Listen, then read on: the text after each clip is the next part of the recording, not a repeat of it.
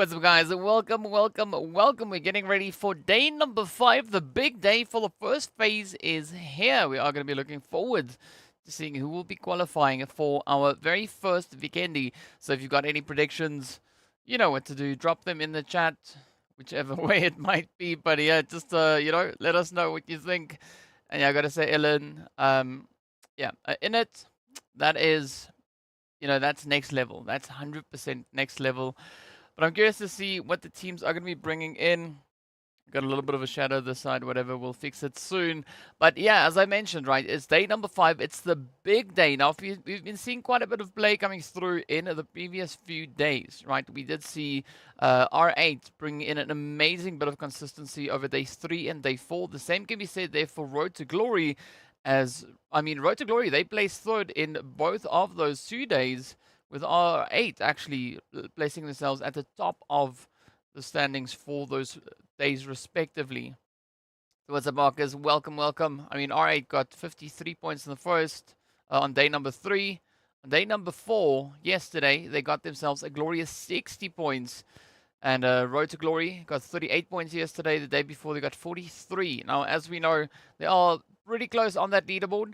But I think we are going to be looking at a pretty sweaty play, right? Because moving into Vikendi, only 12 teams can make it into there. So, yeah, I think it is going to be at least a 3-way fight between Crash Gaming, GANGSTERS Esports, as well as Vision, as there's only 1 point separating those 3 teams. So the heat is going to be on, the pressure is going to be on. And, well, they've got 4 matches to prove themselves, to get themselves secured. If you're curious to see what the map rotation is for today, it is down below, as well as the groups that will be participating in each map. But first up, we are going to be starting it off with the lovely, lovely Miramar. And this is where I think there could be quite a bit of a surprise to come in, because we've only had one other day where Miramar was our first match of the day. So we'll get into a little bit of a breakdown on that momentarily. But in the meanwhile, let's take a look here at the head-to-head coming through between NIGMA and R8. The teams currently sat in first and second place. So NIGMA definitely doing a bucket load of damage. As you can see, 33 eliminations coming through there for them. And those 33 eliminations that they are referring to is, of course, the eliminations that they brought in yesterday, right? R8, they brought in a grand total of 32 eliminations, but they were a little bit more consistent with regards to those placement points, walking away with 28 placement points for the day. So definitely something to look forward to. But again, a few highlights from yesterday just to show us what was cooking, what was popping off, and where everyone was moving in towards. Circle slightly west. Ellen, I love your spelling. It is amazing. South to north flight path is the prediction that we've got there. Off topic. Marcus went to go watch the Super Mario movie with your daughter. Okay, it's packed full of fun. Oh, nice. Yeah, definitely might go have a look at that. Leroy coming through is like, can Twisted Minds be consistent today? I agree with you on that one, Marcus, because if we look at what they've done over the previous few days, right? Day 1, they placed 7th, 15th, 13th, and then they got the chicken dinner. Day 2, they placed 14th, 13th, 12th, 14th again. Moving into day 3, it was 13th, 14th, 5th, and 3rd. And then, of course, yesterday, well, they just simply couldn't get past that top 13. That is essentially where they got stuck. So it is a unfortunate play, but maybe today could be the day in which we see them really stepping up that level of gameplay. And it is the first phase, so I mean, it's not the worst case situation for them, but definitely we want to see them look to build as much consistency as they can, right? The longer you take to build that, the more challenging it becomes to secure those plays. And of course, today's going to be an important day because the bonus points are going to come out today as well. So as we know, first place is going to be awarded 20 placement points, or bonus points rather, and then it trickles all the way down to where the team that finds themselves in 20th will be awarded only 1 point. So there is going to be quite a bit to play for as the teams move forward into the finals with those bonus points, but we all know this by now because we've watched enough PMPL in this season already to know that. But yeah, we are just going to be going through a little bit more of a breakdown here as we jump into comparison there between the Road to Glory and the players coming through then from GEEKAY Esports. That is their average eliminations, I would assume. So sitting on an average of 5.12 versus 5.25. And then GEEKAY coming in with a little bit more of a heavy hand with regards to that damage. Let's read the rest of the chat here. Ellen saying they have been consistent every day until now, consistently on the bottom. True, that is true. I always support my favorite team, but for today, I hope top 3 placements can even out. Yeah. So we can sit and be nails. Oh. Alright, so Ellen said, to be honest, they have been consistent since game 1, except one game where they won day 2. I think that was, yeah. Yeah. I mean, they are consistent in their approach, right? But they're not the kind of consistency that we want to see come through from them.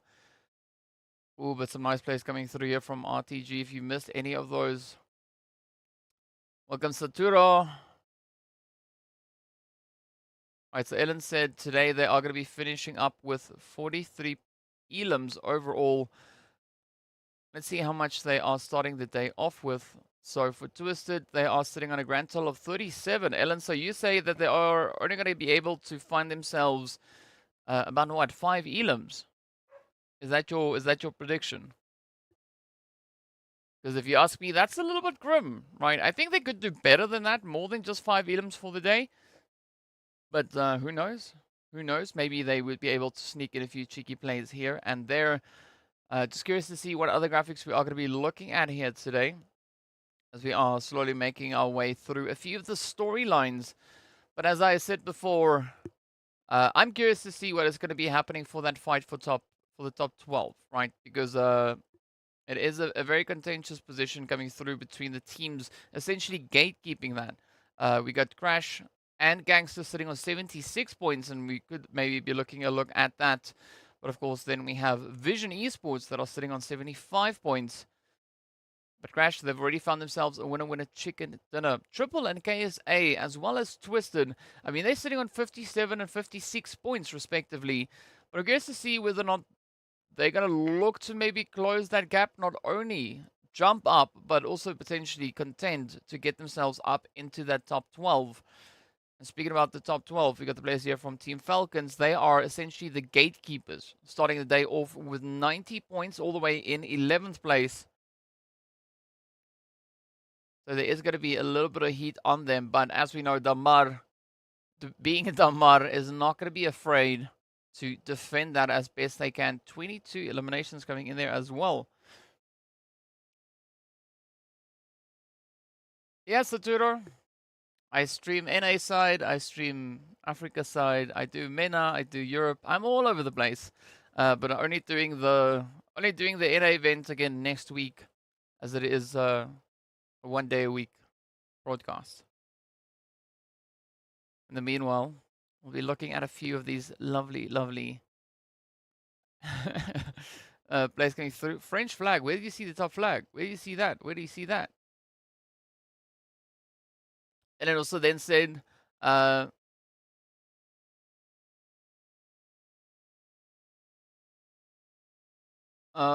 Elon, so you're saying 43 games in total for the day. All right. Okay, no, I thought you meant that their grand total is going to be 43, which is only 5 elims from where it is right now.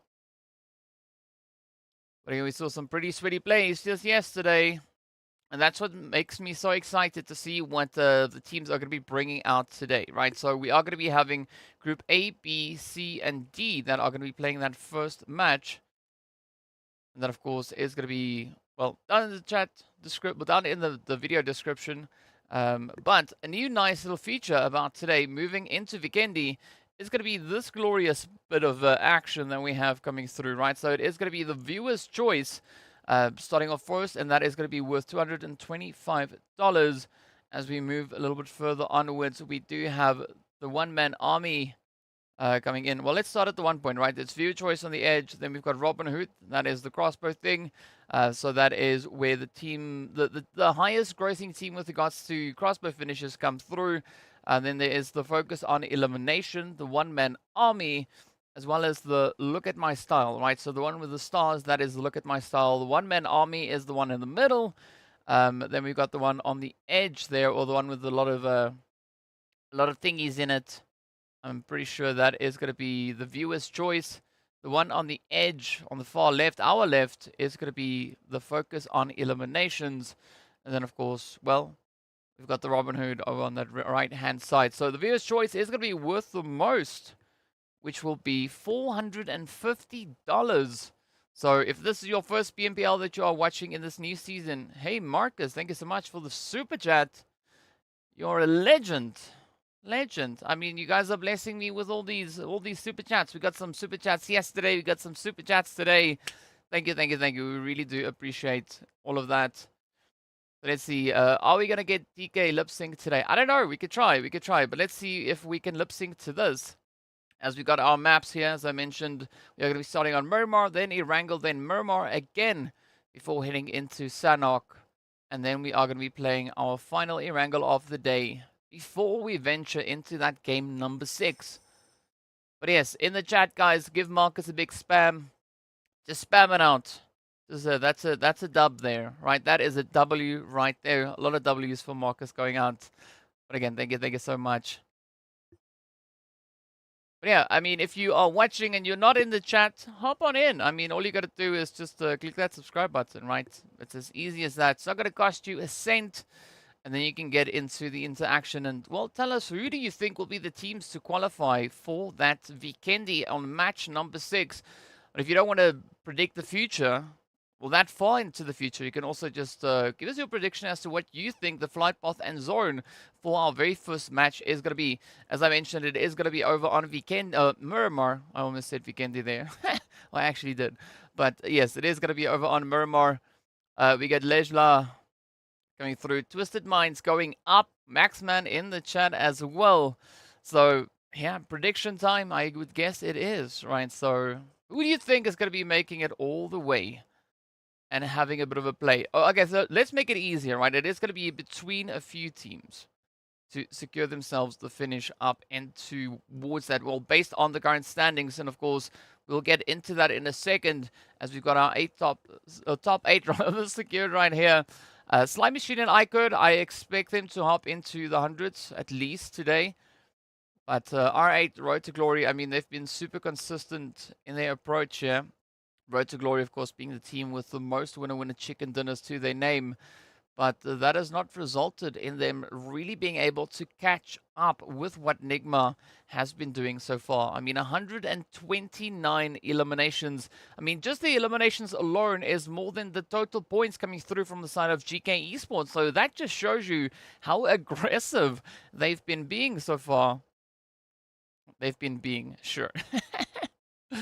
But yeah, either which way, as soon as we get down to that next page, as we move on to the second sheet, that is where we'll see exactly what the gatekeeping potential is, right? So as I mentioned before, Crash Gaming, GANGSTERS Esports, and Vision Esports essentially will be the deciders to see who is going to gain entry moving on forward.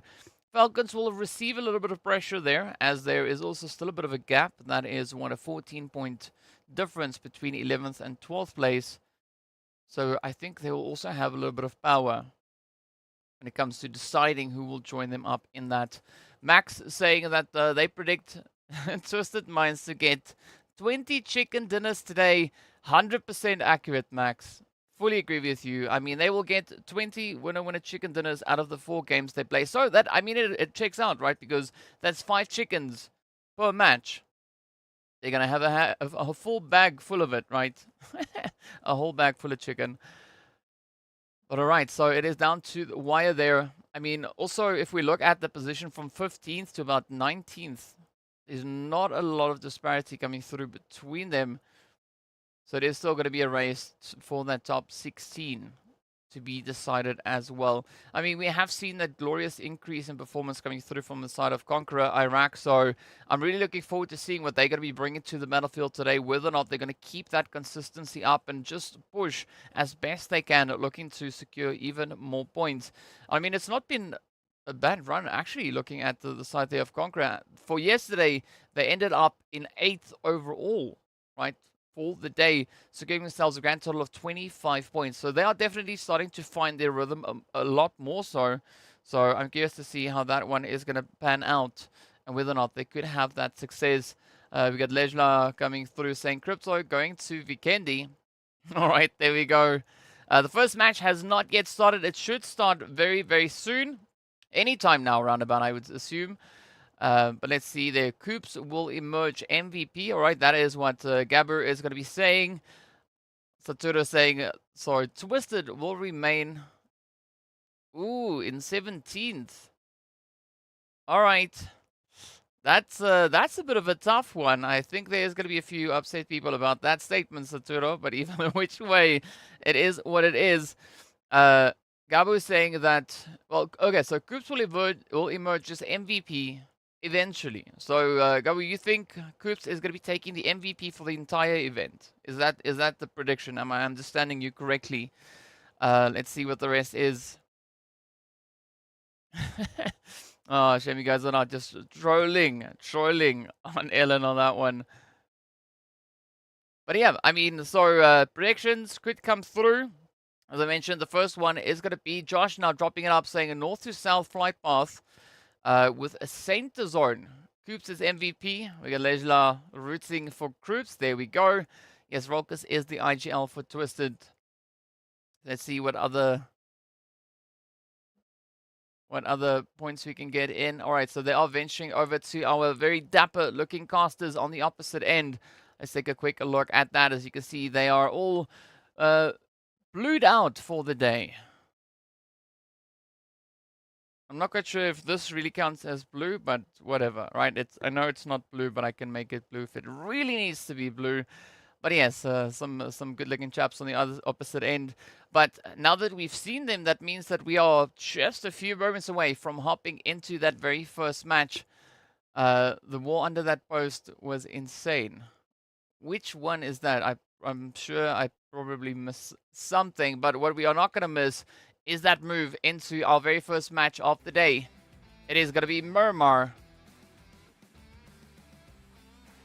Is it just me or is that audio a little bit soft?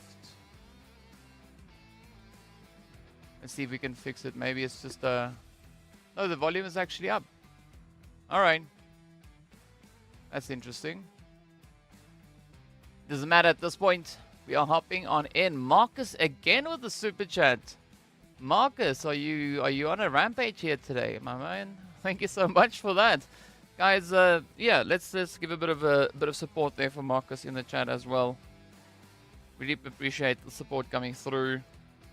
I mean, I don't really care for what the value of that is, but I still appreciate you nonetheless. Right, so increased game audio. It is currently at max. That's where it's at. Right, it is at max. That's the loudest I can go. But I'm just afraid that it might blow our eardrums out. Alright, so if you want to drop a prediction for the zone, now would be the time to do it, as we already can see that flight path. So Josh, not that close, but it's there, right? It's definitely there. If you guys are new to the chat, welcome, welcome, welcome. This is your official, unofficial broadcast of the PMPL Arabia, the English side of that. Oh, look at that. Coops definitely getting pretty close with regards to the aggression. Also did see those 6 headshots coming through on their side as well. The zone is going to be sitting up north. Do we have any accurate predictions for the northern zone? I know Josh. Oh, yeah, Josh said it was going to be a center zone. Ellen, you predicted the zone earlier before as well. Let me see if I can find that in the chat. I know it's here somewhere. I know it's here somewhere. Alright, so Ellen said slightly southwestern zone. Yeah, up north, that's not exactly it, but it is going to be quite exciting. Seeing that we have a potential play coming through on towards the lovely Oasis, right? So I'm really looking forward to that part. Right, just trying to fix the volume here so that we all don't go deaf at the same time. But it is going to be Aram now trying to get in a bit of a bounce back, but unfortunately they will be denied that as the GASA Legends find themselves the first elimination for game number 1. I'm curious to see how this match is going to go, because as we know, the first Miramar, where Group A, B, C, and D were playing, the exact teams that we've got playing right now.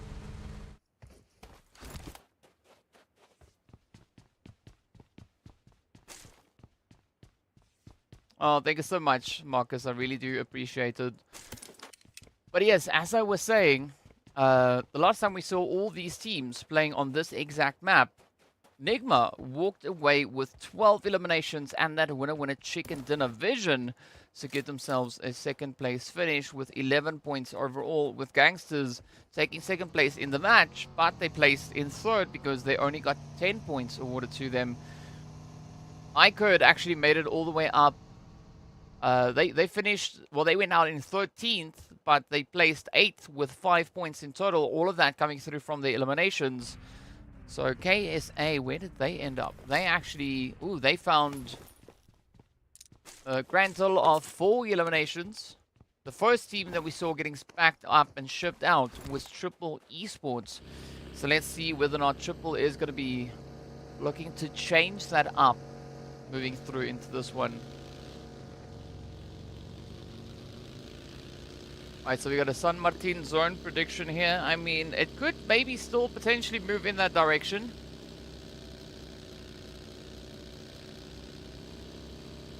I mean, Jahad, you said you're glad to see there's some English. I mean, the left, the stats that we are seeing, that's English, yes.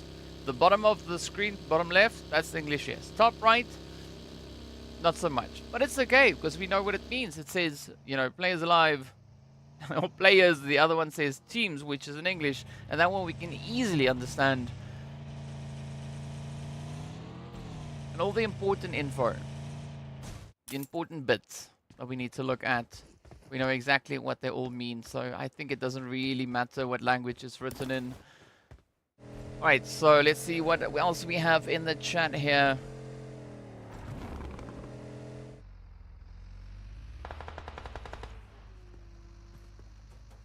Oh, Ellen saying, I got the flight path right. Of course, you forgot to mention. I didn't see it, Ellen. I didn't see it. I was trying to quickly get that, you know, without having to send out 5 messenger pigeons to just relay the message across.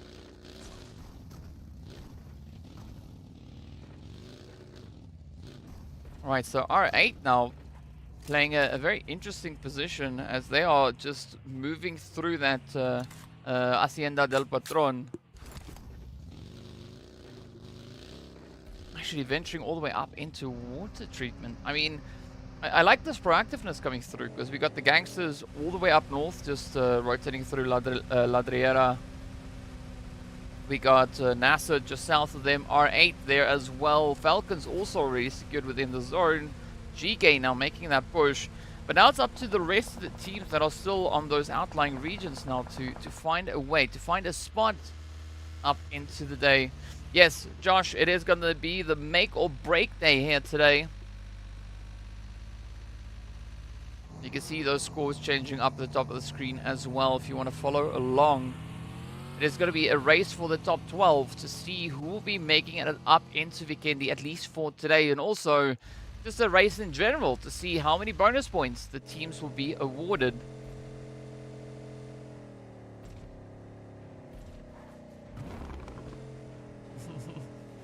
I love the confidence coming through there, Ellen. That is exactly the kind of stuff that we need, right? Whether you're right or wrong, it doesn't matter as long as you're confident about it. So here we are, FALCONS. Continuing to push. They might actually be aiming for a position pretty close to Oasis. So looking at the current trajectory that they find themselves on,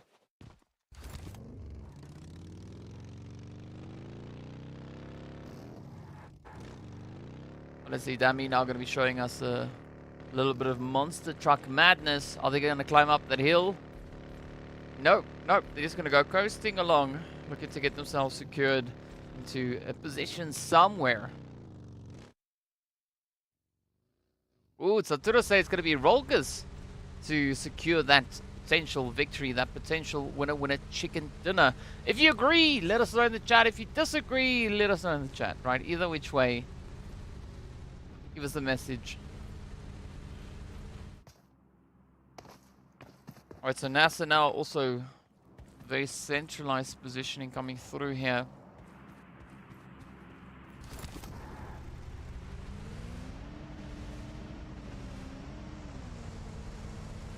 I mean, I'm definitely hoping to see a better performance coming through for NASR on this Miramar, with regards to teams they're going up against. Because last time they got taken out in 11th place with not a single drop of points coming to them. Let's see if that is going to change up at all. Ooh, speaking about changing up though, Triple being absolutely blessed with their positioning up there in Torre Ahmada. They got a nice angle. It is however CONQUEROR coming under a little bit of pressure as they've run up into the side here of GEEKAY. They were somewhat centered in the previous zone, but now they find themselves on that southern edge. And Gate's gonna move up. Look at Crazy attempting that rage with Tiger now on Overwatch, but up comes Ragnar.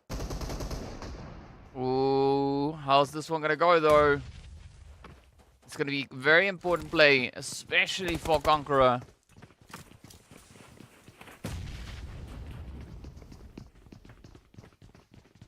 Right, so the push is in. There we go. Levo is down. EBS coming in, swinging yet again. Ragnar gets found. Dika now trying to quickly find a bit of suppression. Geitz goes down.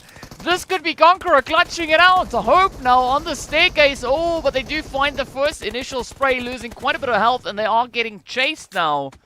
Come on, CONQUEROR, you can clutch it, and they do. Beautiful play. Humam actually saving the day. Getting that third party in. Down goes GEEKAY. And a major upset has been brought in. Wow, GEEKAY now having to settle for not a single share of points. But CONQUEROR not out of the woods. As you can see, Falcons holding a steady angle on them. A very spread out play coming through. Humam now trying to pop as many tires as they can. What's up, Sharena?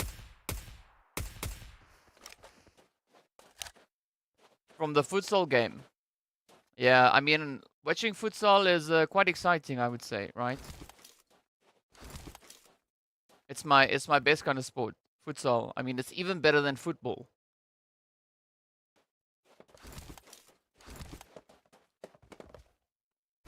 Let's see now, Humam getting a quick little bit of an airdrop, being supplied by their teammate.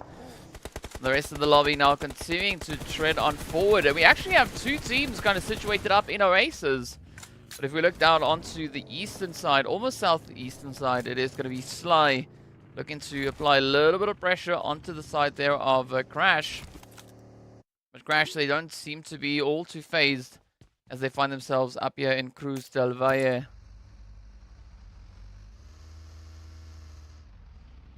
Welcome back, ProTap.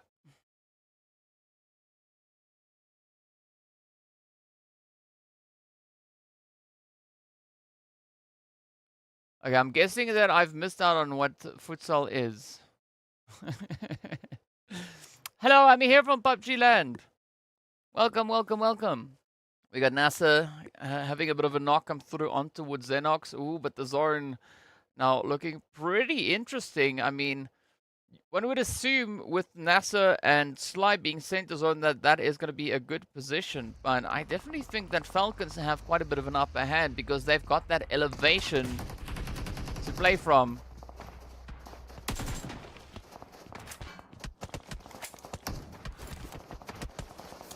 But now the pressure is on, right? CONQUEROR already having a bit of success coming through onto GEEKAY.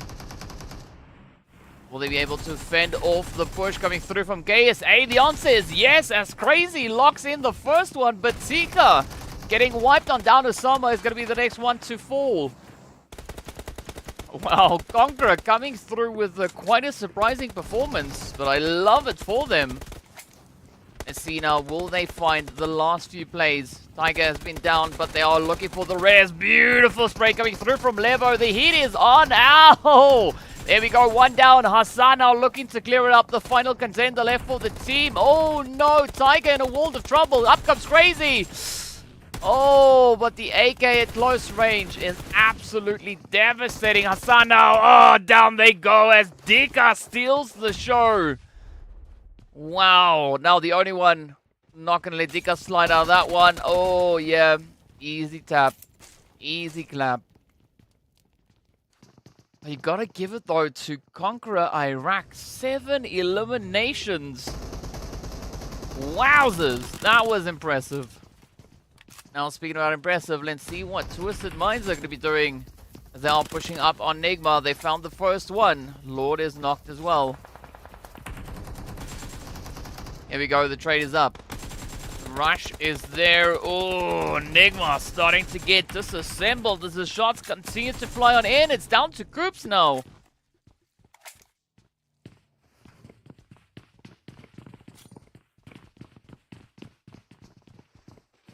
Let's see if Coops will be able to survive this. I mean, Twisted also just stepping it up. They are holding on to a 2-piece.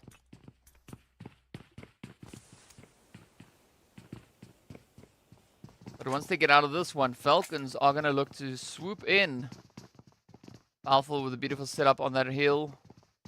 Creeping closer. Now comes the pressure onto Coops. Oh, not hitting a single shot, unfortunately. NIGMA taken right on down, but Twisted starting to build up some good momentum here. Crypto, Dammy going to be the last 2 remaining players. Falcons are not going to let them slide out for free.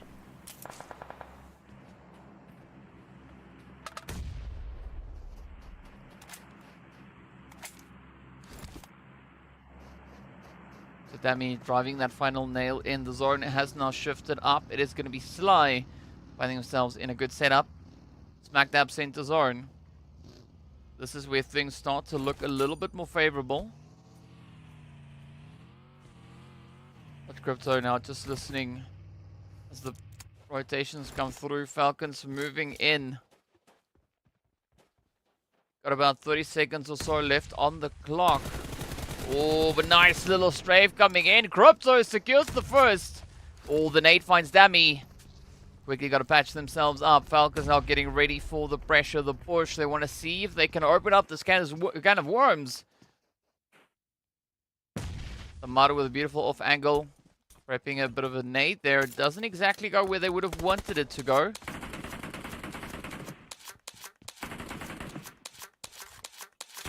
Alright, but Dammy now loading in all 2600 shots there for the DBS. Oh, this is going to be the disengage. At least from the Mud, looking to get that anchor point secured in zone. Yes, it does seem like the entirety of Falcons now looking to completely disengage as the Mud actually gets uprooted and ripped out of their vehicle.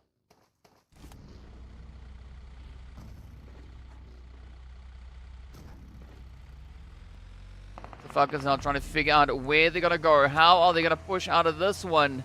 Twisted also now making a mad dash for that zone, but they are going to be taking a more southern approach. And that could actually be the saving play for them, as the south is relatively uncontested.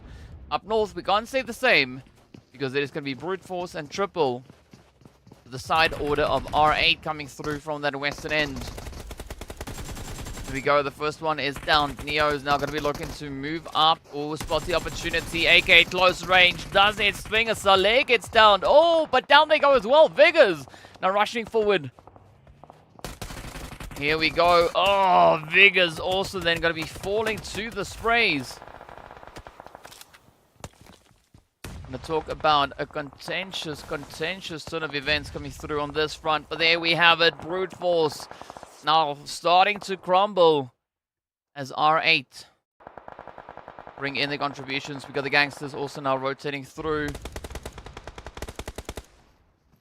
But Ida has been spotted out and isolated. Let's see if Boy is going to be able to get any plays happening on this end. Waleed a little bit further away, starting to move up as well.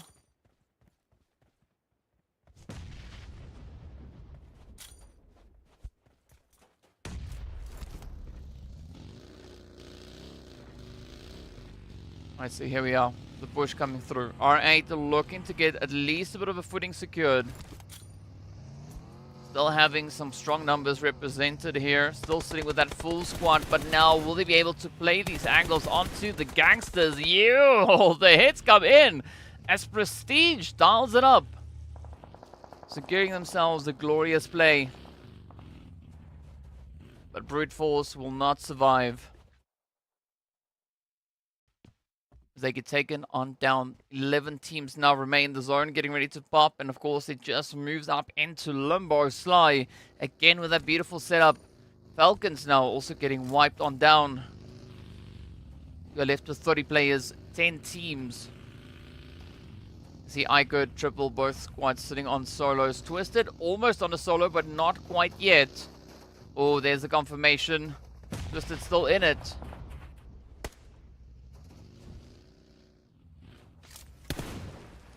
Right, so R8 testing the waters here.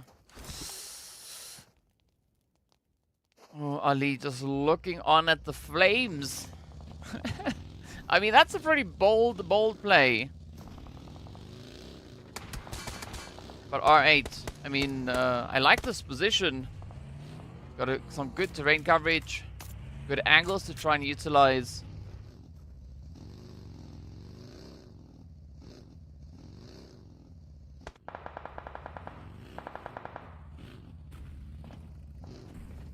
FALCONS the only one as well, moving in from the edge. We can see Crypto right there behind them. So Crypto could maybe play a bit of upset. But I think it's all going to come down to what the only one will be bringing to this position here. Because once they spot Crypto, it is going to be downhill from that point.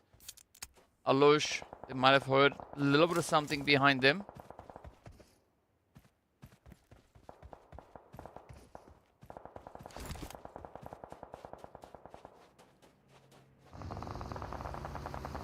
Here we go. I don't know. Being taken down. Esketon running over Hero. That is a quick foul play over onto the side of the gangsters. But they're not out of the woods just yet. You can see Waleed still holding steady, not going to be flinching. Trying to ride it out, but the blue zone is going to be applying the unnecessary pressure to them. So the options will be quite limited. This is a good play coming through from R8. Already we see 9 teams now remain.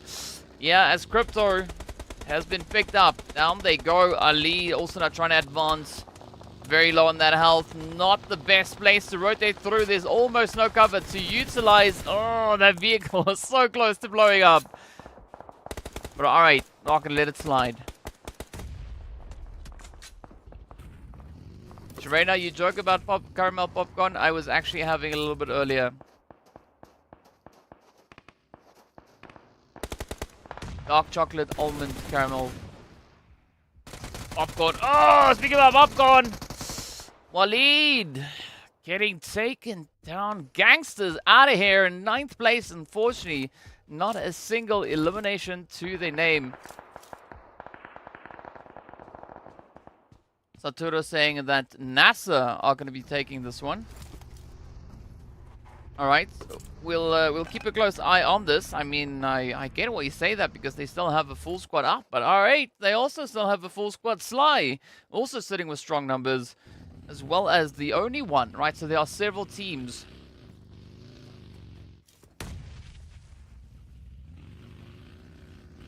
With a decent helping of players, as you can see there, we are with 6 teams still on full squads.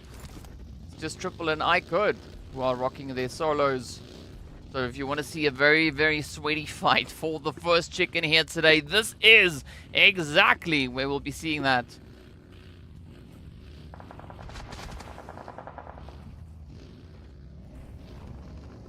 So previously it was GANGSTERS who finished in second, NIGMA who finished on top, but both of those teams have already been sent out.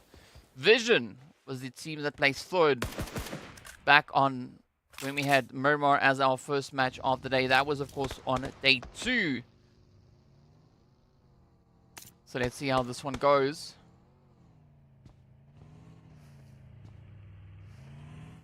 Complete reshuffling coming through for the available teams. Triple now also surviving up until 8th place. Doubling their positioning points from what they had previously. But it is going to be unknown now, feeling the pressure as R8 continue to advance.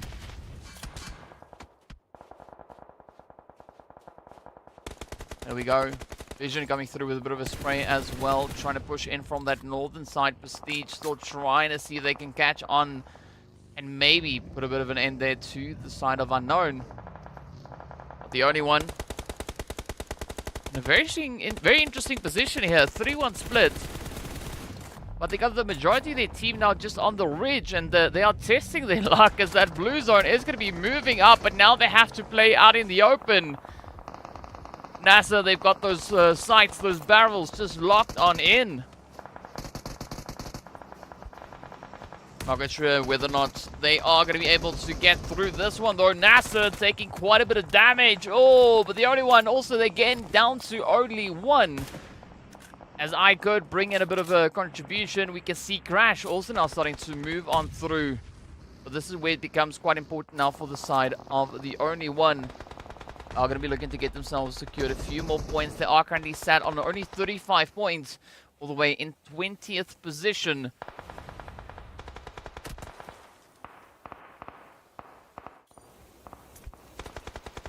So they got 3 points up. They started off with trailing by 10 points. So let's see if they are going to be able to get the jump up in behind, or maybe ahead of CONQUEROR Iraq.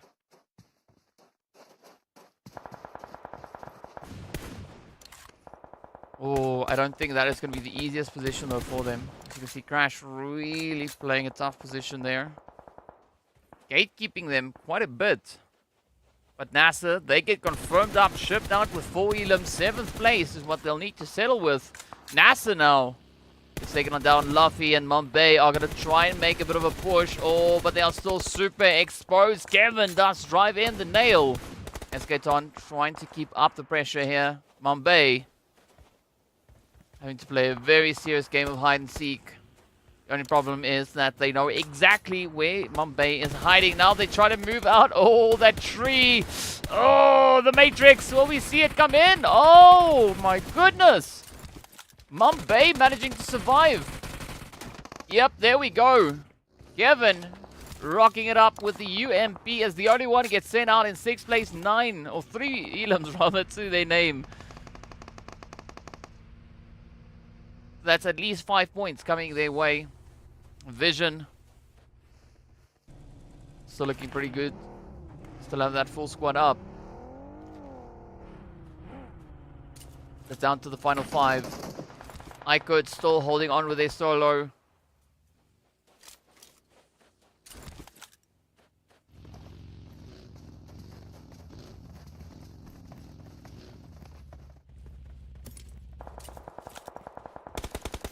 It's a Sly now starting to build up.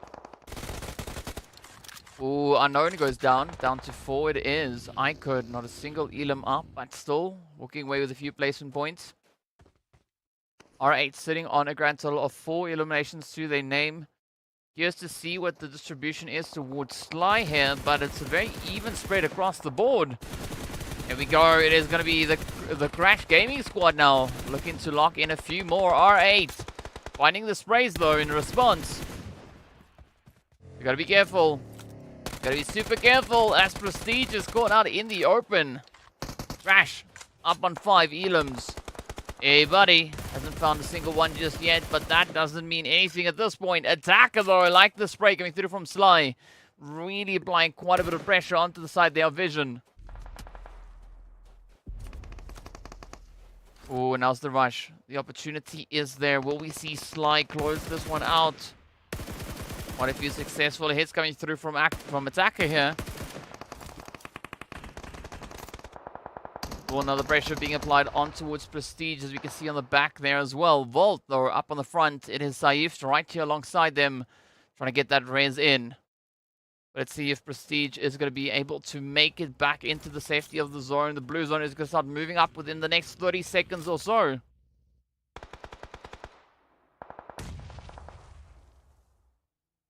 Good point that you're pointing out there, Satsuro. Sly being the only team with hard cover. The rest of them, as you say, have soft cover. I don't know if that's exactly a thing, but sure, let's go with it. It makes sense.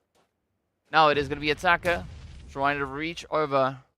See if they can find the nade up in towards Vision, but it doesn't exactly meet its point.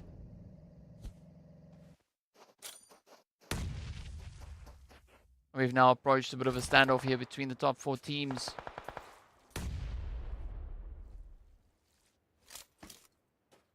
Sly ensuring that their health bars are at least somewhat adequate before pushing in. Prestige very exposed. They had no other choice.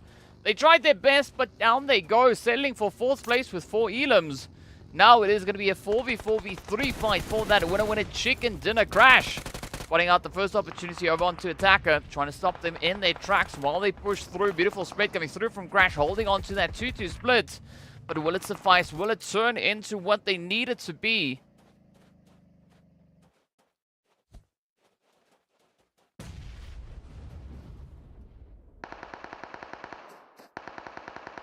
Right, Saif now getting converted into an Elam there. It is Bandar and Volt. Still holding through. Crash. Trying to get that res in. They should be able to pull it off. Fly sitting with some decent stats on Miramar. 5.5 average and a bucket load of damage to boot.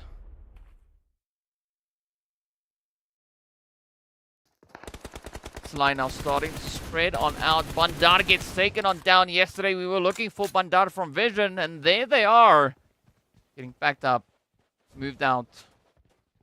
Steezy and the rest of the crew inching their way on forward. We have now reached that 9th phase. The blue zone is moving up, so the options are extremely limited at this point.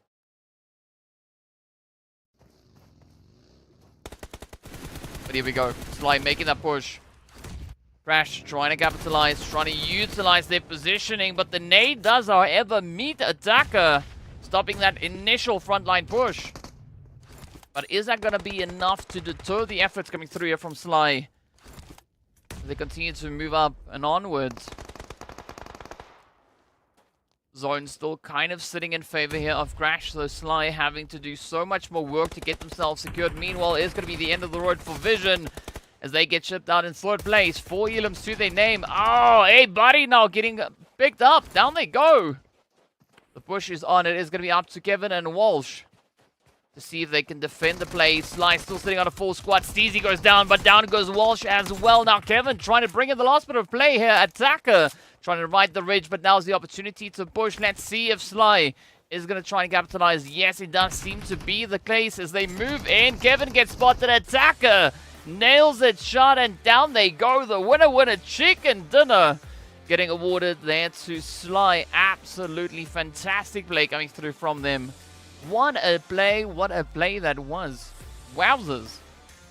A very healthy dose of points heading their way as well, securing themselves 11 eliminations.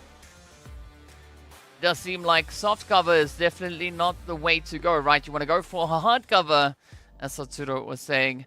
And, well, it proved its point. It showed that it is definitely going to be worthwhile to try and utilize that. But an amazing start coming in here to the first match on day number 5.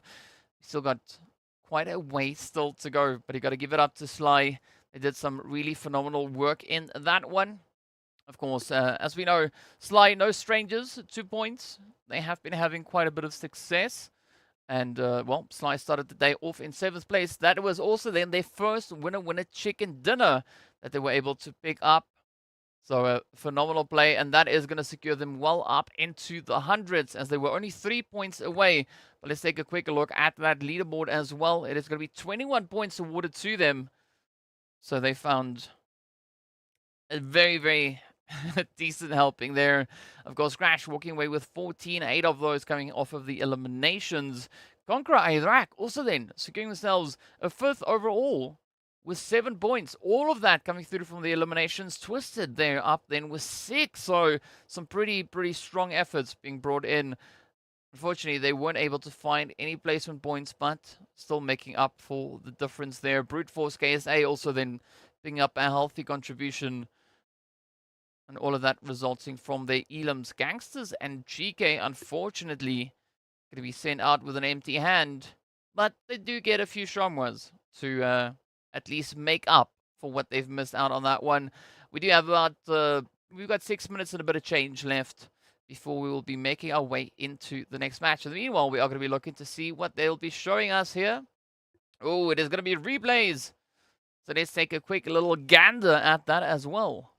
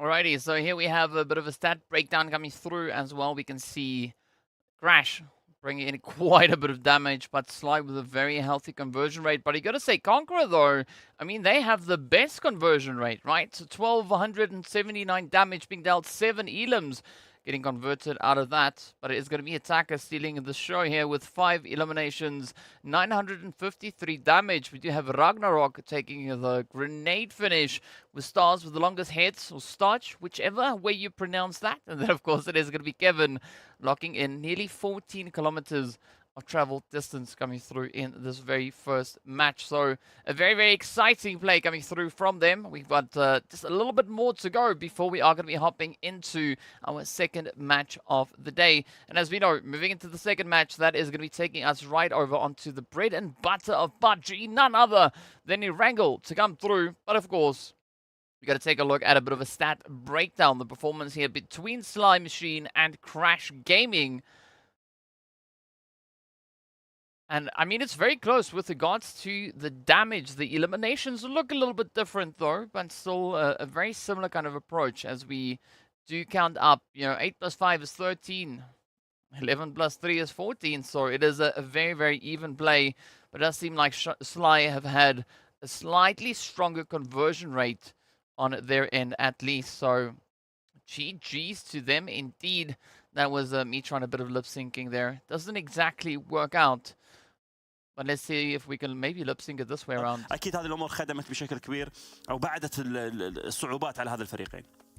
وهلا خلينا نشوف ايش كان Exactly, exactly. I don't know what they said, but sure, let's go with it.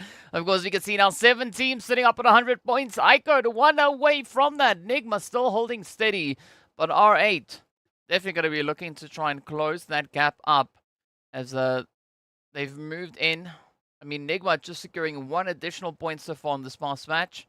R8, however, they have gained themselves a decent helping of 8 points, so the gap is starting to close.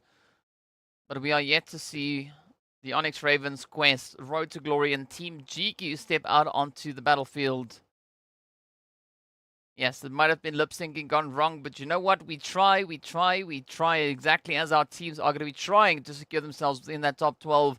The gap definitely starting to change a bit, right? As we know, coming into today, the top 12 were essentially sitting with a very, very close position. But now that phenomenal play coming through from Crash did really do wonders for them on the leaderboard, changing up their positioning overall. In fact, I mean, Crash now being secured up into that 12th place. That is exactly still where they were, but they are sitting on 90 points, right? So they closed the gap. So it's still a very, very contentious play, but we could now... Well, that actually changed up the entire approach because FALCONS as well as Quest, Crash, Vision... All 4 of those teams now are going to be in contention, still fighting it out for the top 12. So it's amazing how things continue to change on through. But it is going to be an interesting one nonetheless. Of course, as I mentioned before, the next one is going to be Erangel. So if you want to give your prediction as to where you think the first zone is going to be going, do that now. Also, tell me, where do you think the flight path is going to be taking us? Will it go from the south to the north? Is it going to go from east to west? Is it go from northwest to southeast? Give your prediction. Also, yeah, where do you think the zone is going to be going? Me personally, if I had to choose a zone, I would say maybe be inclusive of Everest, right? But Everest on the southern edge of the zone, and then have the zone pretty much centered up onto that river that is flowing through Georgia Pool. That's what I would like to see for the Erangel here to come through. Do you agree? Do you disagree? Well, there's only one way for us to find out. We are going to be venturing into that next game, right? Game number 2 is just around the corner. So let's see as we are getting ready to hop on the plane. Here we are getting ready for the action. So be sure to drop those predictions. Now is the time. We are going to be having a beautiful Bruce Lee flight path coming in. And that is, of course, all thanks to Geith. Right. Geith is the player that is providing us with this beautiful skin.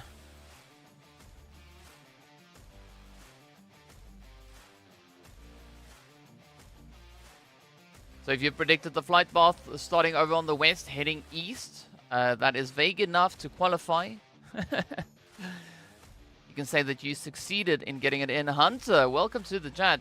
We saw you here yesterday, and here you are back again today. I want the top left or top right finish. Okay, is that where you want to see the zone? I mean, top left, top right, that is exactly what we could have here looking at this flight path. Because guess what? It is at the top. A multi-power finish. Okay. That could be an interesting one as well. But now we just got to wait to see where this one is going to take us. NIGMA full representation up on the highest damage being dealt to date. Longest elims though does change up. General still going to be holding onto that hot seat. Ah, you lurk. Well, thank you so much for lurking. Either which way you are here. Thanks for being here. And there we go. We got a breakdown of our points on the edge of the screen there on the side. If you missed these standings previously, it is going to be NIGMA, IKURD, GANGSTERS, and KSA that are not playing this match. So the opportunity is there to bring in those necessary upsets. As I mentioned before, the top 12, right? That is where the fighting is going to be, as you can see. GANGSTERS, Vision, Crash, FALCONS, as well as Quest. Right up close and personal. But after this match, all the teams will have played their first match at least for today. So let's see how this one goes out. Again, it is going to be Saverni with Vision and Brute Force. Teams getting into their age-old positioning.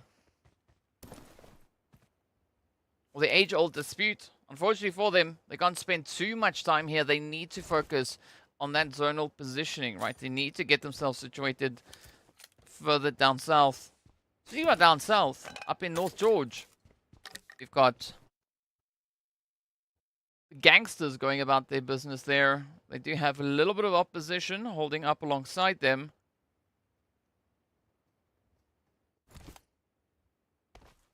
It's not going to be a big major upset. We've got Sanji and the rest of the team that is, of course, sharing that position there with them. And that is the players coming through from the ONYX Ravens.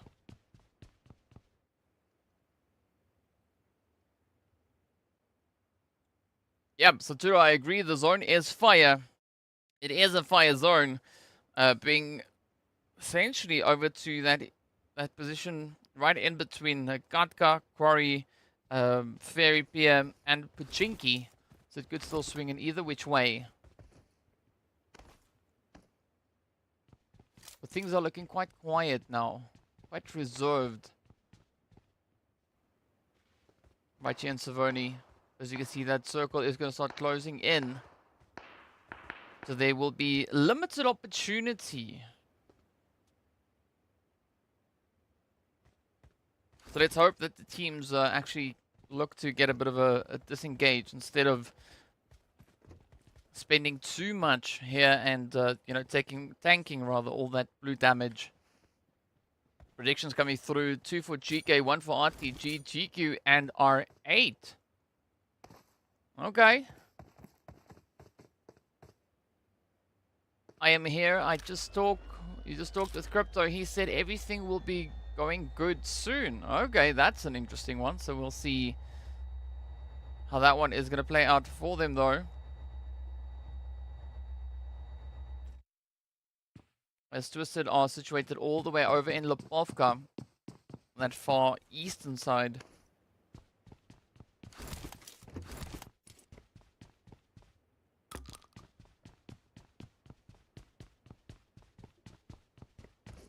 ONYX Ravens, waiting to see what they're going to be bringing to the table here. Are they going to be looking to bring in any potential upsets?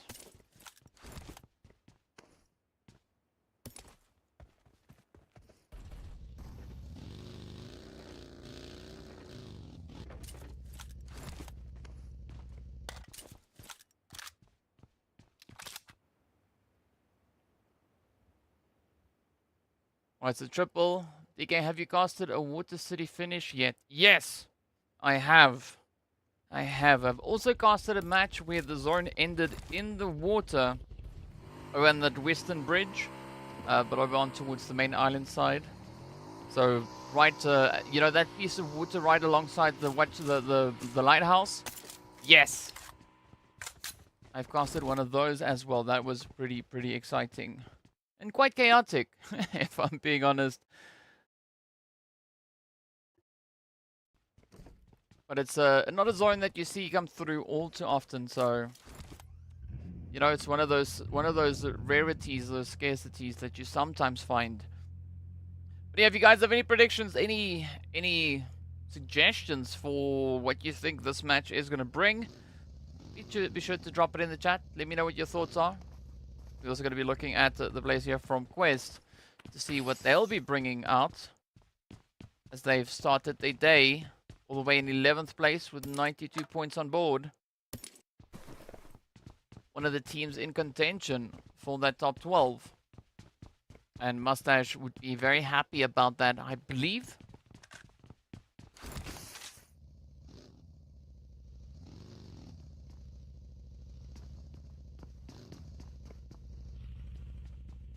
See, today Pakistan teams performed perfect in South Asia Championship. You are so happy. The match RRQ Athena and BTR and the Blue Bees. Right, the last circle finished near Lighthouse. Yeah, that was absolutely amazing to see. Welcome to the chat, Alowen. You might have been lurking for a while, but this is the first time I see your message. So welcome to everyone that's tuned in to watch the action. We are looking here at players from Vision who found themselves their first ONYX. their first Raven. Call it what you will. Ooh, a little bit of a stuck vehicle. Yeah, good luck. Oh, never mind. Never mind. It has gone unstuck.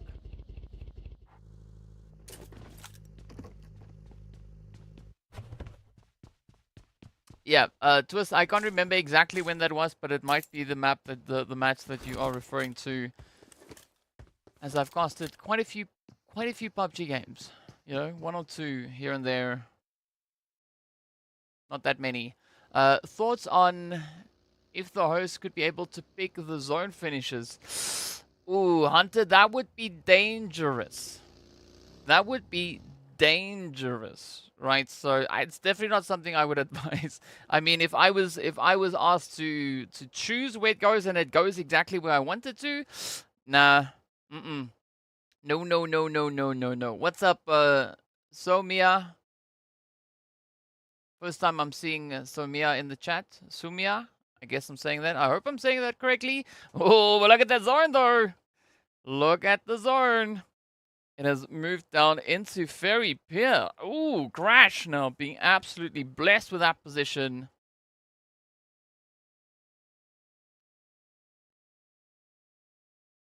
Hey, we got Mustache in the chat. Yes, sir. Yes, sir. Exactly. Exactement. Non? C'est très bon. C'est magnifique, non? Yeah, there's a leaderboard on the side. If you missed it the first few times around, you are going to be looking to see what will come through as we got a few teams still lurking out in that blue zone.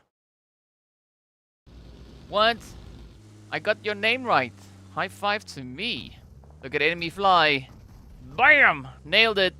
We'll give them a 10 out of 10 for their acrobatic skills on that one. Perfect 10 coming through there. Now, CONQUEROR coming under a little bit of pressure as the teams are now mass migrating down south. Azar saying that we are going to be looking at a quarry finish. It could potentially be.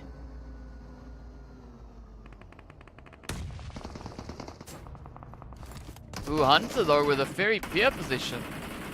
Alright, we'll see. We'll keep an eye on it. In the meanwhile, Ragnar trying to find a little bit of spice up top. But Quest, oh, unfortunate.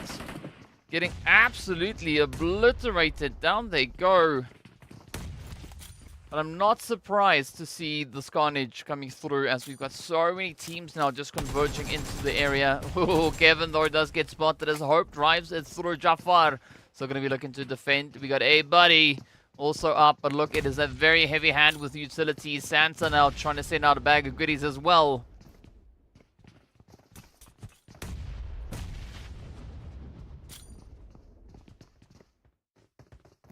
Je parle en très très peu français.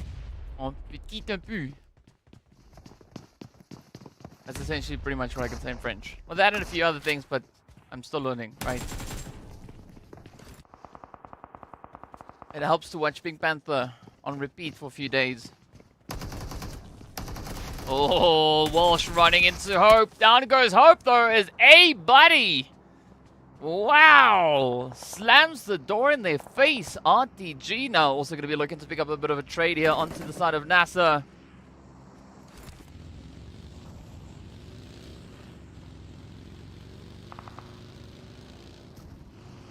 Ah, merci beaucoup, monsieur.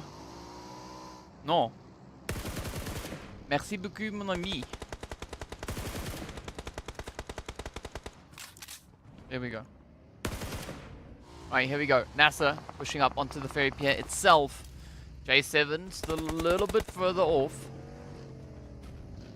Yeah, I mean, the first team to full send it down was definitely NASR. RTG could be following suit, but they're just going to be lurking slightly further up north. So not going to be making a full-on play for that water just yet.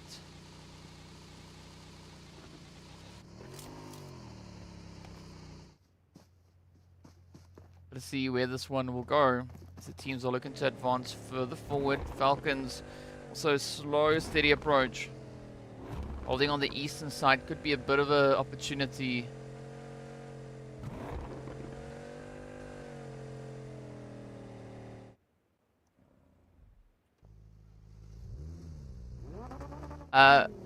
Nokla, unfortunately, I don't know enough French to be able to comment in French.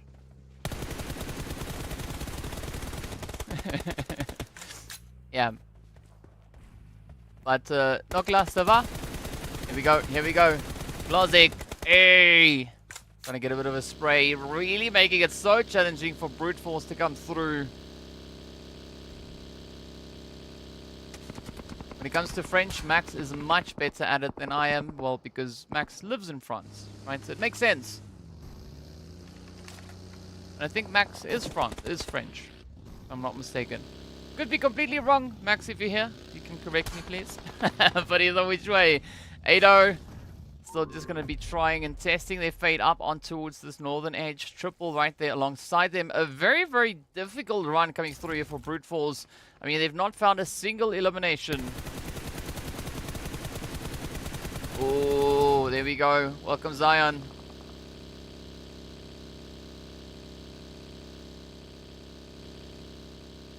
Ça va, merci. Alright, here we go. Triple GQ. Let's see what this will bring, though. Come on, who's gonna get it? Who's gonna get it? Drop your predictions now. Quick, fast. Quick, fast. Drop those predictions if you want to get them in. Let's see if you are on the money. Not that there's any money up for grabs, but you get what I'm saying. Brute Force. On to the final one. Ado.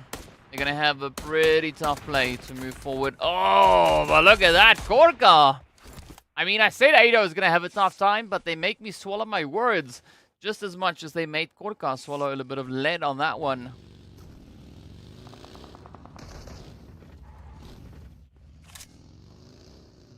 Ah, there we go. Max is... Yeah, Max is British... I can't even English today. British and French! Hey, nice one by Evo Station, though, getting the spray in. That is going to be Brute Force getting sent out of there. A triple. I like this position. They could maybe sneak in a bit of a pop here.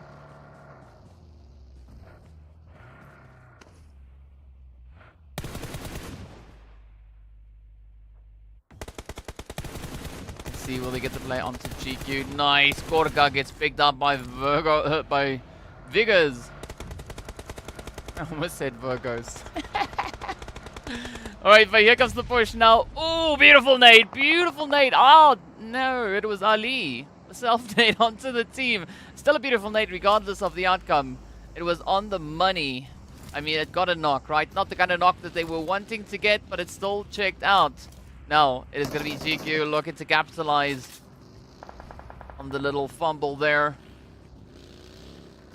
Aziz, oh, Evo Station up front, shotty to the face, Twister rushing up into the only one, but ooh, look at that, Crypto gets knocked. Oh no. Easy is down as well. Luffy on their knees. Oh, a very, very costly rush. It is now relying solely on Dummy. I am from South Africa. English is my second language. Playing on Lama Hill. There we go. Oh, Sicha had called it and went up to quarry. Love this type of zone. Yes, it is absolutely chaotic. Oh, but Sly Crash now having a bit of a standoff, looking to see who's going to be the one to be the team with the mostest.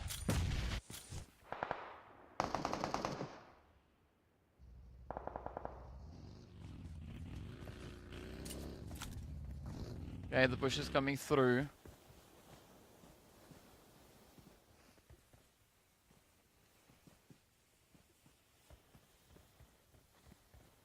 It's now quieted down. We've got 11 teams remaining.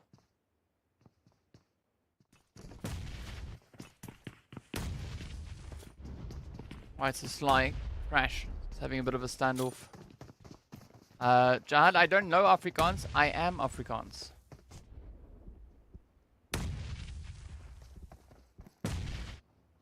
I was born and raised Afrikaans. I learned English as I became older.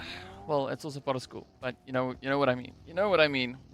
The Falcons now having to push in on this eastern side. I like the fact that they've got RTG just holding up a little bit to that southern edge as well. But now, oh, let's see how this one goes. Kalaga trying to gatekeep a little bit. Not the most ideal setup to work from, but it could maybe work off, pay off rather, as Umamano comes rushing in, DBS in hand. Gotta watch out. DBS straight though. Yes, sir. One down, a few more to go. RTG holding on to a 3-piece. They've only found one elimination. We got Groza and Rio trying to clutch this one out. Oh, Balfour gets found. Damar gonna be moving up. Fortunately, the nade doesn't quite meet them. Nair, that is the one of the if you Mzanzi, yes, the event from Nodwin, 100%. C'est moi, monsieur, c'est moi.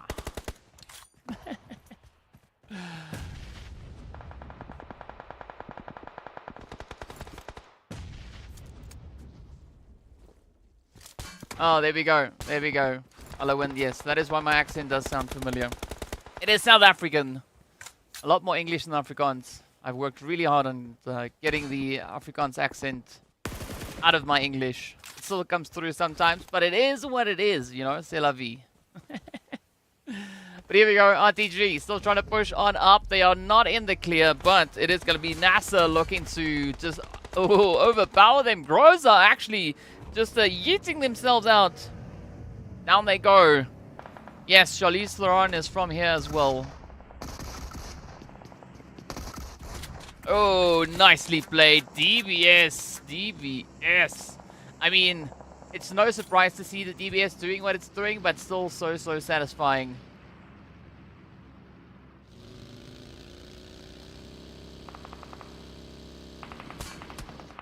Alright, now the push is on. Still with 9 teams. 30 players remaining. NASR are going to be moving in. Oh, crash. With a quick reaction there, Kevin. Definitely being overactive here today. Love it, though. Almost hyperactive, right? 100% correct, Alawan. But the funny thing is, when I speak English, my voice is a little bit higher than what it is when I speak Afrikaans. For what reason, I cannot tell you, but that's just the way it goes. As Rivana has to defend. Damardo coming in with the hit. Oh, man. Yeah, I still want to go to Mauritius Omega. That would be a pretty cool place. I mean, it's like, what, 4 hours away from here? Maybe 3? Something like that. Not quite sure. But I know they speak French in Mauritius as well. Ooh, CONQUEROR apparently are going to be taking a chicken dinner here, according to Azza. So let's see how this one will play on out. I mean, if that was the case, it would be amazing. Amazing for them. But yes, NASR not having the easiest approach to take. A very risky play to make there. You could see the ONYX Ravens also getting a bit of a jump on them. But Falcons now could potentially get caught in a bit of crossfire, as there are several angles being applied to them. But let's see where the zone will be taking us next, as we wait in anticipation to see what it will bring.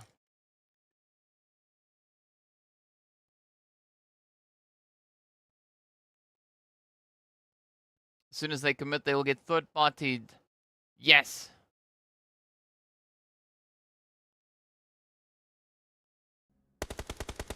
Here we go. Here we go. Come on. Who's going to push? Who's going to be the one to crack it wide open? A quick little bit of replay in case you missed it. Kevin finds the one. Finds the second. And that was all she wrote, right? That is the end right then and there.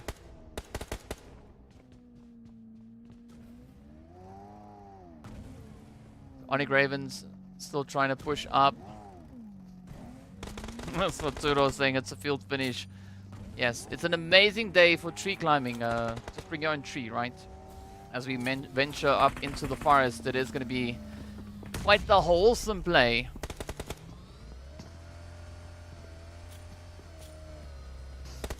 So this one could be down to the wire. Come on, ONYX. What will they bring out? What will they get? Oh, well, they get a little bit of aggression onto NASR, if that was what you were looking for.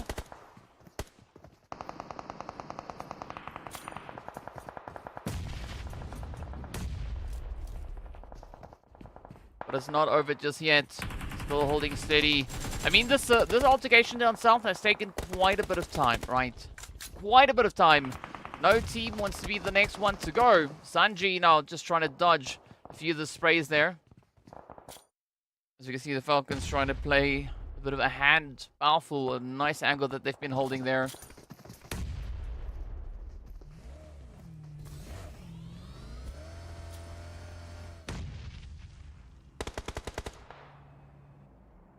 Now it's going to come down to the push. Oh, here we go. Here we go. NASR not letting it go just yet. Oh, beautiful spray. But instead it's actually Kevin. Oh, to lock it in. Wow. How is this even happening? I mean, I like this play though, coming through from the side of Crash. Falcons. I'm not quite sure how I feel about their position. It could be amazing. It could be horrible. It all depends on how they look to utilize this play now. But of course, the shots continuing to fly in.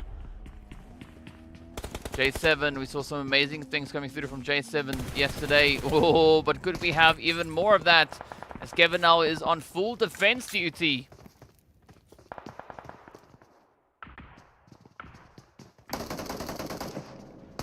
Up comes the push. NASR, rather. They want to find that entry. But Crash not going to allow any of that just yet. A lot of strafing coming through. Great timing as Walsh does secure the hit. Now is the opportunity for the send. It is going to be down to J7. It's going to be a full force of Crash coming in with DBSs. Oh, Walsh with the jump shot though.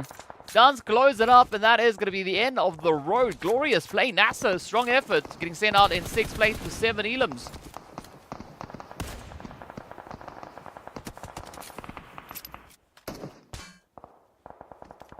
Still left with 5 teams. The zone sitting on that western side, looking quite favorable here for R8. But aside from a good-looking zone, there's still a lot of work that they need to do to secure themselves that finish that they're looking for.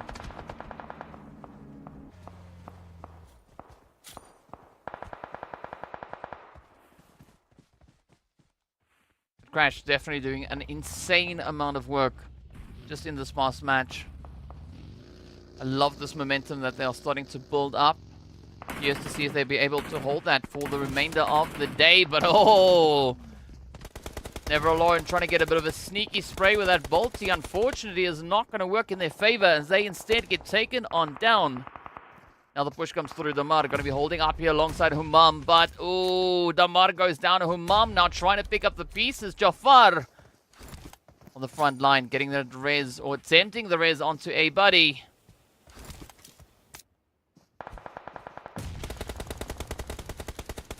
Now's the opportunity. Let's see where this will lead. The shots are in. Oh, come on, come on. Powerful gets the first.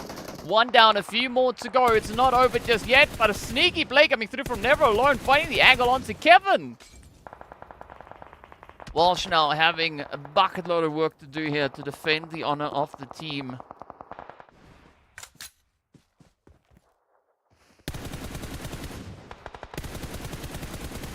There we go. Never Alone gets the trade, but gets traded as well. Now Powerful not giving up just yet. Crash slowly starting to build themselves back up, but Walsh coming through with the DBS. They want to get the jump in on Falcons. It's a drop shot, but down they go as ABDE gets the hit in. Crash still holding on to 5, but 16 eliminations to their name already.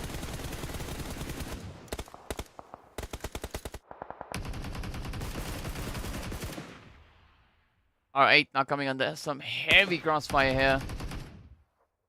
This could be the opportunity though. Conqueror sitting with 3 players up, 3 elims to their name. Strongest looking team at this point with regards to numbers. They got that positioning as well. But will that suffice? Will that convert into what they are aiming to achieve here? What's up, Strange? Oh, nice by Tiger. Ragnarok getting taken down as Bandar secures that nade. Prestige still up ahead of them. This is going to be that push. Let's see whether or not Vision can secure the finish onto the side of R8.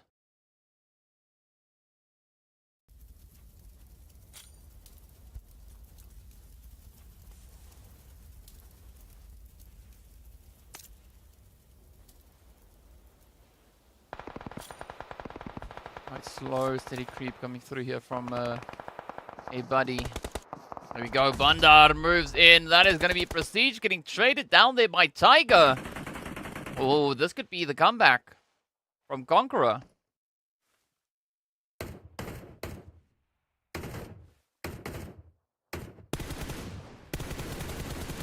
Nice hit again. Oh, that is Vision. Having their ticket punched. Down they go. It is going to be Crash up against CONQUEROR. A 1v3.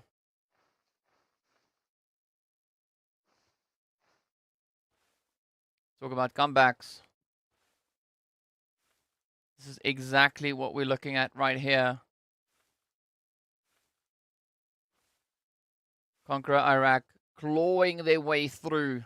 I mean, they sit with an average of 1.5 elims, right? Definitely sitting with 6 now does change that up quite a bit for them. Really giving a great boost to the overall performance on Erangel.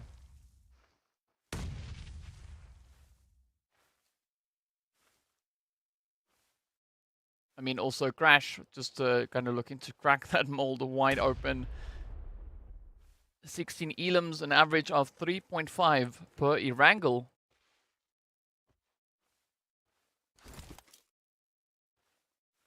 Yeah, it is a tree party, right?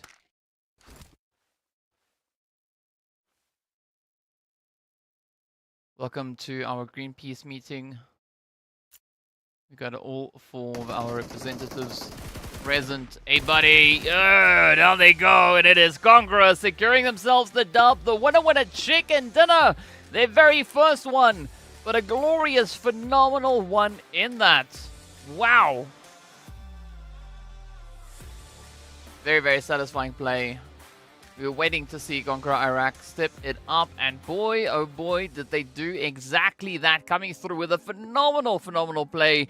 I mean, they did exceptionally well in the first match also, so I gotta love the action that they've been bringing so far. I mean, CONQUEROR, in the previous game, game number 1 for the day, they secured themselves 7 eliminations. Now, they stepped it up and pushed it all the way into that winner chicken dinner. You got to give it to them, though, right? That is exactly what we needed to see. The kind of increase in performance. I mean, we were talking about surprising play coming through on today, and, well, the teams are delivering on that. What is not going to be a surprise is a quick little look, a quick little break. So stay tuned. We'll be right back.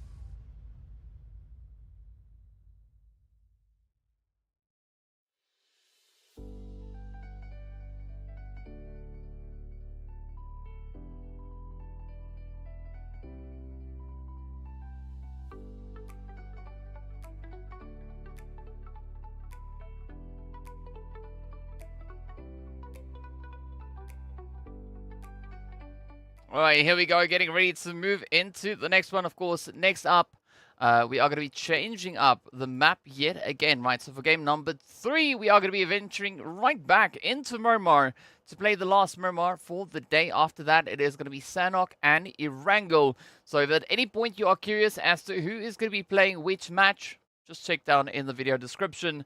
I've added it all in there. We've got the groups as well as the map rotations and the groups playing on which maps. All there, right? We don't know who the top 12 is just yet. We'll find out as we push further and further forward. We've got about 4 minutes and a bit of change, of course. Also, next up, we are going to be taking a look at those points as well. And of course, well, without any further delay, here we go, moving straight into that. As we can see, the points looking pretty impressive. 22 points for Crash, even though they got second place. But it is all thanks to those 16 eliminations that they found. CONQUEROR with that winner chicken dinner on 17. FALCONS also just clawing their way on through, picking up their 10 points. But then we see Team GEEKAY finding themselves all the way in 7th with 6. All of that coming from their elims. On the second page, well, we got 3 teams taking a quick stop over at our Shamwa shop. That is going to be Brute Force, GEEKAY, and the side of Quest Esports.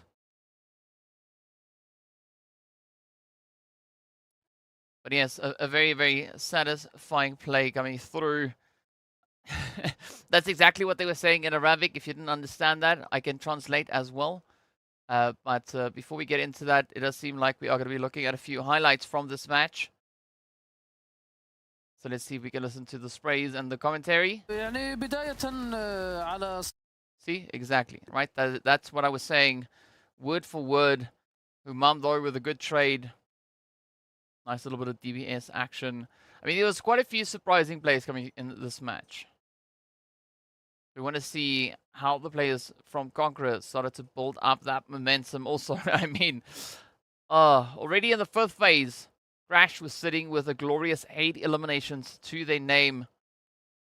They seem to be on a bit of a rampage.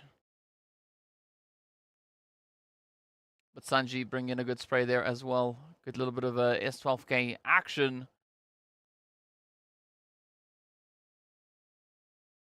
Oh, I mean, that was tempting, right? You can't really blame Spec for pushing on that one. If you got the angle, if you got the positioning, might as well utilize it. But this is where Crash just overpowered them, rushing forward with those DBSs, looking to clean up the show. I mean, at this point, I was quite convinced that the FALCONS were going to get it, because look at Never Alone, finding that off-angle spray on towards Kevin, almost getting the confirmation up on towards ABDE. Well, thanks, Dr. Strange. But Walsh, this was close, right? This drop shot coming in, powerful, getting right on down. Oof, down goes the first ABDE to save the show. I mean, that was stressful AF.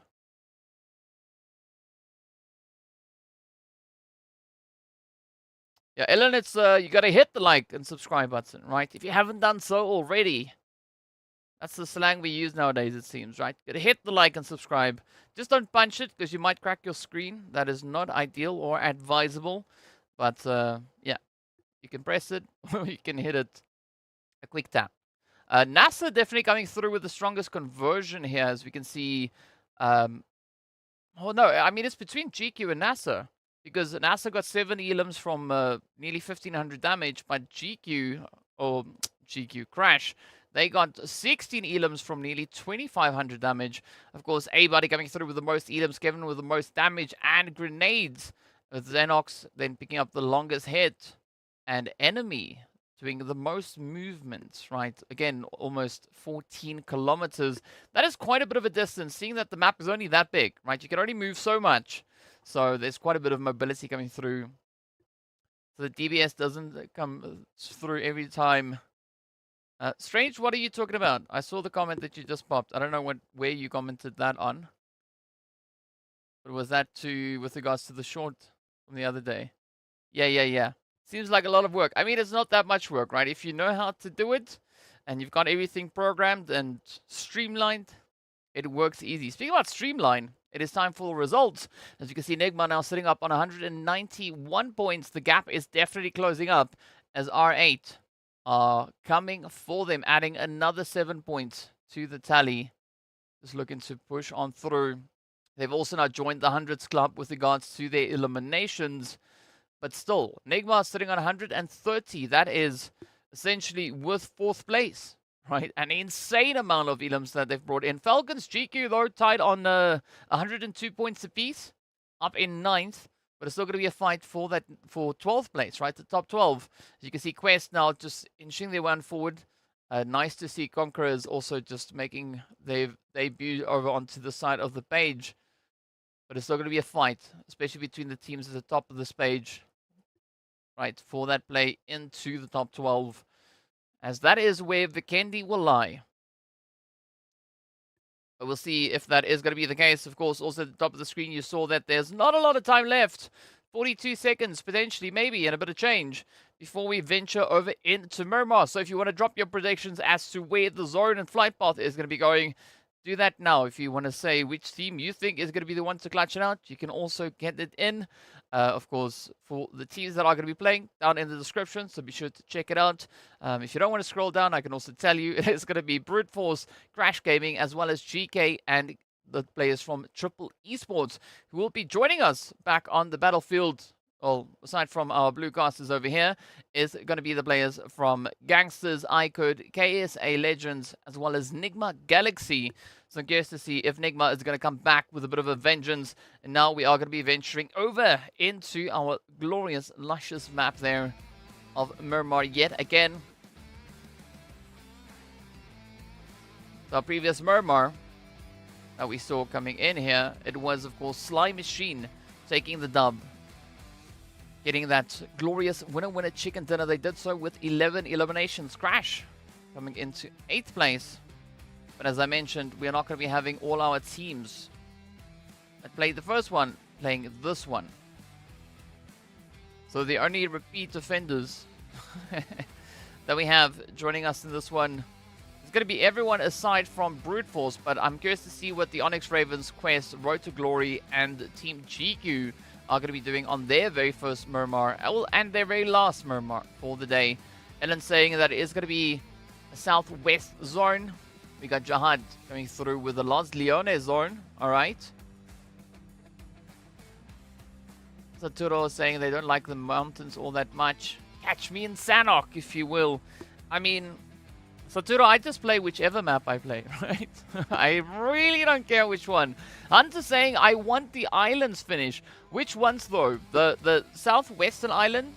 Or, oh, well, that's also technically islands because there's 2 of them. Or are you referring to the ones over on the eastern side? Alawan wants a Campo Militar one. Well, if it goes there, it's going to be quite interesting. Ooh, a prison finish. Okay. I don't think, have I think I've seen that only once. Yes, in my 4 years of PUBG, I think I might have seen one zone going down south. But instead, it is going to be pulling up in towards Hacienda del Patron. It's a good play. Ooh, the eastern ones. I mean, that is a pretty spicy spot, right? That is a pretty spicy spot to go to. I can't disagree with you on that one. Speaking about disagreements, it is going to be those leaderboards on the edge, so you can't disagree with the points because there they are. We've got 10 teams now sitting up on the hundreds.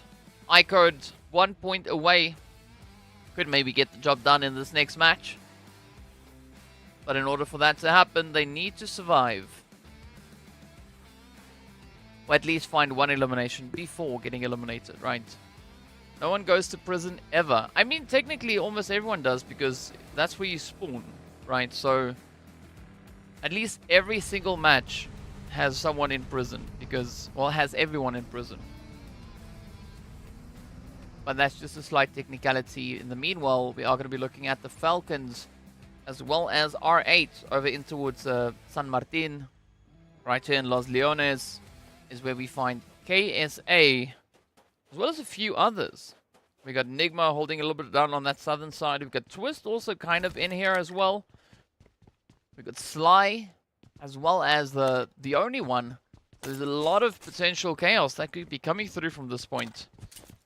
I'm just saying, see, this is why I would love one game a day, allowing the host or caster to choose a finish.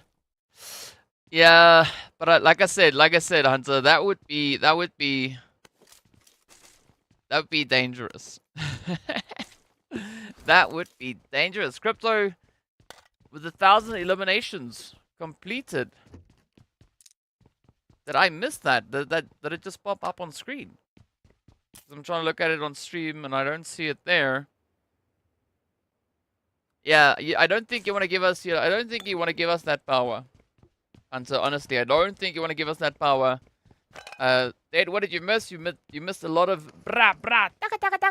Right, so the last winner chicken dinner went over to Conqueror Iraq with 7 eliminations. The first chicken went to Sly Machine with 11 eliminations. So that is quite an interesting one. I don't know if Max is still here. Max, if you're here, what is your opinion about having control at least once a day as to where the zone could be going?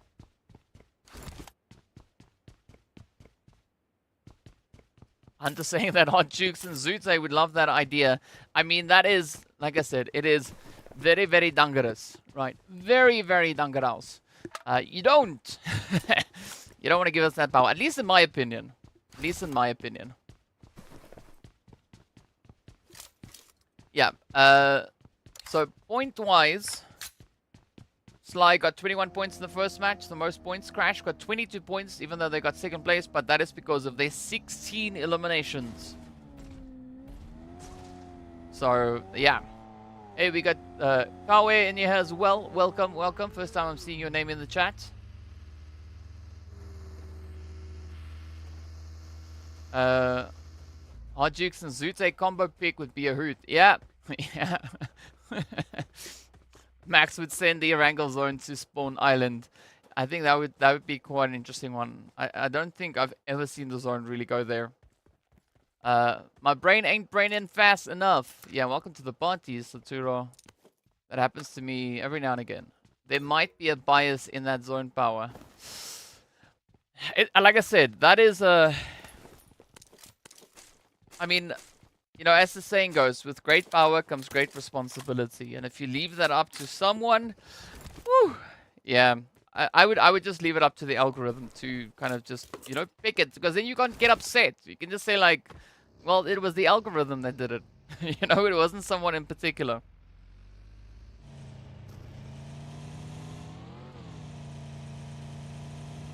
Hunter, they might go Campo, but they're not here. Right, they are playing in the Brazilian side. I mean, I would be quite surprised if they all of a sudden just appeared here.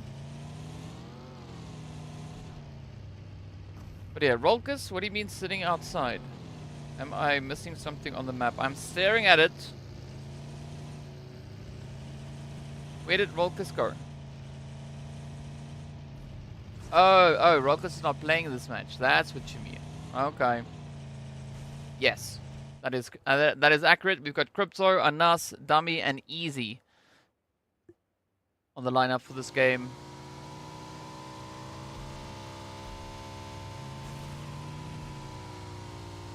I mean, like if you could choose the zone, I would definitely not put it in a competitive play. Maybe in just like a fun, like a community thingy where everyone knows that it's gonna happen and they kind of accept, you know, the outcome.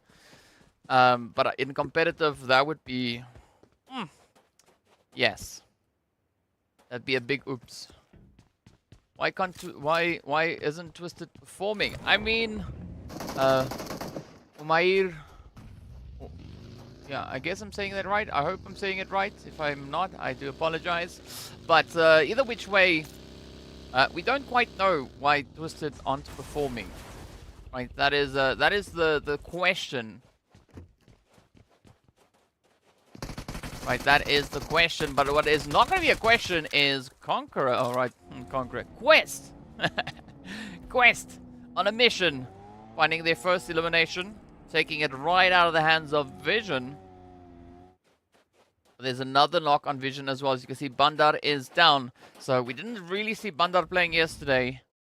And it's quite unfortunate that Bandar is having a very, very tough run here today. But Vision might escape Quest. That is going to lead them right into Sly and GQ.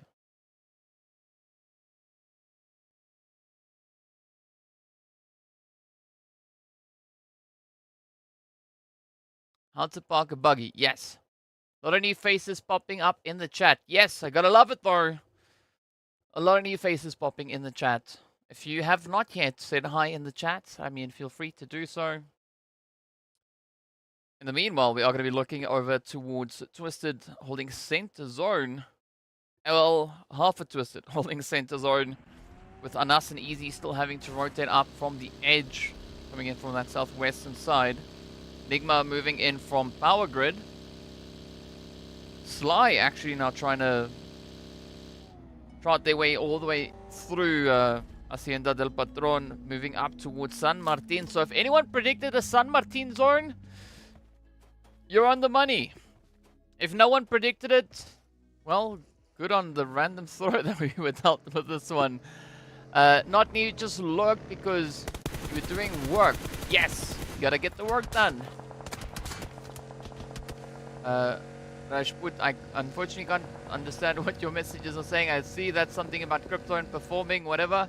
Yes, don't understand Arabic, so I had to find alternatives.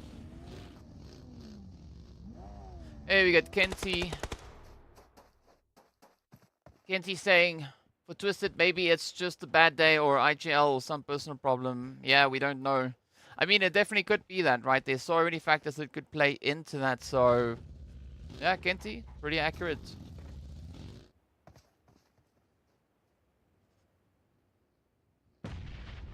More is Maria, 100% dead. Calling it now. It's going to be Enigma Chicken. Let's go! Yes, let's see if that is going to be the case. But first, Enigma, they need to kind of settle themselves over on the edge. Meanwhile, Quest now coming under fire as GQ move in, but Aziz with a beautiful off angle, but a suppression. Kante also taking quite a bit of damage in the process, but GQ, they've not yet lost a single player. Instead, they found two, and that all at the expense of Quest. There is a stream in our own language also, but we are here because we have friends here. There we go. Welcome to the official, unofficial stream. Yes, that is exactly true. Shomwu is supposed to show at any moment now. There we go. Crypto is love. 100%. No speak at the English. Yeah, I also don't speak at the English. I speak at the English very deliciously. Twist chicken incoming. That is what Daniel is saying there. But welcome to the chat. Welcome to the stream.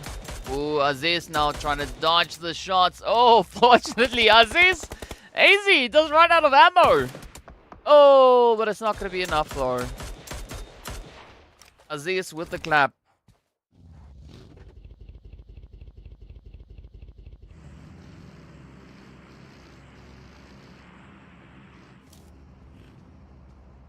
Oh, thank you so much, Kowe. You're not here to make friends, just to watch the stream. So subscribe and notification on. Yes, hit that notification bell. Yes, that will do. 100%. Thank you so much for being here.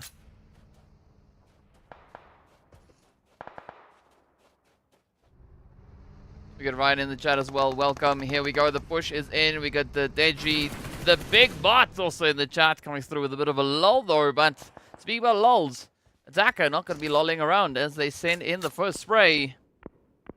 It's going to be Levo down.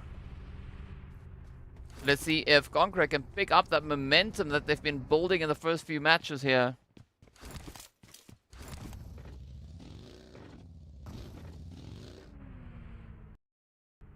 Oh, thank you, Kenty.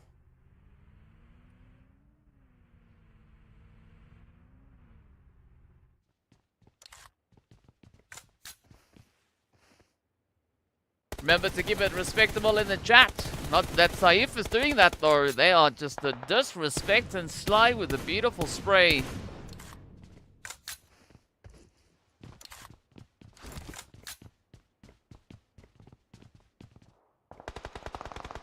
Let's see where this play goes though. I like this up into San Martin.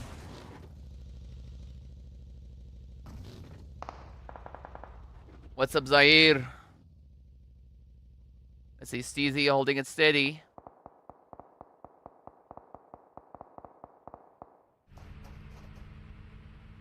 Yeah, there could be many factors playing out here. We got Leroy also coming through. Is this the last match for Twisted Minds? No.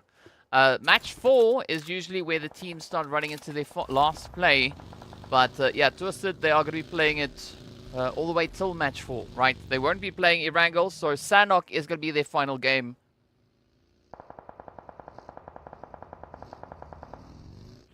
So there is your answer, Leroy.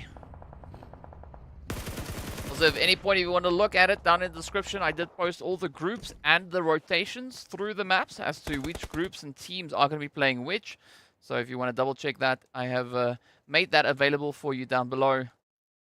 So be sure to check that out as well as we look onto the next map.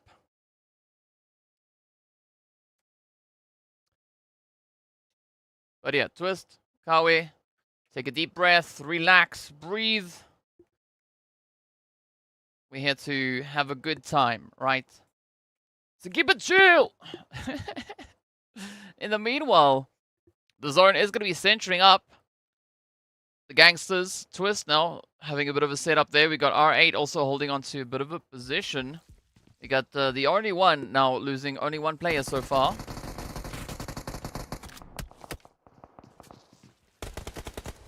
There we go. Nice bit of a play onto Evo Station as GQ get denied access as the mother nature of PUBG, which is the blue zone, has the final say.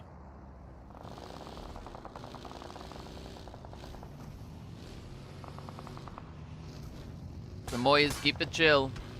Relax. Have a breath. Meanwhile, Raouf, we're taking a deep breath as well, trying to focus that aim over onto the KSA Legends.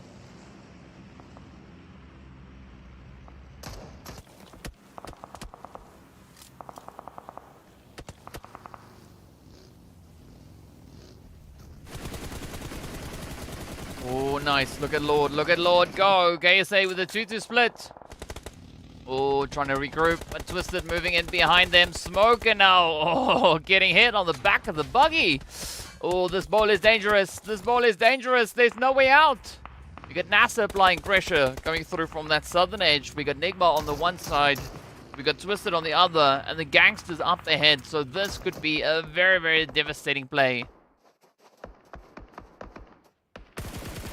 Mair, I am supporting the team with the weapons that go bra bra bra bra. That one, right?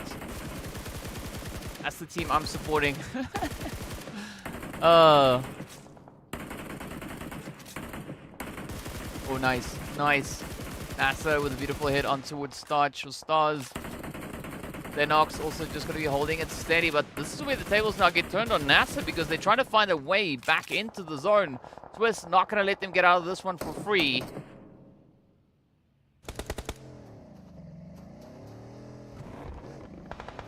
Yes, no, MEA is in June. The MEA Championship is in June. In fact, it is 2 weeks after we wrap on the PMPL Arabia. Exactly 2 weekends later.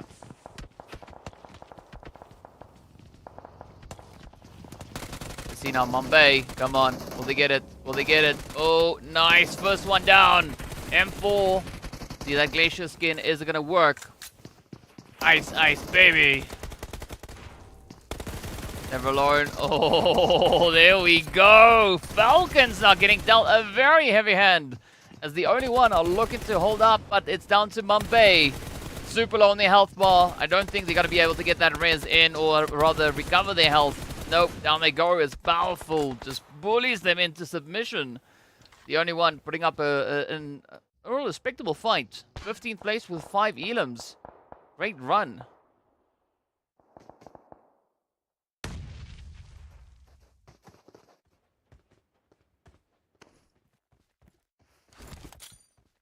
Alright, so here we go. Zone getting ready to pop.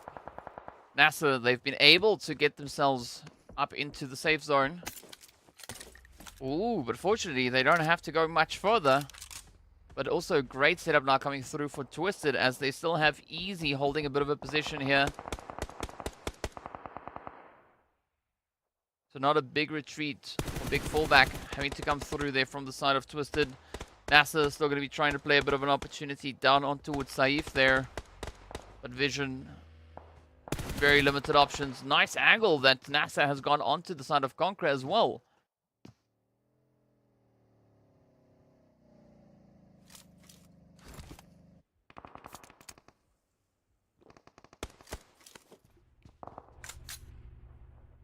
Here we go. It is going to be that play now to have the South decided.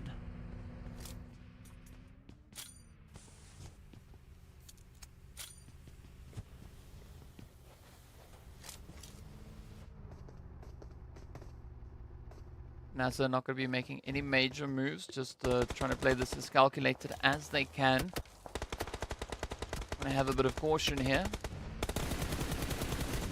Now Twist not going to allow any of that. CONQUEROR also moving in, and it's going to be a very hairy altercation. Easy, the first one to fall for Twisted. NASR trying to advance. Ooh, but already CONQUEROR taking quite a bit of a beating on this one.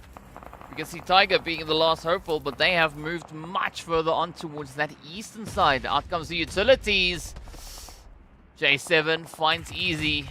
That's a confirmation. Again, the devastating bowl play coming through. Oh, Dami gets found out. Crypto now trying to see if they can find a bit of a bounce back opportunity here. Oh, but it doesn't look good. It doesn't look good now. Starting to crumble. Anas not going to be the final hopeful. Very unfortunate turn of events. NIGMA, in the meanwhile, turning the pressure up.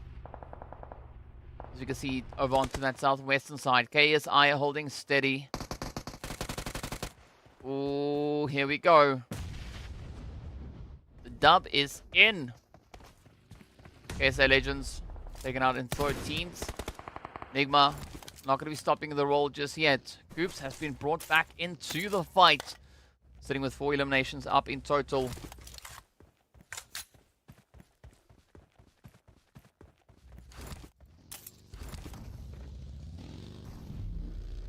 Right, but now they're going to make a play for the zone. Looking forward, it does seem to be a very opportunistic rotational pathway.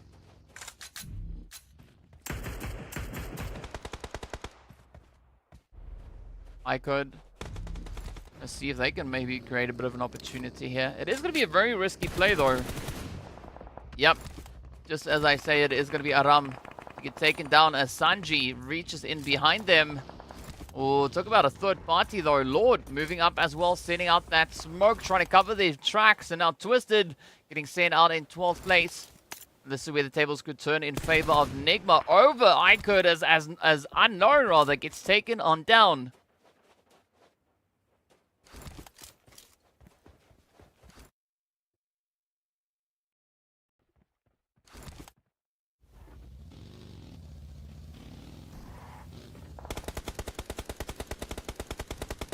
So NIGMA still trying to make a bit of noise. They push up Azzy. We get nice and quiet. Try and time these shots to perfection as they move upwards.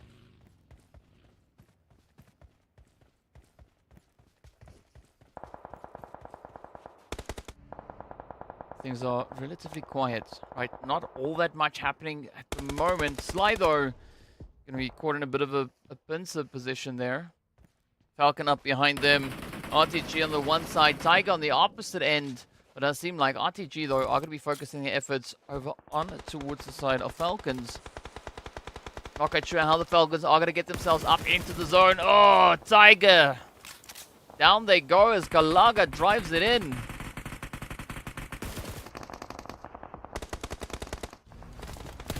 Here we go, Raouf looking to clean up, finds the plays. Coops now getting taken down. ONYX, though, with his beautiful hits.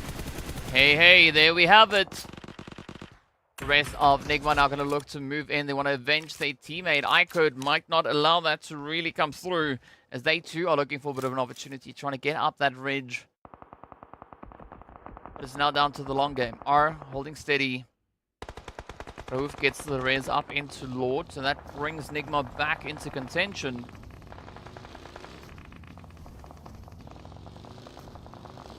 But the Falcons will not survive this next phase, as it is the end for them. NIGMA already up on 6 eliminations. Freak, unfortunately, has not found an elim before getting shipped out. IKURD trying to at least assert themselves coming through on the southwestern side.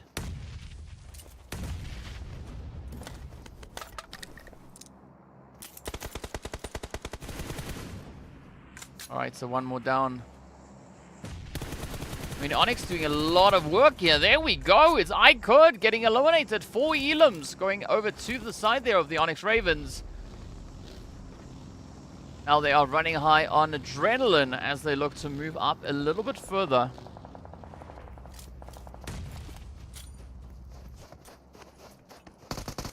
Oh, but the pressure is going to be there. Nice, Lord. Oh, Rauf with a saving play, putting an end to the run there for the ONYX Ravens, getting taken out in 8th place. 4 elims to their name. Very contentious battle. Kante now getting caught out in the blue. Yeah, they will not survive.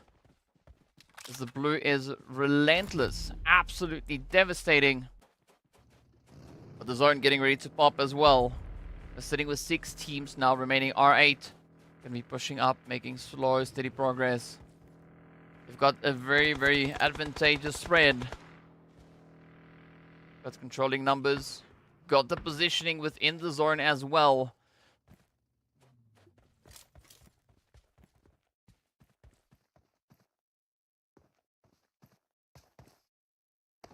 Who's going to be the next one to venture up? RTG making a push. See Kalaga there taking that dash. Oh, but they've been spotted. The shots are in. That vehicle could go broom at any point. But a quick just hustle into that shack. Ragnarok having the angle here. He could play it right down into them.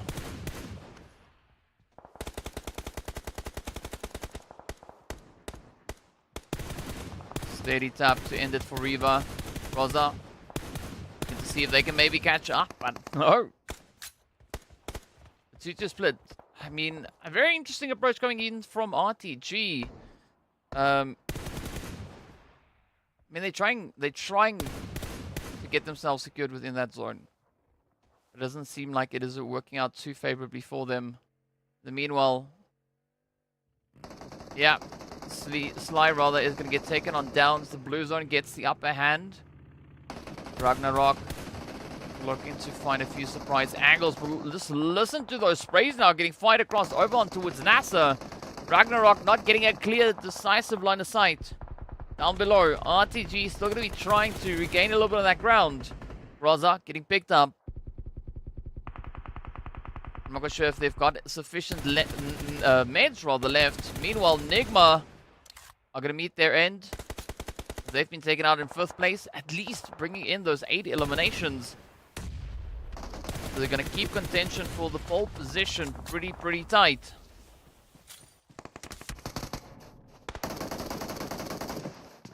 But RTG not looking to give this one up for free. Going to be looking to close it out as they push on forward. Kalaga, Rio now out in the open. The first one falls. Riva gets confirmed as well. It's all now down to Kalaga to see if they can keep RTG in this match. Oh, but they will be taken out. As R8 secures the play. But now's the opportunity. NASR still sitting on a 3-piece. We got the Gangsters rocking up with 3 as well.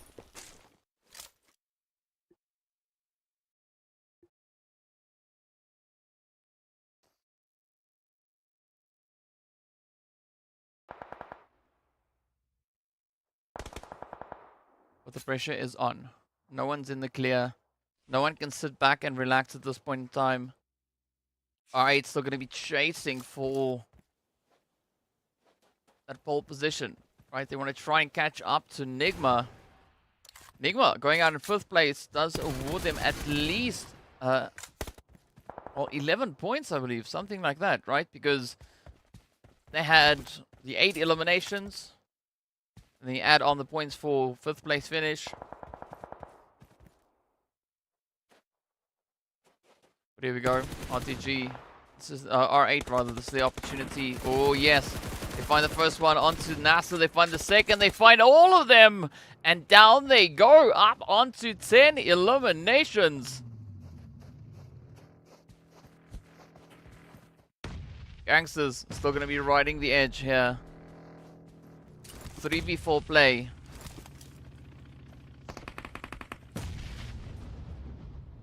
But who will be the one to secure it now?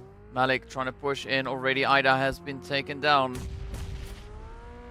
Ooh, the push is there. Waleed and the rest of the crew trying to close this gap. I like this aggressive line that they're starting to bring through. R8 though, making it quite challenging to really isolate them. There's a much wider spread coming through on their end. There comes Malik. Ooh. Nate needs to go a little bit more sideways, but they do find Ragnarok though. Prestige trying to put up a little bit of suppressive nades as they need to push forward, trying to gain a little bit of ground. SK-Ton are trying to bounce back, but they've been reduced down to potentially 2. And this is where the tables start to turn, as Ragnarok has the confirmation coming in their direction. Prestige starting to lose health. SK-Ton not looking too great either. But Malik, the first one to hit 600 damage for the match. Alright, now on a heavy defensive track. Oh, but SK-Ton gets picked up. It's now up to Prestige, but the spray comes through. The hit mark is just hitting them through the smoke. Waleed pushing through. Prestige does go down as the shots are confirmed, and I believe that was Waleed to take the final hit and close it up. Gangsters picking up a glorious winner chicken dinner. What an absolutely amazing play, that of course being the Gangsters' first chicken dinner for the day, but also the first chicken dinner for the Gangsters for the entirety of this event. So amazing run coming through. I mean, Gangsters doing some great work on that one. They did secure themselves that chicken with 5 eliminations, and yeah, a little bit of bottling coming through on that one. GS stole this one, the Gangsters indeed. It's amazing play though. I mean, Miramar, again, such a challenging shift that we saw coming through from that zone. The team's being dealt a very heavy hand, having to try and cope with all the pressures from that. But they were able to hold on, just ride that storm and get themselves into a more improved position overall. Here we go. As we move upwards and onwards, we are going to be venturing into those points as well to see what changes we've had come through now, as we first will need to take a look and see what the overall rank, well, at least the match rankings look like. And of course, speaking of which, here we go, heading straight into that. It's going to be 16 points coming through there for R8. Even though they came in second, they still steal the show with the most points acquired for this game. Gangsters, with only 5 eliminations, does award themselves a grand total of 15, with NASR and NIGMA hot on the heels. Both teams tied on 11 points apiece. But again, we see the only one now coming through this time around, picking up their 5 points, all of which has come through from their eliminations. Sly also doing quite a bit of work, looking to secure themselves at least within that top 6.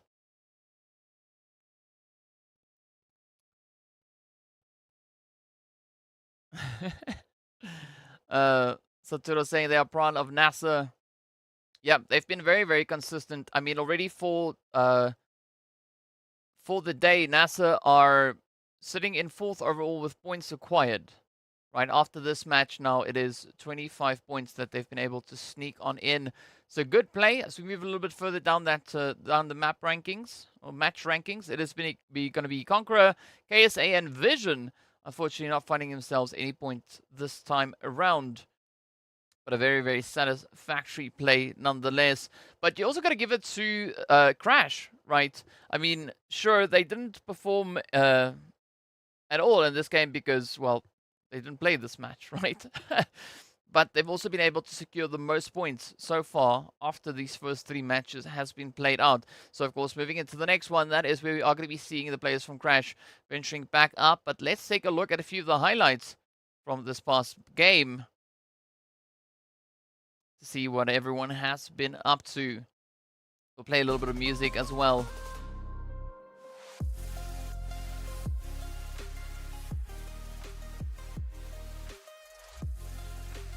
You know, just so that there's a little bit of atmosphere being created.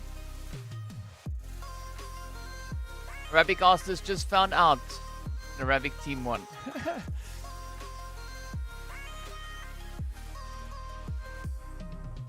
Yeah, the zone shifting, yeah, costing them the win. Yes, sir.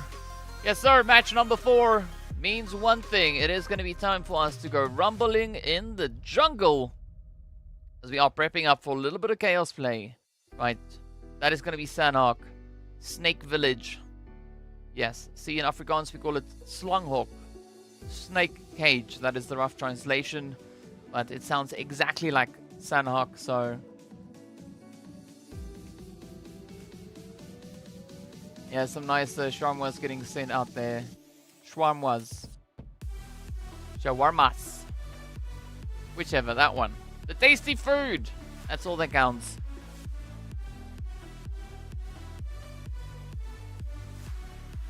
We gotta give it to R there. Also a very surprising, or very satisfying play rather, going through from the side of the ONYX Ravens. I mean, this spray onto IKURD, that was just amazing. But this is where I think things went a little bit southwards for RTG. I mean, they finished in 4th with 4 elims up, but definitely that their positioning within the zone, yeah, very, very tough one to play from, but it's all basically down to R8 having such a phenomenal setup.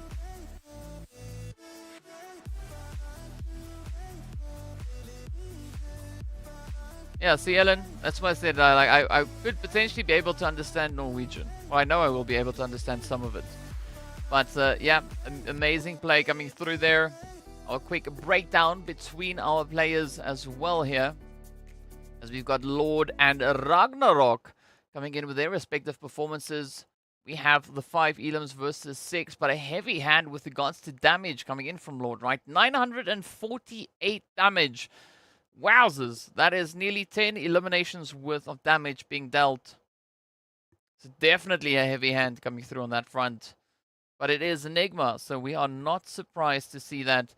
But as I mentioned before as well, R8, they are bringing in some pretty strong consistency. I mean, they had a glorious run on day 3, glorious run on day 4.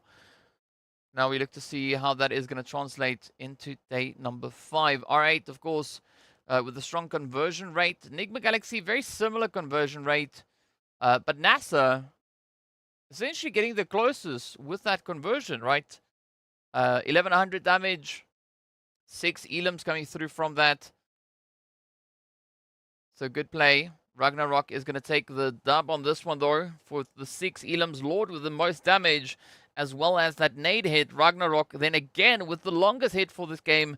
And well, being the pirate, exploring, right, nearly 13 kilometers traveled.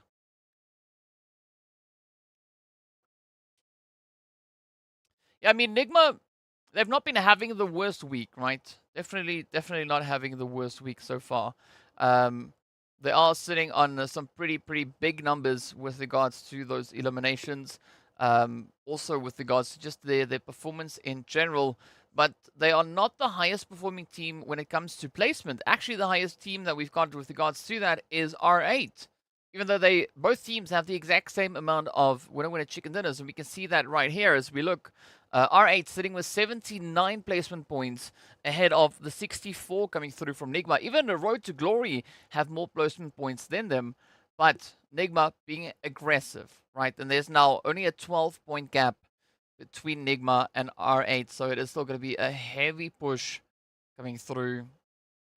Ellen now trying to do a little bit of manifesting here. Looking to see the rise of Twisted Minds.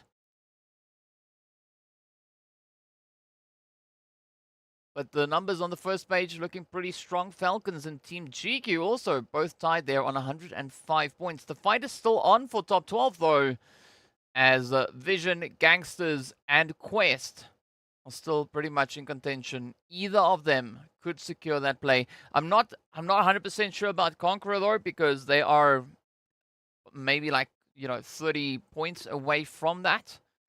But as we know, you never say never, right? Because it could change at any single point.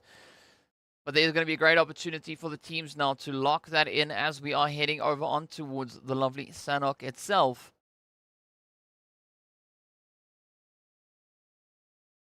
And over on Sanhok, the teams that we won't be seeing is going to be CONQUEROR Iraq, the players coming through from NASR, R8, as well as the only one We do, however, have Brute Force, Crash Gaming, GEEKAY, and Triple that are going to be joining us, getting ready for this last little bit of a push. And this also is then going to be the final match for the teams over in Group A.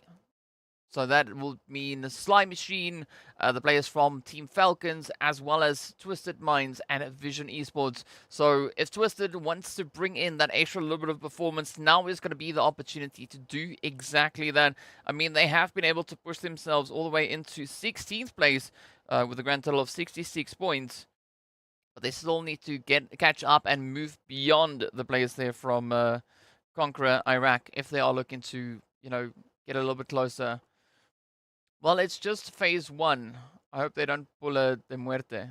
I mean, we don't know. There's only one way to find out, right? We have about 30 seconds, a little bit of change left until we are going to be hopping into game number 4. And after that, we're back onto Erangel before heading over into Vikendi. And as we know, only the top 12 will be making it through into that Vikendi spot. So let's see where that flight path is going to come through. So flight path, Sanhok, not important, right? I'm curious to hear what you guys think we are going to be receiving with regards to zone. Where do you think the first zone is going to be coming in from? In the meanwhile, we'll be heading in-game to see exactly what it will have in store for us. Of course, Bruce Lee up on the plane yet again, prepping us for a little bit of the crazy action we are about to witness. So you want to drop those predictions? Do it now. Hit us up in the chat.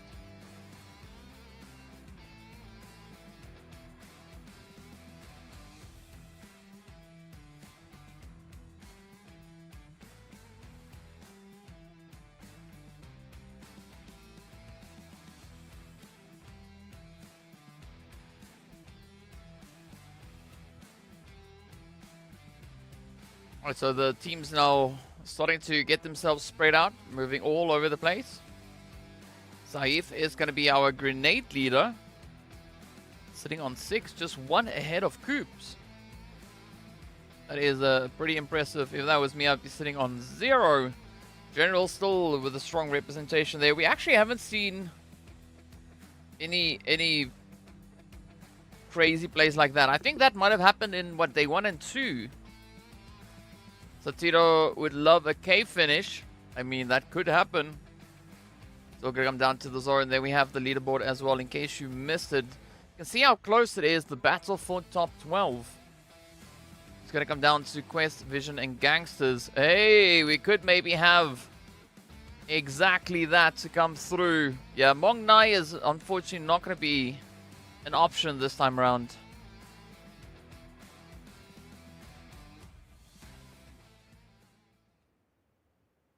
We are going to be jumping straight over into Quarry here with Falcons and GQ.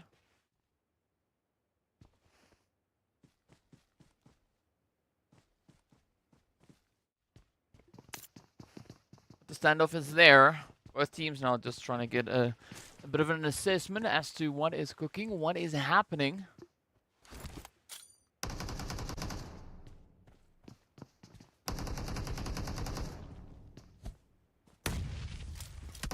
Alright, Eva Station, there we go, gets the first one.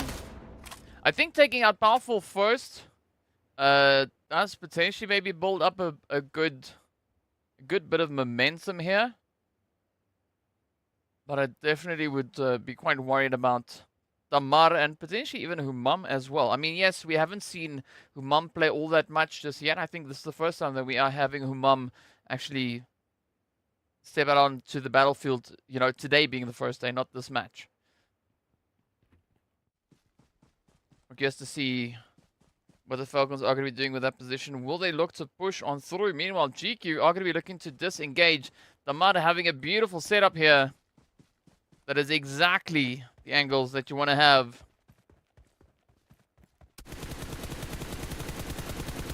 Ooh, Tofi, down they go, Damar. Who needs a sight if you can just iron sight it and pick up those sprays? There we go. Eva Station knows how to use that M16, right? Single tap. That's the way it's supposed to go.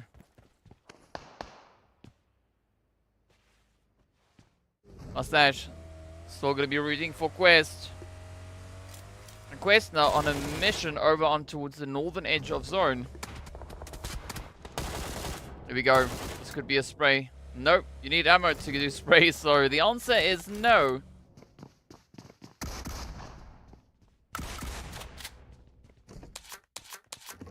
Alright, so Triple also now getting met with quite a bit of aggression here.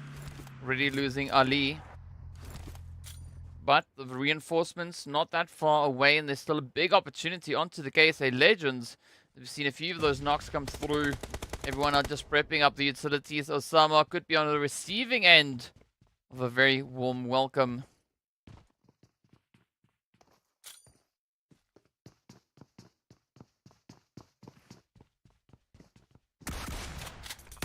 Oh, Osama running straight up into that one. Gunner out in the open as well. Oh, but Triple on a rampage. Nice. Wow. That was a full-on wipe coming in from Yawez here. Wowzers. Hot dog. That was a pretty sweaty play. GG though to Triple. I mean, Yawez not even breaking a sweat. Now we move over to RTG and Vision. See if Road to Glory will be able to get the jump in.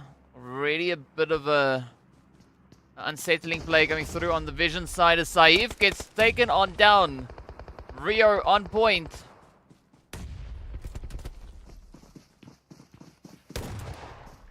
Come on, the push is there, Rio secures yet another one now, switching onto the M4 as they get ready for the rush. The S12K in the bag. Let's see if Volt is going to be able to make the dream work here. Oh no, the nade will deny them rather access to that. It is now down to Lath. Up comes the push, Rio moving in. Lath now. Just trying to keep it quiet on the edge, but they need to act quickly because the Falcons are moving up as well. Wraith now setting up a bit of an ambush. The shots are fired. The Falcons are circling in. Come on, is Lath going to survive this one? The answer is no, as RTG get a full squad wipe. But of course, Falcons coming in with that third party. They do find Reva.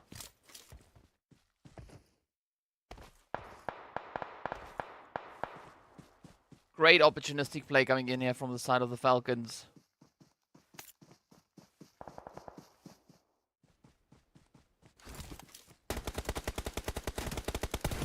Right, but the push is up. Oh, let's see. Nice one from Damar right onto Rio. This is Falcons now, just slowly starting with that bit of a disassemble.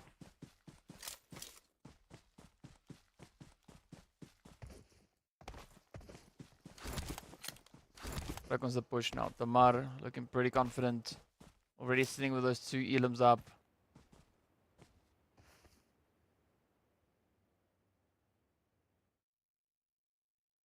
But now we have the standoff here. Falcons, they're not going to wait around. Instead, they are going to be moving upwards. We got Damar and Humam up on the front line. Never Alone being a little bit further away. Ooh, but up comes the blue zone. At least it's only that first phase, so it's not going to be doing all too much damage. You need to be careful, Damar. Groza is on the edge. Molly is getting deployed, rather. RTG. Will they be able to bounce back? Kalaga is going to be down for the count. Beautiful nade onto Humam. And now it is relying solely on Damar and Never Alone. But this is the opportunity for RTG to strike as they come trading out. Never Alone looking to push on through. Damar does close it up. And it is going to be the end of the road for RTG. Quest now coming under fire. Neo's moving in. Kanto goes down as Zakaria secures the hit. Aziz trying to cook up a bit of a nade. Trying to do a little bit of long range hitting. Oh, out it goes. Finds a decent over onto Aziz though. Decent amount of damage. Follow up, not really finding the exact same point. But that is not going to deter them in their efforts. Neos, though, gets traded on down. Still a great opportunity for Quest now to bounce back. Slowly starting to find a few prodding points into the side of brute force. That nade could be the one.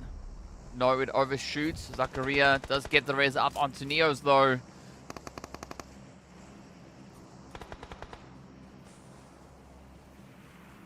This is where things could get a little bit sweaty. We do have Ado now starting to come on in with that vehicle as well. They could actually wrap in right behind them. Meanwhile, GQ have been taken right on down. Off they go. Quest going to look to disengage. Just to see where they're going to be looking to rotate towards. Are they going to try and maybe push across that bridge, head in the direction of Ruins? What's up, Patrick?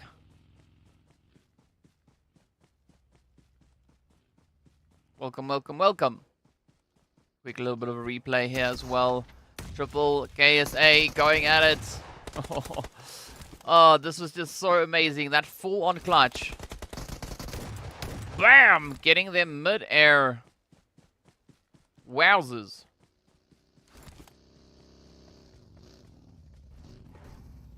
Alright, so Quest now on a mission to get themselves secured up in towards the zone.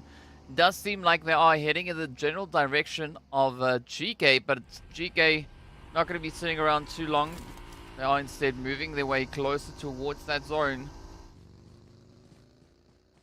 But Quest now doing their due diligence, ensuring that they've got a safe way to rotate on forward. It's still a very opportune zone actually to look at. Yes, sure, there is a big chunk of the zone that is going to be water. But it's not going to be limiting the opportunities here. As we are down to 12 teams, of course, as we return over to Quarry. It is going to be a little bit of blue zone fighting. Brute force now coming under some heavy fire. As Zacharias down, Neo's down on their knees as well. And it's now Prepod who is going to be looking to disengage. We can see them just rotating over to the eastern side. Sly keeping up a bit of a gatekeep. They want to see if they can maybe find a bit of a position over onto the Falcons. Steezy just trying to get in behind that building. Ooh, but the zone shifting down to Camp Charlie. This could be the opportunity. Sly now having to make that run, make that break. Yeah, I think this is a good call coming through from Sly. Not looking to waste an opportunity to get themselves positioned. Right? You could always just move into zone exactly like this and play that gatekeep position. Having a little bit more leverage to try and utilize. Meanwhile, Kante now going to be looking to get themselves rest up. Quest still rocking a full squad. Al-Hajj yet to rotate up and join the rest of the team. But we got Malik and the gangsters now just lying in wait.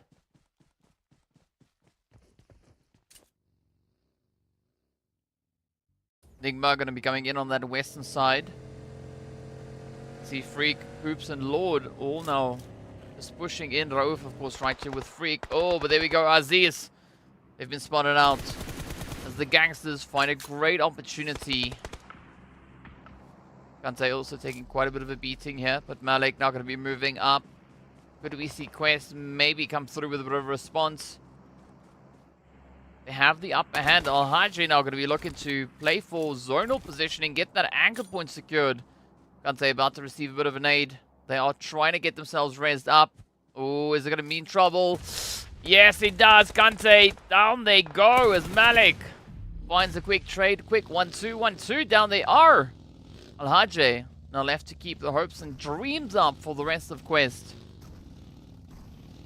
Meanwhile, the rest of the teams just looking to get themselves asserted up into the zone. Falcons make it out of the blue.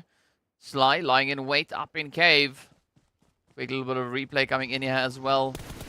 For Dammar finding that trade, and this is where it all went south for Brute Force. Well, at least half of Brute Force, right? The other half still alive. We got them now going for a bit of a botation all the way down south.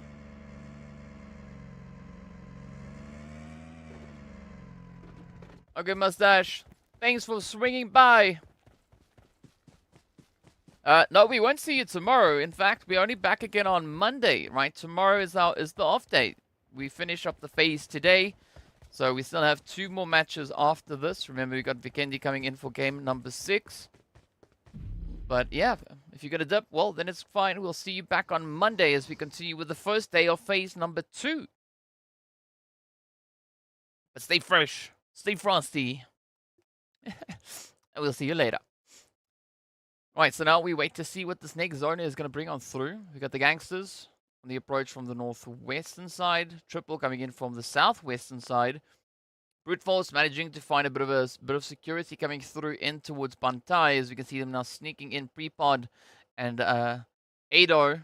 Ooh, but the shift is there. Still centering up pretty much on towards Camp Charlie. So this is the opportunity now for Crash to see what they can make happen.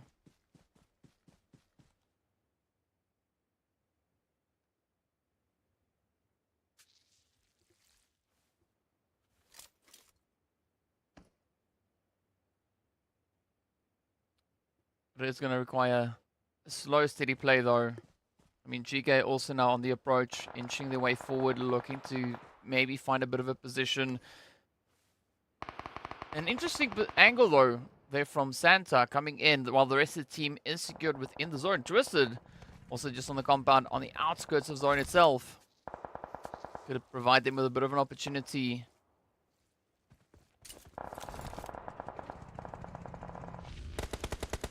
Yeah, Crash Gaming, they just big chillin', right? They just big chillin' down there. They're gonna be having a blast. But in the meanwhile, we look up to Triple as they are having to go through the side of NIGMA and the ONYX Ravens to get themselves all the way up into that next phase. So it's gonna be quite a bit of a pressure play here. But the nade is being cooked up, getting ready to be sent out. Saleh, not sure how they're going to get out of this one, especially with Freak up on the front line. Slowly just tanking a little bit of that damage. Not ideal, but it is what they have to do at this point. Was a quick little bit of reposition here. Saleh does make it down. Now, will they find that breach? Will they find that entry? Or are they going to opt for a bit of a northern push? Oh, yeah, they are definitely heading north. Going to be trying to squeeze in behind the compounds. Al-Hajri, in the meanwhile, is going to be moving up at Saleh. You gotta find that zone in quick because you're gonna lose health. Oh, just makes it in, but down they go. Al-Hajj sneaks in the shot. Woo! Oh, now comes the play. Group's gonna be trying to find the ONYX Ravens here. Spots out enemy. The shots are in. The rush is there as well. Trying to bring in a little bit of that free fire. Moving up. Up comes the strafing. Now enemy goes down. Koops about to lock it in. But instead the nade. Oh my word. Salam with a beautiful, beautiful nade coming through. Al-Hajj also then gets confirmed on down as Triple gets a bit of vengeance. Twisted will meet their end there as well. I mean, it's a very unfortunate turn of events. But a very sweaty play nonetheless. GEEKAY IKURD now trying to lock down at least this northwestern side.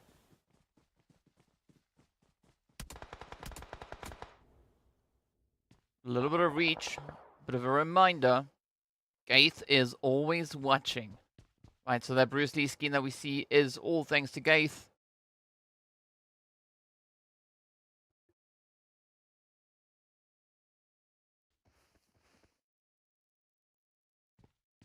Yes, Ellen. You've always been losing health, but they dialed it up a little bit to ensure that we don't see a lot of that blue zone camping come through. All those blue zone heal strats, right? I like this 2-2 split. It allows them great accessibility onto the side there of GEEKAY.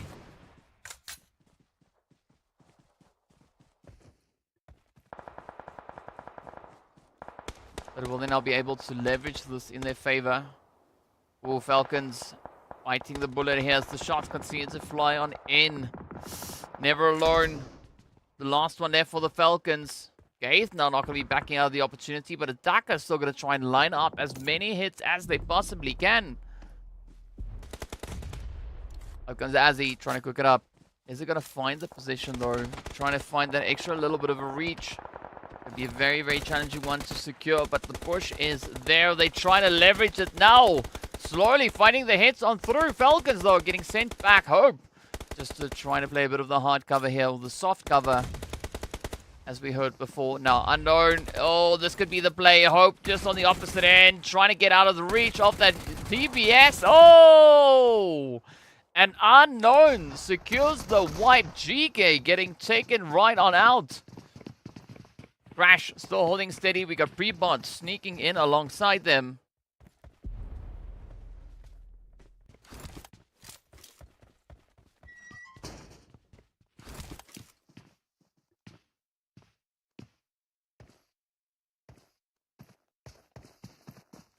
It's going to be a big old quiet game coming through, at least for Prepod. I mean, a great opportunity onto Jafar there, but they know that there's so much coming through. As Sly reaches in and instantly Steezy has to pay for their discretions there as the shots comes through.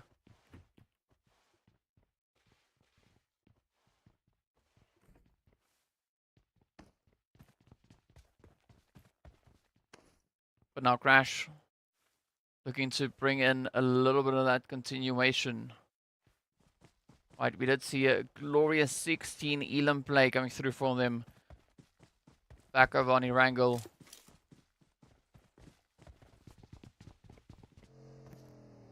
Will they be able to bring in that repeat? Is it going to be a thing?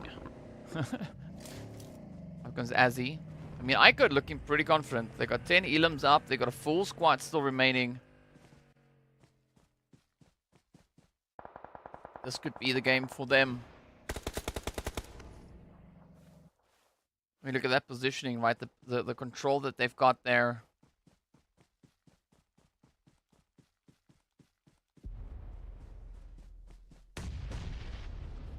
So now just slowly trying to ride the ridge. So they move themselves in. I mean, at least for the time being, they are quite uncontested. And the zone moves in their favor.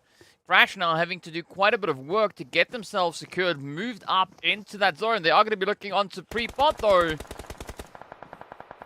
To maybe find a little bit of that extra action. But first, they need to get those raises in. They need to get those heals going. Because it's not exactly something that you can let slide, right? You need to push in with as much health as you can.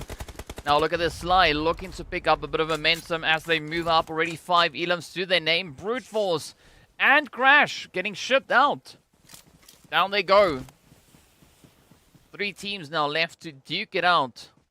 To see who will be the one who walks away with that winner chicken dinner. Give your predictions if you haven't done so already. Now would be the time to get them in. Salam now sneaking in. Oh, but down they go. It's going to be between IKURD and Sly.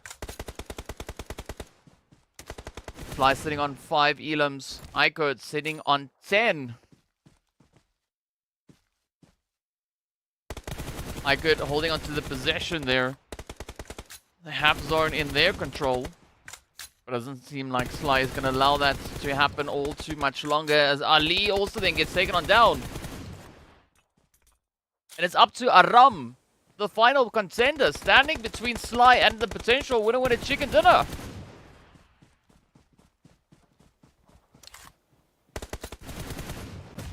Aram now trying to get as much done here as they can. It's going to be a 1v3. That nade finding the damage. They have to now abandon that initial approach.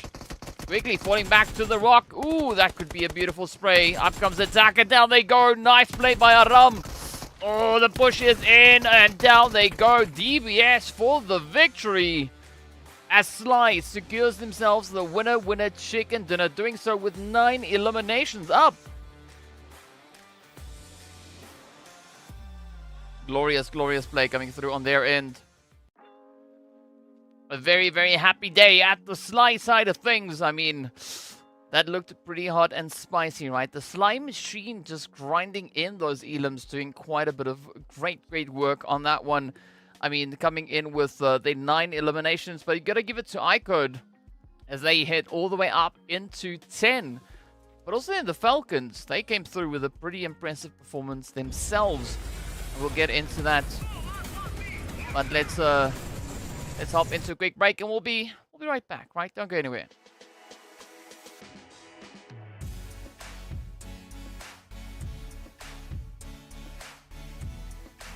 2021.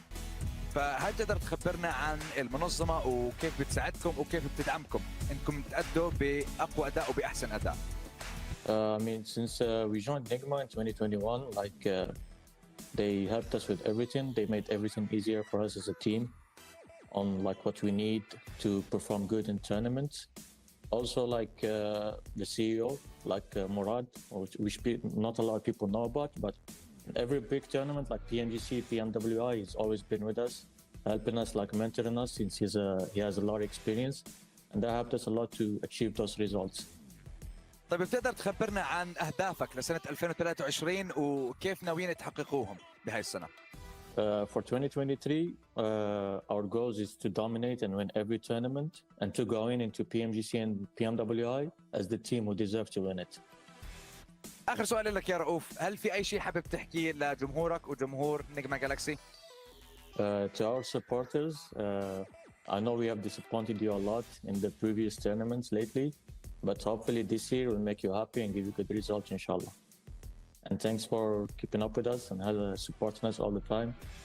And hopefully this year will be better.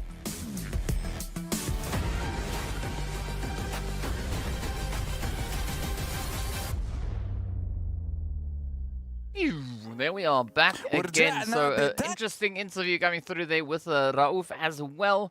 As you can hear, they are pretty determined to succeed and have a very successful run. But we got to take a look and see, what they've been doing so far over the past few games and over the past few matches. As we know, coming into this previous match that we just saw over on Sanhok, this is where NIGMA had a little bit of a tough run. Of course, they got taken out in 12th place and only walking away with those 2 eliminations. So they will only have 2 points to boot. But we did see a pretty tough push coming through for the top of the leaderboard, right? So many teams trying to catch up to them. There was a little bit of a difference on the board with regards to points. It was a 12-point difference, right? So it is going to be interesting. Of course, we got Rambo in the wing yet again. But speaking about that, we have our points up, as it is going to be Slime Machine now sitting with a very comfortable 19 points coming off the back of that winner chicken dinner, with IKURD then picking up a glorious 16-point finish. 6 of those coming through from their placement, but 10 of that all based on elims. But FALCONS also doing a phenomenal job. 9 eliminations getting found, putting them on 10 points in total. So this is definitely the kind of push that we want to see come through from the teams as they are making a steady climb for those leaderboards. As we know, FALCONS, they were a team that was situated all the way into 9th place at the start of this match with 105 points to their name. So adding an additional 10 to that could definitely add an extra little bit of spice in as well. But still, Slime Machine actually now being our highest earning team, sitting on 45 points in total for the day. Ellen, the answer is a definite no. I do not talk this much. I do not talk this much off camera. I am a lot more reserved in my words and things, right? But yes. No awkward silences with GEEKAY. I mean, yeah, there is awkward silences. I only say something when I have something to say, right? And what we can say at this point is that Vision Esports is going to be the only team not finding themselves any points. They are sitting on a total of 18 so far for the day. Of course, a quick look at a few of the highlights. This was that amazing clutch coming through from Triple as Yawez just did everything they needed to do to lock it in. Our second highest performing team for the day is going to be Crash Gaming, sitting on a grand total of 42. 26 of that is going to be all thanks to their eliminations. And they are also currently leading the board with the most elims. Right, the closest team to them is going to be Slime Machine with 23 on board. R8 sitting on 31 points for the day.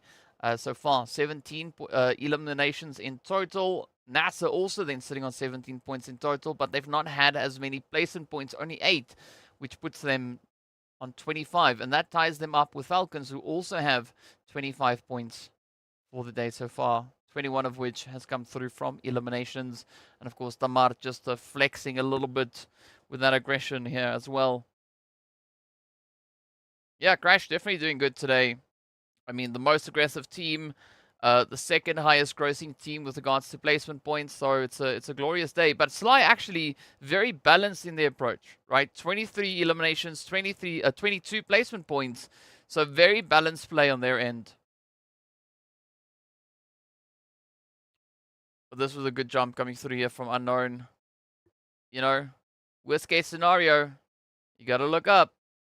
You got to look up because that's sometimes where the chaos will come from. This is just Sly now showing why they had such a phenomenal run. I mean, Ali, right? Just nipping at it there as the shots just continue to come in hot on their heels. But Attacker driving it through. Finishing on 531. I'm back. Who won? Me. I won. Just in time to see who won the match. It was going to be the players there from the Sly Machine. Finding themselves 9 eliminations. A heavy hand with regards to damage, but IKURD actually coming through with a stronger conversion rate, right? 1,457 damage dealt, 10 eliminations coming through from that. So far less missed sprays, right, coming in on their end. They were able to convert a lot of that damage into eliminations. And of course now it is FALCONS Damar being our top owner with eliminations, never alone with the most damage. It is Yowez coming through with 1 grenade finish, but I mean, I gotta say, Yowez, I think definitely was the MVP with regards to insane plays. As we did see them really disassemble that entire squad right there. So, yeah, very, very exciting. 35 eliminations, make it believable. That would be for which team, though? Are you saying, which team do you want to get that? Because if you're talking about Twisted Minds, they've only found 11 eliminations for the day, and that is the amount of points that they've been able to secure so far today. Only 11. All of that only coming off of eliminations itself. Team GEEKAY then sitting on 10. We've got NIGMA, and the only one also sitting with eliminations, 11 eliminations up. But they've been able to find a few placement points as well. So 35 eliminations is what Coops had against Crypto. Yeah. So let's see. Let's see. I mean, I can give you a little bit of a breakdown of the stats of the teams as they've been doing so far. If you want to hear anything in particular, ask, and I shall hopefully provide that if I have it. But other than that, we have about a minute and so to go through. I'm not rubbing anything in, Ellen. I'm just sharing statistics and stats and numbers and figures, and of course leaderboards as well. Right now, the gap was 12 points. It's now up to 14 points between NIGMA and R8. But we are still going to be looking to see who will be our top 12 teams as GEEKAY sit with a -6. I mean, that's a fancy number, right? If you're able to find -6 placement points, I mean, you got to be so good that it starts to go backwards, right? The actual answer to that instead for GEEKAY is 77. That is what is putting them on a total of 121, right?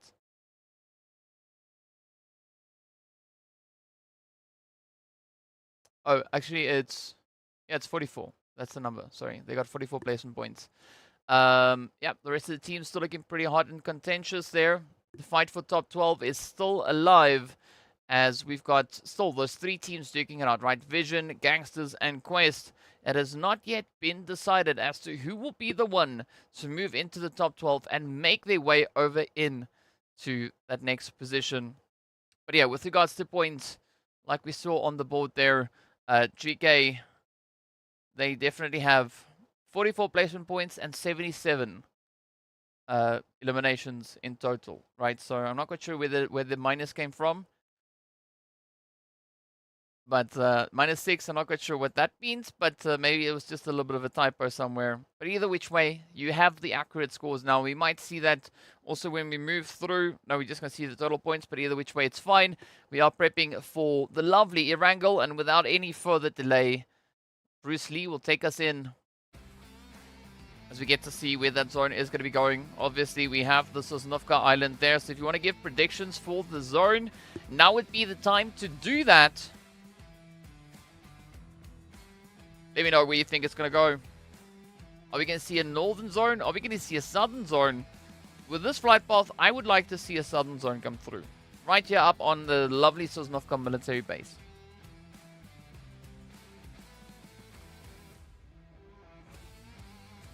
Because it means we already have so many teams in the vicinity. They can just kind of, you know, stay here, focus on them tactics, give us a lot of crazy plays. But I think the zone might also then potentially be going up to like Georgia Paul Hospital, that kind of region. That's what I think. If you agree, let me know. I mean, Bruce Lee is carrying all the way, right? That is a full-on Bruce Lee carry, if you've ever seen one.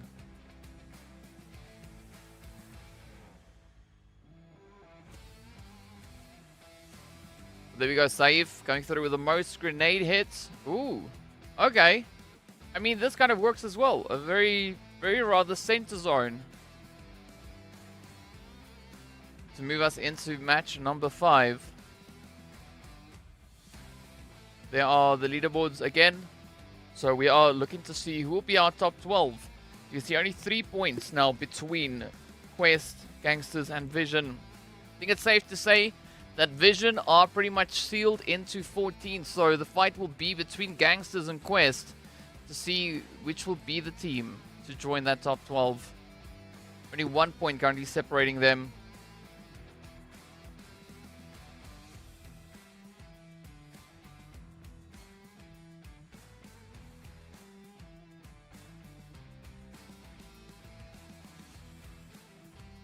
But it's going to be the Rumble now, as the zone has pretty much centered up towards Potato Hill. Raouf essentially being smack dab center zone, or as close to it as we can get at this point. With GQ going to be holding just to that southern position, spread out quite broadly throughout farm and over on towards that eastern bridge. The western bridge is RTG. Quest moving into Gatka. We've got NIGMA up in Pachinki. Completely uncontested. We are not really seeing any major hot drops aside from potential bit of chaos coming through in towards Yasnaya. We've got R8, CONQUEROR, as well as the Gangsters. And as I say that, we hop to it.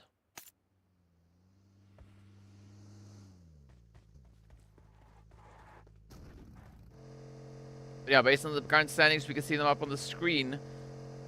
It's for, at least for the time being, stops at, well, Gangsters are not going to be making it in Vision, and as we go down the board, right, based on where they are right now, they still have a bit of an opportunity to try and change that up as they move on forward.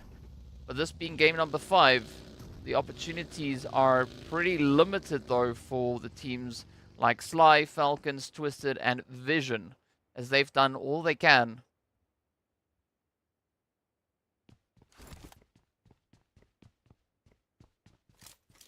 So Twisted all the way in 17th, so I think it's safe to say we're not going to see them. Vision also then 14th.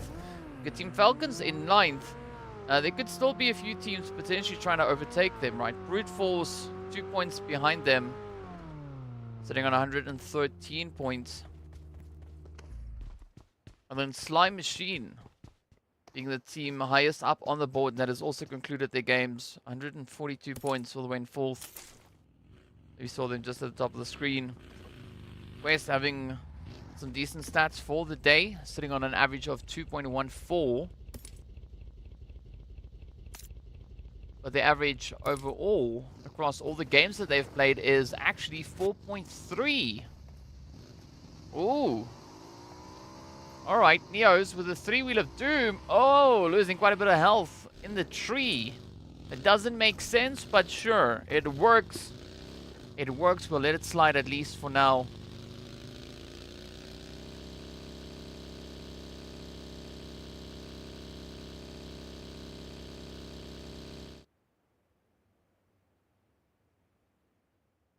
But yeah, Slime Machine Crash definitely being the top earner so far for the day. Both teams sitting in excess of 40 points to their name. Let's see what this last one is going to bring on through. I mean, Sly, there's no chance. Or there's no chance to defend, rather, right? That is going to be it. So the 1 times 963, that is the players from the Only One. That is their name. And Sophie just quickly resting the vehicle. Just trying to power it back up again. Yeah, it's definitely the only one. It's not IKURD. Right, so the team up there in the 4th slot from the top, that is the only one. They are currently situated in 20th position with a grand total of 48 points to the name. You'll see them now on the next shift. The predictions coming through there for R8, NIGMA, the GANGSTERS. Yep, pretty widespread. Come on, NIGMA, do something for me. I'm here now. Yes, Patrick, let's see. Maybe they can hear you.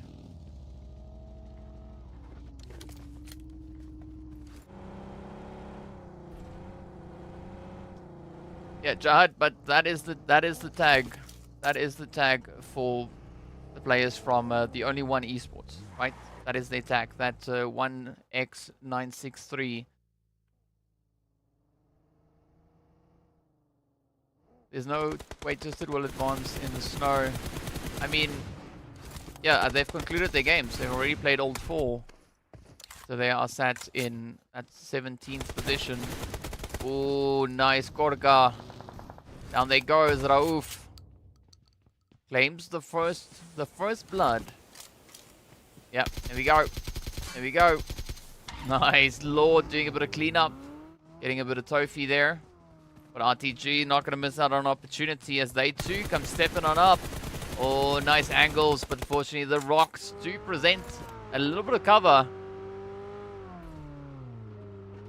But NIGMA definitely trying to bounce back here. They're not going to settle for having R8 that close to them.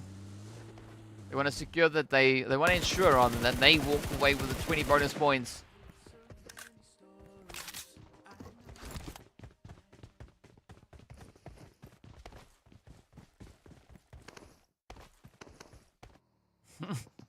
Having a little bit of a dispute as to who's going to jump over the wall first.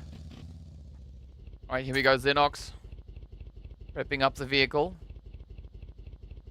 NASR, again, very centralized within this match. Over onto Erangel.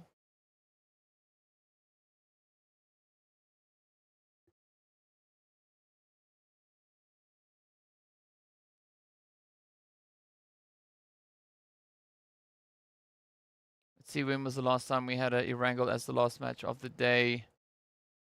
Oh, only on day 1. Coops, use your grappling hook. Oh, look at that. IKURD now coming under a little bit of fire as a triple. Bring in the action here. Let's see where it will go now. As the last time we were on a map where all these teams were playing, IKURD was the team to pick up that winner chicken dinner, right? That was all the way back on day number 1, match number 5.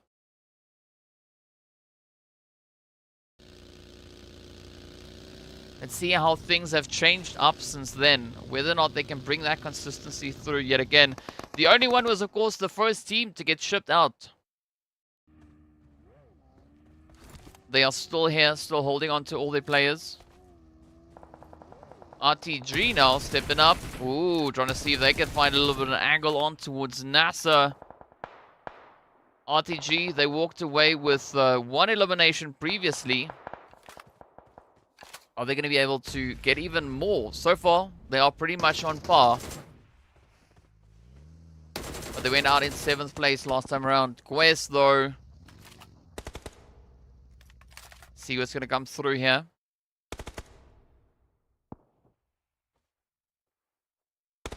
No, no, Ryan, you're not tripping. That is the same one. That is the same one. Brute Force really went up north to loot. Yes, that's exactly where they went. See now Quest trying to find that angle on towards Kalaga.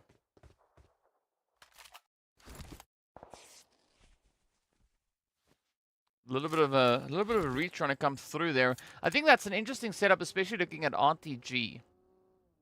Right, a very, very interesting setup going on their side. Meanwhile, now the GANGSTERS and the CONQUEROR are going to be looking to fight out up in the northeastern edge. Both teams trying to rotate on through, looking for an opportunity, but it is going to be General not just tapping away, running out of ammo. That is the most dreaded sound when you're trying to fight with someone, right? Ryan, I wouldn't say that. At least you realized it. Now you could have only realized it all the way in phase 3. So, you know, we're still in phase 1, so I'll excuse it. I'll excuse it for now.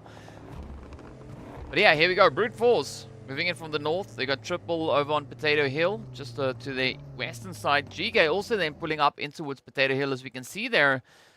But Xenox and the rest of the crew, they're going to be holding steady for the Falcons down on the edge there of the RTG's position. So we've not lost a single team so far. I've lost a few players here and there.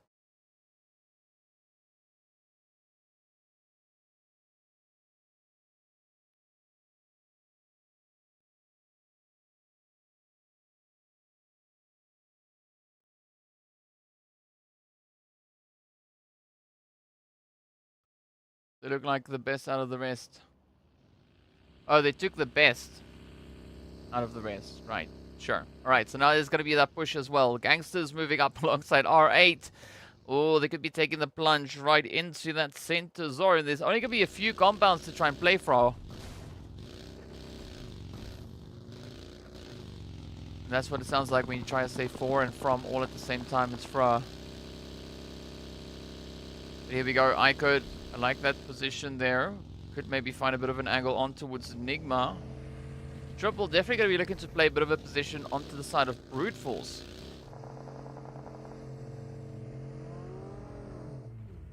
But let's see if it will suffice. Brute Force now just going to be peeking onwards.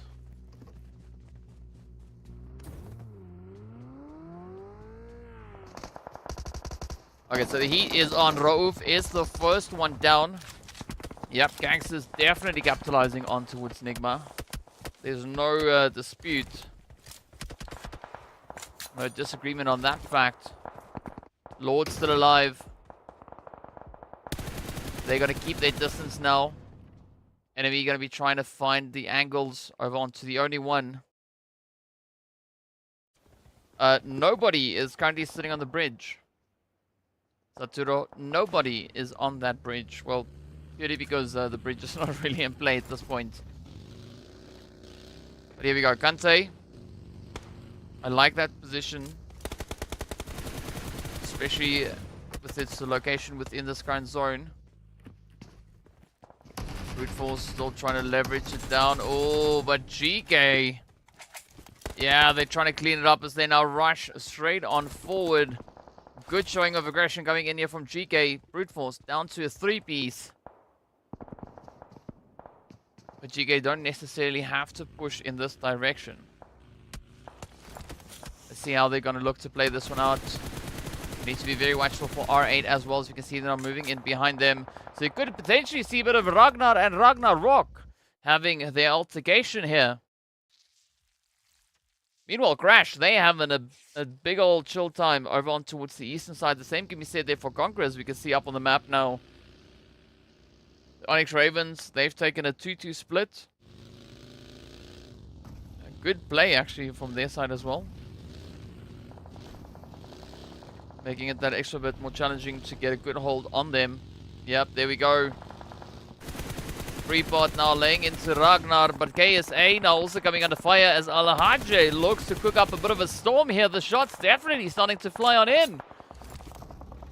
Could this be Quest now picking up the necessary momentum they need?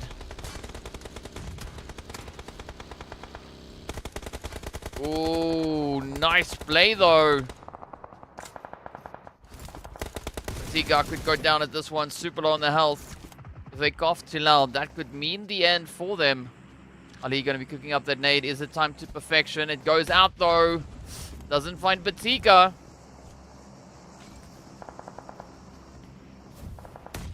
They are going to be doing a little bit of a dance around the block here. Oh, nice one. In the window. Didn't find anything though. Aram quick on the reactions there. But Batika, oh, running into the nade. As Ali secures the play on that one. Beautifully timed. Now Brute Force still having to cover quite a bit of ground to get themselves back into the zone. But they have to contend against the side here of R8. So I think it's going to be a case of first come, first serve. Oh, but look at this now. R8 pushing quite deep into the zone. It's going to be Spec now met with quite a bit of aggression. The shots lining up. Ida just quickly managing to escape, at least for the time being.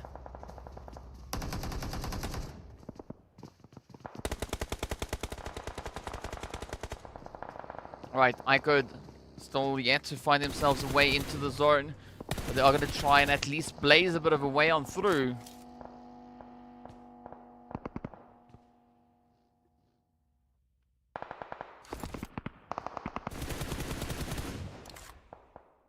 But here we go, GEEKAY saying their goodbyes as they are the second team to get shipped out onto that lobby. Now it's down to the final 14 teams.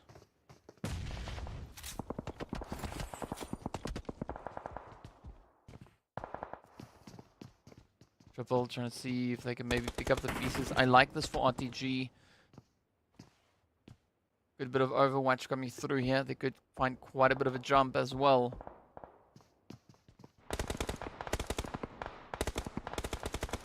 Right, GQ also now going to try and secure themselves over onto the western side. IKURD yet to push up, so this could be exactly the gatekeeping opportunity they need to secure those points. Lord, though, out in the blue. Oh, that's going to be a very unfortunate position for the side of NIGMA. Fortunately, it's only that fourth phase. It is going to be dealing quite a bit of damage.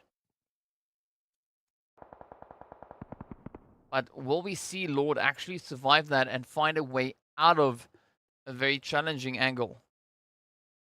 IKURD not going to be looking to give the position up just yet, but they have to push into the zone. The blue zone is not kind to anyone, but a good center spot coming through there from the side of the Gangsters. So curious to see how they're going to play this one. Are they going to stay there? Also, the zone is getting ready to move. Lord will meet their end as the blue zone gets the upper hand. Big bad blue zone. Oh, brute force also losing a player. And now the zone. Ooh, this is actually quite nice though. The Gangsters can just look to kind of continue their position and not really have to give up all too much. GQ on the other hand, so going to try their utmost to get this plays in to the side there of IKURD. They also don't have to cover that much ground. Now Quest looking to get themselves positioned, moving in from that southern side. It's going to be Triple and RTG now pushing it even further as they get ready for a little bit of the action here, looking to kind of figure out who will be the one to hold control of the south.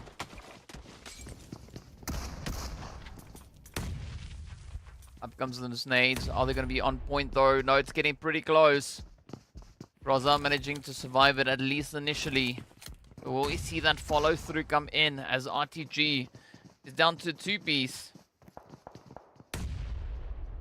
It's going to be a full-on push coming through from the side here of Triple. I mean, a potential full-on push, right? They have the numbers to really back themselves up in this one.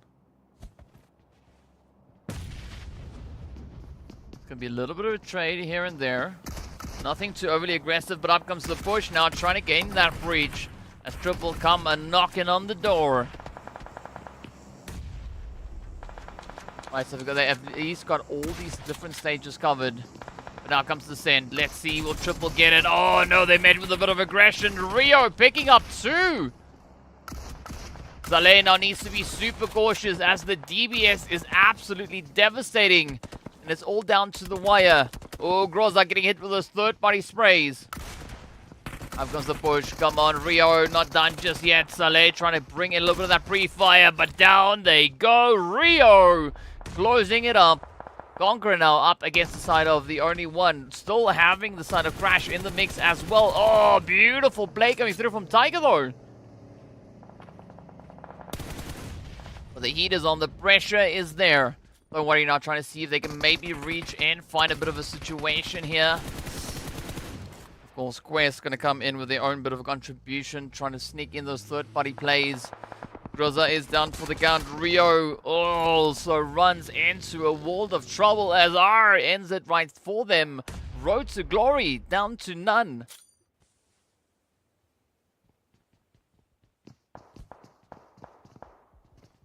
But NASR still holding steady here. Not going to give it up just yet. Try and make a bit of a play.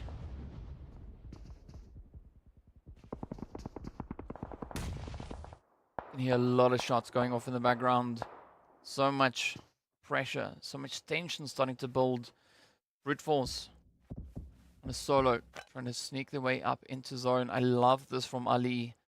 Great overwatch. Good possession. Oh, NASR now trying to get in the trade, but Kevin denies them access. Don't worry. They're going to be looking to push in. They still have Alush up. Are we going to see that full send coming through from the entirety of the only one? Mollies get deployed. It's flames all over the place. The shots connect through as the third party actually comes in from the ONYX Ravens.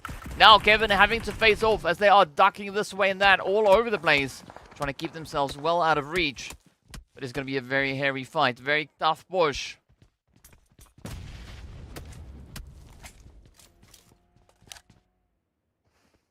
And unfortunately, we will find Crash actually getting eliminated.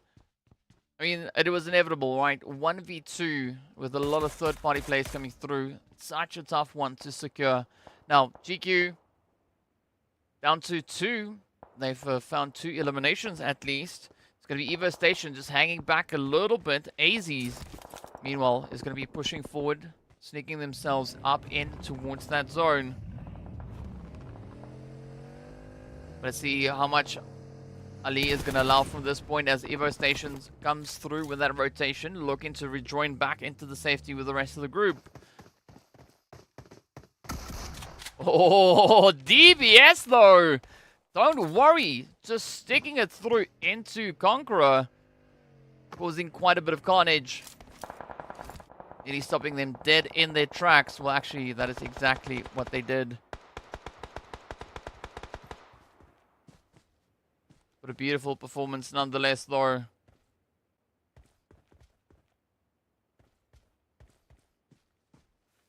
Alright, so GQ still holding on to their 2-piece, trying to see what they can bring through. So Turo saying Quest are going to full send that shack of stars. Well, we'll find out soon enough exactly what is going to come in. Stars or starch? Either which way, I don't see them on the map anymore. But it is just gonna have to play out now. Just don't worry. Ooh, could be found. They're in a bowl, right? Bowl and nades don't go well together. It means quite a bit of problems. Especially if you're the team caught in that bowl. Yeah, Alush now getting hit with quite a bit of aggression here. Trying to see what they can get done.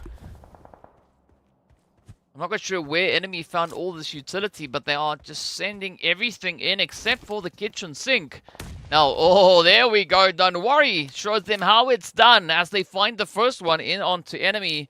The rest of the team being quite some distance away, so we're not necessarily going to be seeing a full response coming through from the ONYX Ravens just yet, but they are leading the charge for the most eliminations, sitting on 6. Up comes the Lush.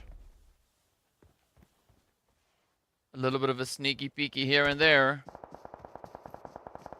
GQ still trying to find a bit of a foothold coming through from that south, or that western side rather.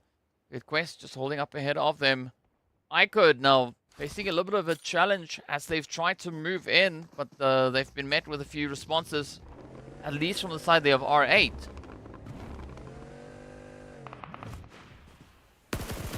But here we go.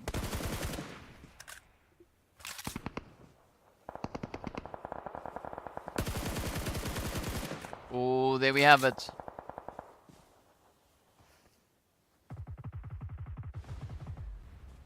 The heat, the pressure is right on their shoulders.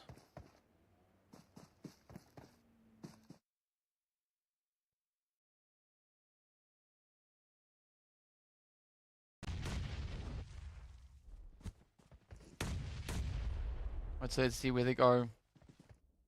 A lot of reach not trying to be played right here.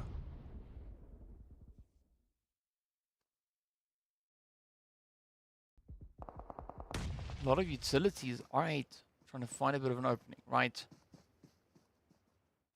Let's see if this is going to be the opportunity. ONYX Ravens on the approach. I mean, we still have 7 teams left now, all just trying to cram themselves into this last little bit of a zone.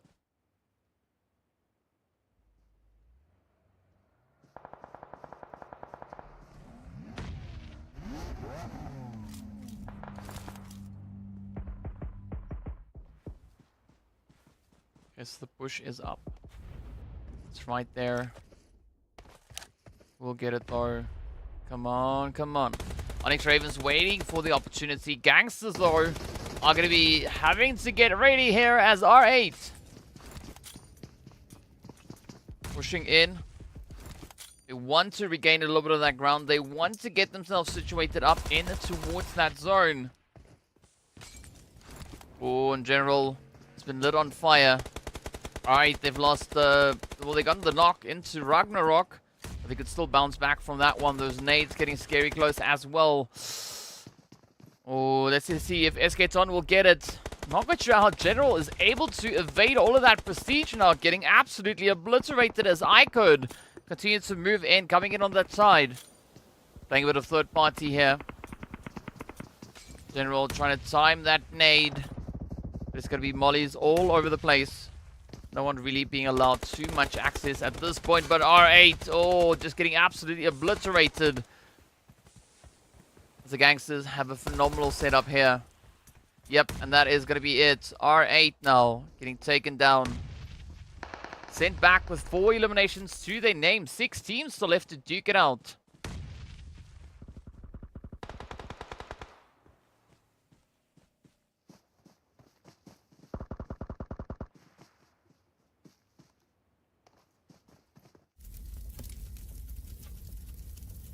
So the big fight we were looking to see is between Quest and Gangsters as well as Vision. But as we know, Vision, they have already concluded their games. So Quest still in the match. Gangsters still in the match. It's going to be between the two of them. Gangsters, they came into this match trailing by 1 point. Right, we can see the scores also at the top of the screen. The Gangsters sitting on 99. Quest sitting on 99. Oh, but who's going to be the one to take it, though? The only one fighting the head into Waleed, Malik, with a quick response. Down they go, Malik about to get met with a lot of aggression. Yeah, the blue zone gets the upper hand. It is now still riding solely on Quest to see if they'll be able to secure themselves into that top 12. Now keep a close eye on the top of the screen. See what that point situation is. Gangsters on 103 points. Where do we have? Oh, Quest sitting on 100. Well, we are in placement point territory as well. So all they need to do is to make it up into the top 3 potentially, right?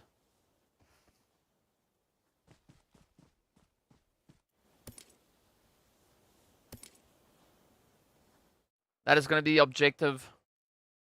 Will they be able rather to accomplish that goal? Now comes down to the wire. 4 teams left to duke it out. GQ on 1. Quest on 1. ONYX Ravens sitting with the potential 3 players in this match. IKURD also then coming through with still 3 players to their name. Oh! There we go. AZ is down. 3 remain. Okay, so the spray is coming through now. This is going to be IKURD turning all their attention onto the side of the ONYX Ravens. Al-Hajj just needs to keep it quiet, ride it out.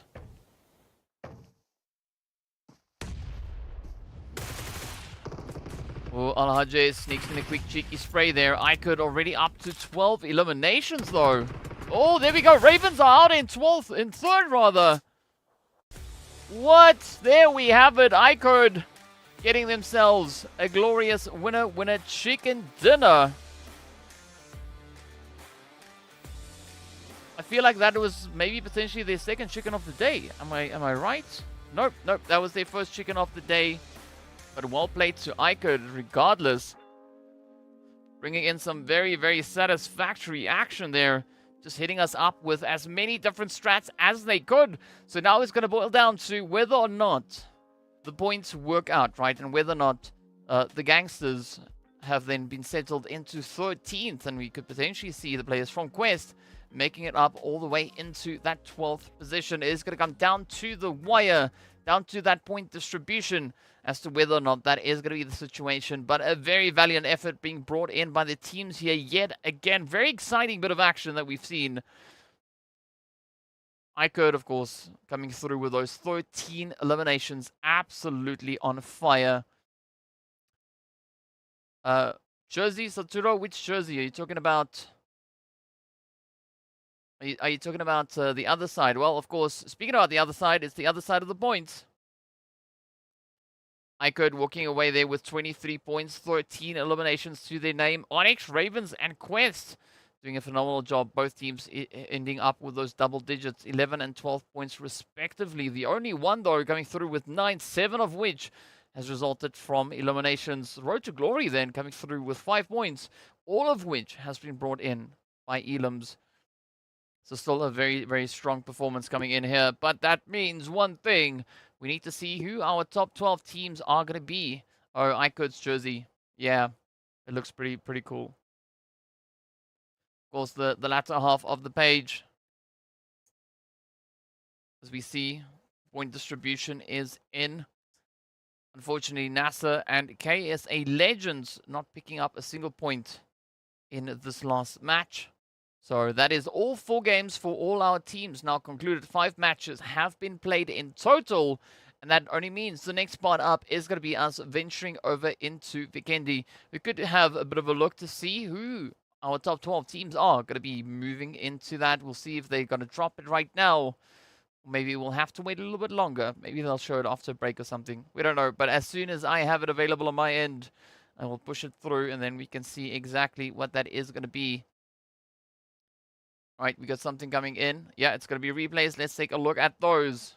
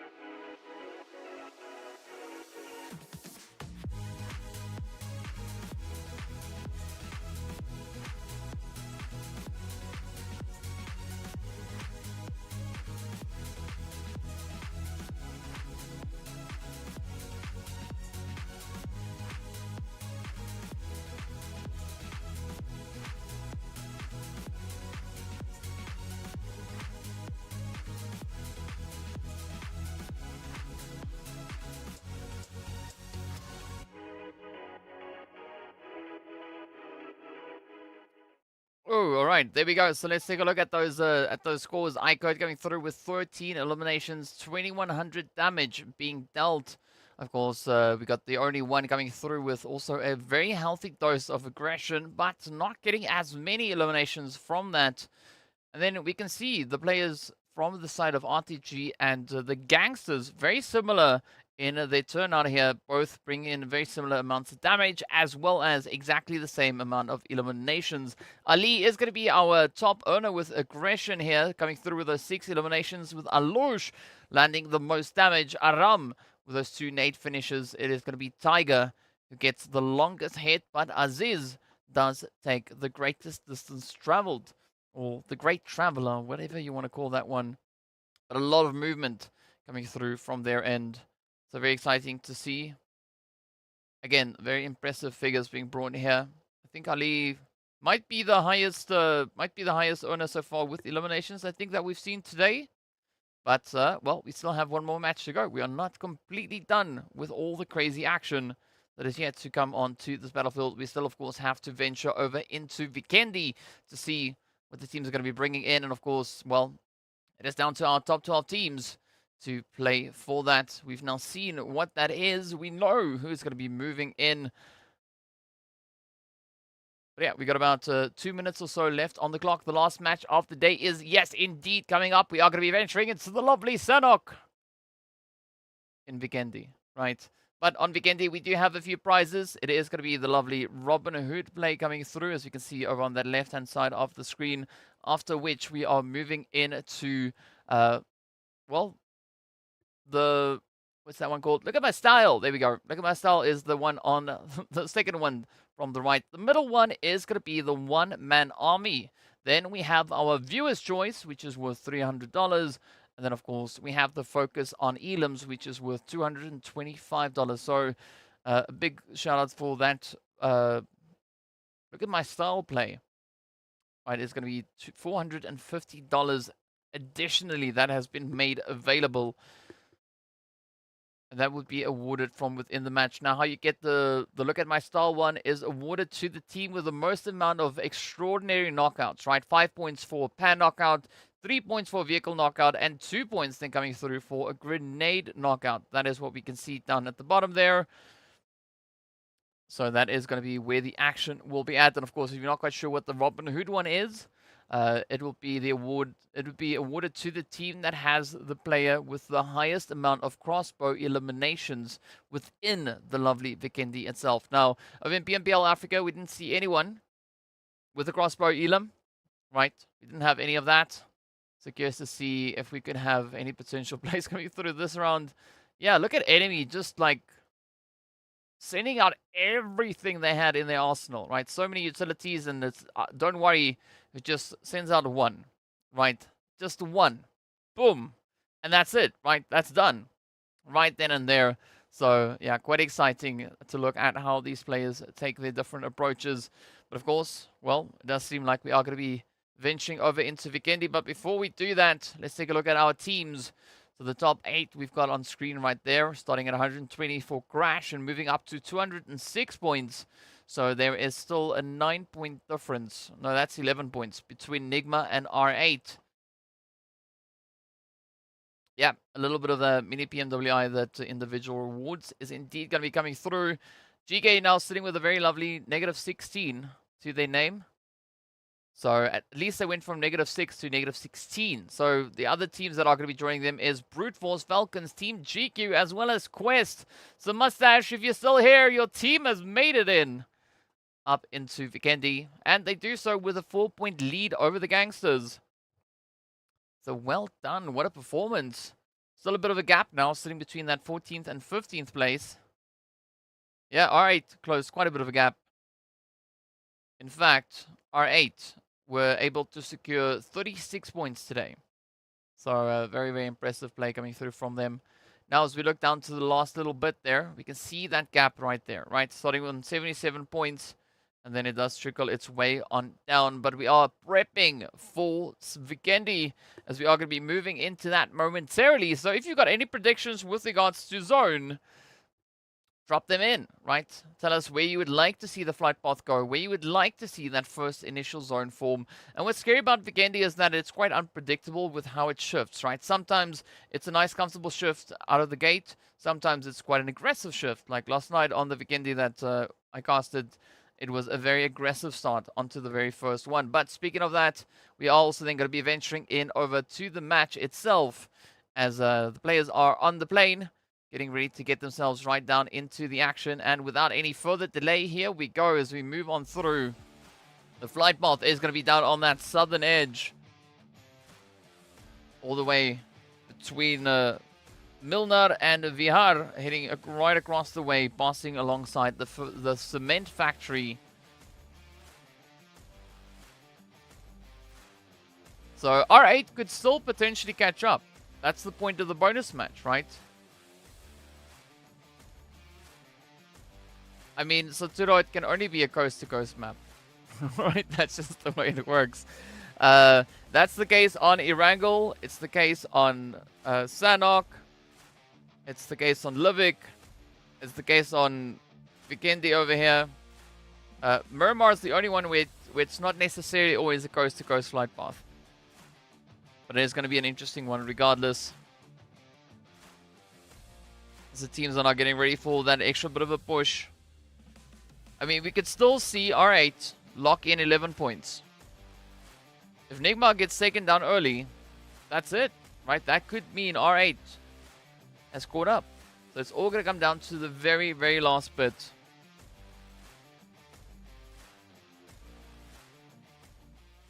To see who gets the name up in lights.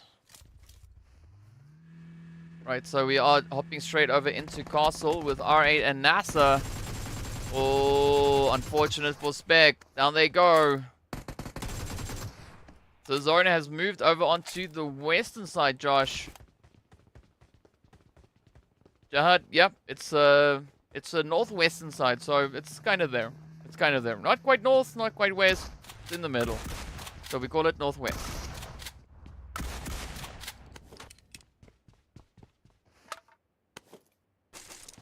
Not necessarily. I mean, you just saw the zone up at the top of the screen there. It has situated itself over on towards that edge that's centered up over onto Goroka.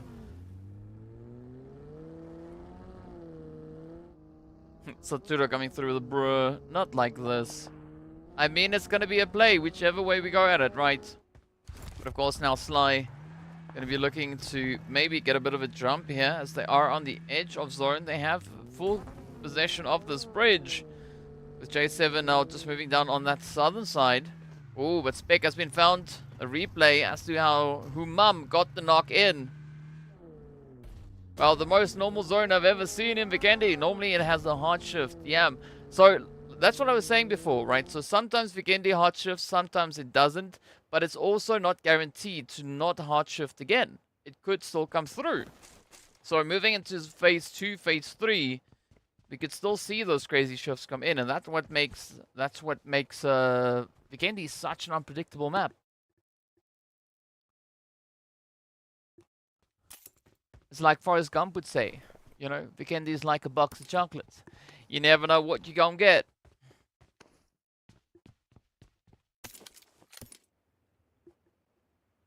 But Jafar looking for a bit of a play. We can see them pretty close to Villa. I like this from Crash though, dropping down into Tuvar. I mean, that's definitely my preferred location when I'm playing Vikendi. You know, heading into Tuvar. In Classics, it's not necessarily a heavily contested spot. Villa is, so being in Tuvar is definitely a good starting point. Of course, GEEKAY, they've just gone straight over into Goroka. This could be quite an exciting one, should there be any focus coming in their direction. NASR has now moved in to essentially south of Goroka. NIGMA, on the other hand, all the way down in Winery. Also a very interesting drop location. Especially if you go down below. I think that could have been a very exciting play. Had the zone, you know, shifted in this direction. But in the meanwhile, we are going to be looking on as the Falcons make their play up to... At least they're trying to get to port, it seems. But Ado is going to try and bring in a bit of an upset here. Not succeeding in that, though.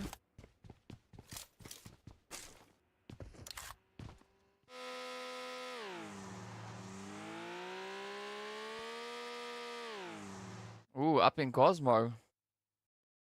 Yeah, a good looting spot here as well. Fortunately for Falcons, it is quite uncontested. So they can just go about it, do whatever it needs. Or do whatever they rather need to do at this point. Still in Tavares, where we find the players there from Crash. RTG just rotating through Castle, getting ready to move in. We could see a big send now coming through over in towards that Goroka territory.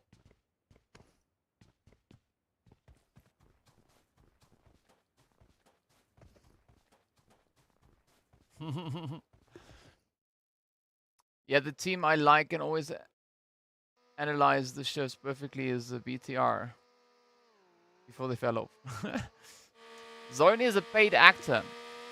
I mean, maybe, right? Who knows? Who knows?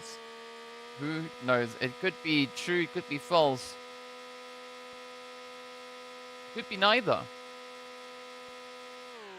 Not quite sure how it could be neither of those, but yeah, we shall just look on as Ali now comes through with a little bit of that Uzi spray.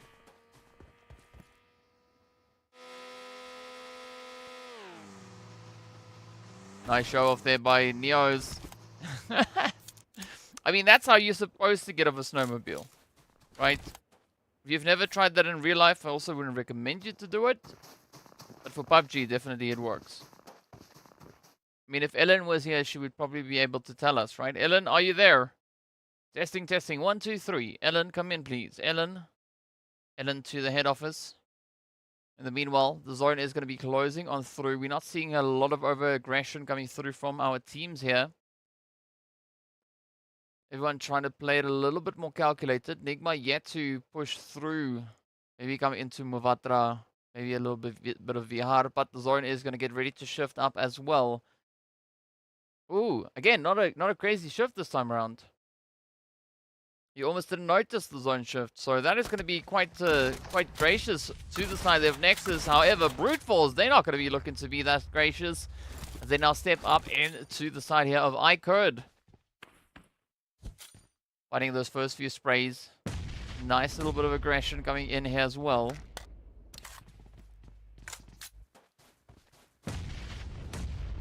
Ooh, the response though. IKURD getting the dub over onto Brute Force. Sending them backing in 12th place. 1 Elam to their name. Nicely done.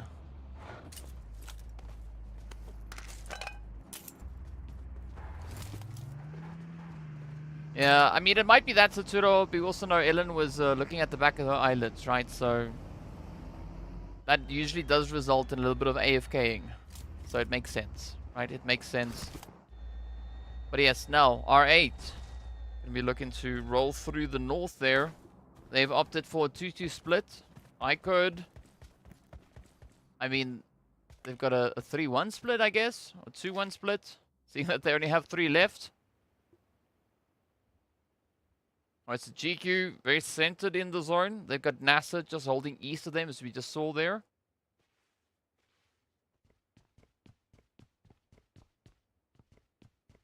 Oh, yeah, I mean, that is a possibility. Boys, that is definitely a possibility. She could be watching football. We don't know quite yet, but either which way, we shall wait to see what is going to come through, though. If you have any predictions, be sure to drop them, right? Tell me now, who do you think is going to be the team to take the dub here? Could we see R8 maybe bring in a bit of a clutch? Could they find the necessary points?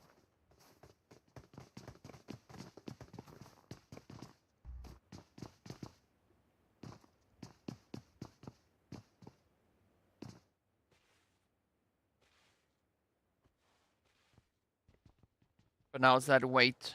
GQ. I mean, not the craziest position they're in, but still a decent position regardless. Falcons now going to be tanking a little bit of blue. Damar being the one that is furthest away from the zone. Alright, so Saturo predicting that it is going to be NIGMA to bring in the dub. If you agree, if you disagree, let me know in the chat. If you think it's going to be another team, tell me who you think is going to be the one to get that winner chicken dinner. Powerful now, starting to climb that ridge line. I mean, Falcons, the only team still situated on the blue. Damar, quite some distance away, as we can see there. The rest of the lobby all now have found their way on in.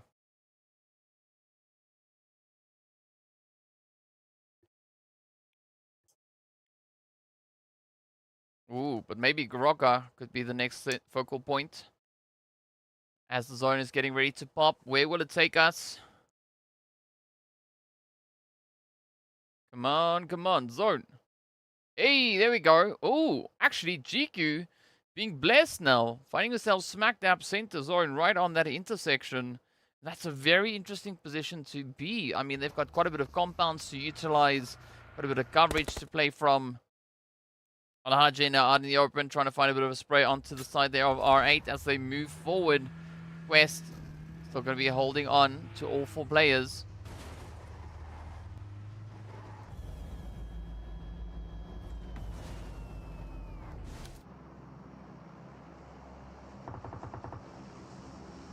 Right, so the sprays are there. Not quite sure if we're going to be seeing a lot of that pressure now looking to be applied. The teams are slowly progressing upwards and onwards.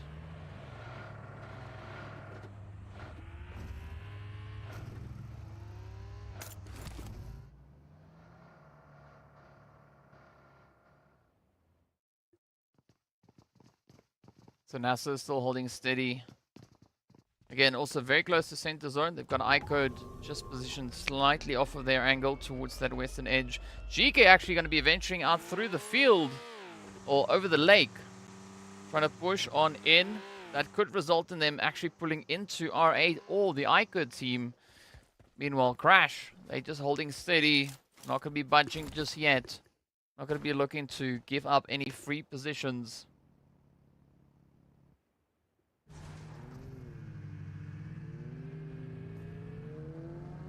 Alright, but Quest. Oh, they found Freak. Freak is down. Freak is out.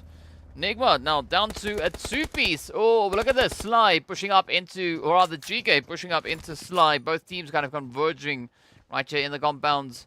You do see Santa down below. Nice little bit of a nade getting sent out there. Oh, but the DBS is coming through. Vikendi absolutely littered with shotguns all over the place. Shotguns and SMGs. Now the chase is on. Who's going to be the one to secure the finish? Up comes the first few hits. The opener is there. Santa on their home turf, just rushing on forward. Already taking quite a bit of damage. Now will they be able to close it up? Attacker going to be waiting on the edge, trying to time that shot to perfection. But Hope is going to be looking to apply extra pressure. Sly, oh... Down they go as the hits are in. Not a single elimination getting picked up, but a glorious run coming through from the side here of GEEKAY as they've held their own. I think a nice little bit of security now coming through on the edge, but the zone also getting ready to pop up yet again. Oh, it does move down, centering up on the players there from NASR, so they have an optimal opportunity. Great chance at securing a few more plays here. R8 still going to be lurking just on the edge of that frozen lake. Oh no. Ragnarok is going to be pulling up into IKURD. This is not the solo kind of push. Quite a bit of reception here. It does seem like the rest of the team are going to be following suit as they move up, trying to bring in that fortification. Ida coming in with a bit of an off-angle push. Oh, there we go. The full send is there. R8 getting ready to mount the aggression, but Ida, though, does get met with a bit of lead as Unknown stops them in their tracks.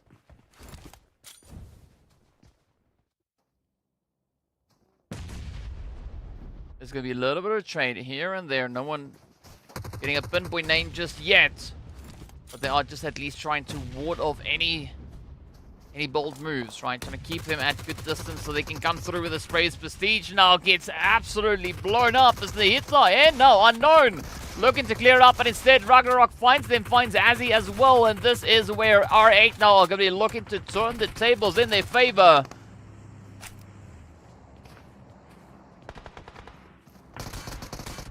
Oh, let's see if Esketon will survive this one. No, down they go. The third-party play coming through as Santa and GEEKAY reach in from the edge, bringing in the upset.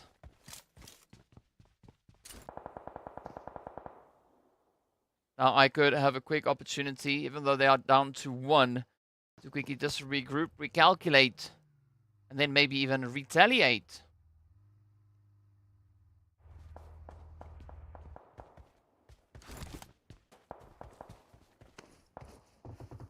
But the heat is on now, powerful.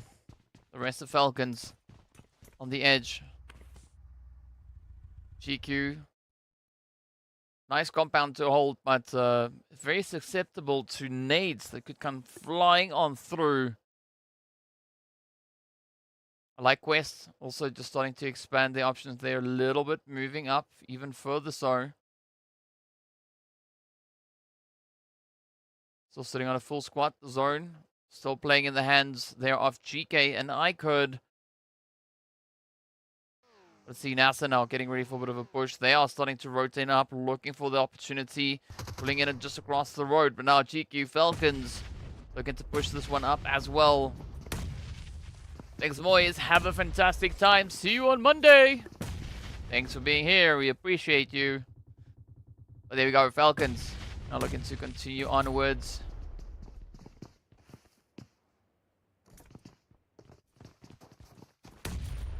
Will they be able to get that defensive angles in though? Hey, what's up, Anthony? This time I'm seeing you in the chat. Welcome, welcome.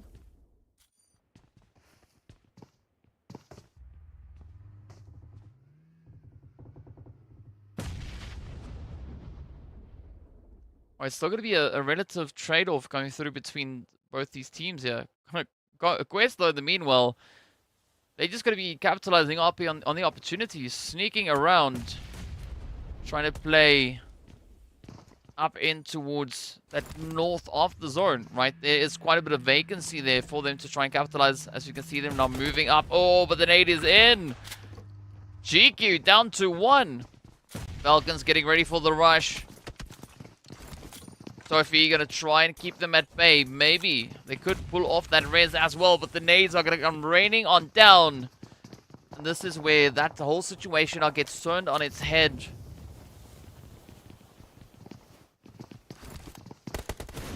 Come on, the heat is on. Next. Oh, it's the sprays. Oh, drop shots from Never Alone. And that does seal the fate for Team GQ. Now, Quest going to come through with a bit of a third-party opportunity. Will they be able to get the clutch in, though? I mean, they need to be really quick about it if they are looking to pull that one off.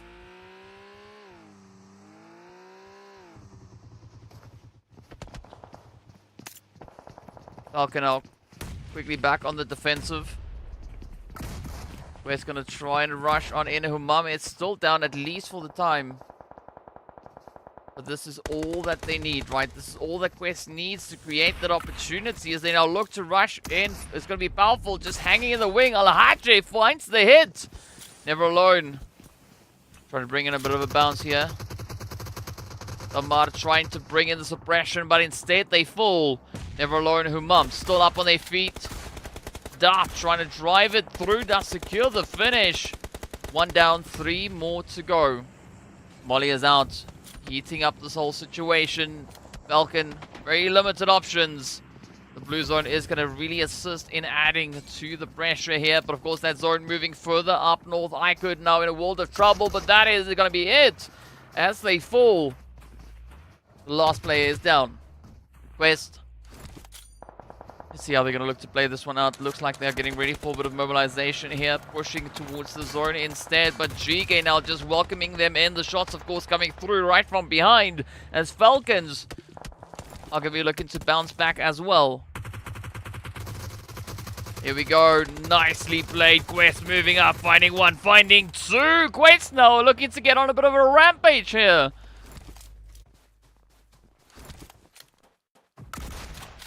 There we go, you gotta do the cleanup, right? Gotta confirm those elims. GEEKAY still holding on to a 2-piece. You can see a hope now, and Ragnar raining on down. A bit of that hellfire as the shots continue to connect on through. Quest now trying to figure out where these shots are coming from as Alhaji tries to make that dash back into the zone, but it's gonna be hope up in the window. Coops also gonna be hanging in the wing.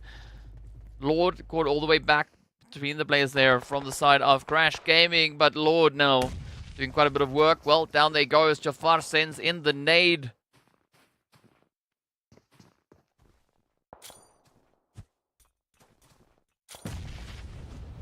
Yep, that is the confirmation coming through from Kevin. Now Coops still going to be keeping an eye here.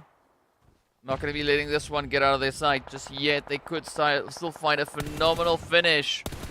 Oh, there we go. 1 down. 3 more to go. Ooh, big assist coming through from the zone as ABDE goes down. Kevin now getting ready for push. Or will we see those hit markers line up? Nice, finds the first few. There we go. It continues to rain on in. Krups are going to let it slide. Oh, continues to push. Down goes Kevin. It's now down to Jafar. Just snuck their way on through. Krups doing an absolutely amazing job. Applying so much pressure on them. And there we go. It is Krups for the clean sweep. Crash Gaming getting taken out in 7th. Now, RTG pushing up on NASR.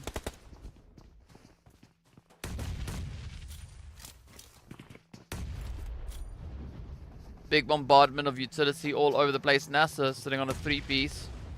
FALCONS now also sneaking on through. GEEKAY, the only team with zone possession. Oops, could be focusing the efforts that way as well. Alhaji does secure a cheeky spray as CONQUEROR come in. Or Quest rather, still sitting on a full 4-piece.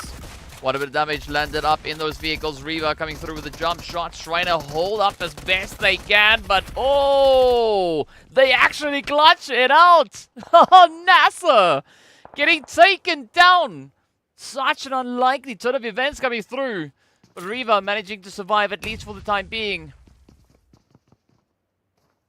FALCONS now going to be looking to come in and capitalize.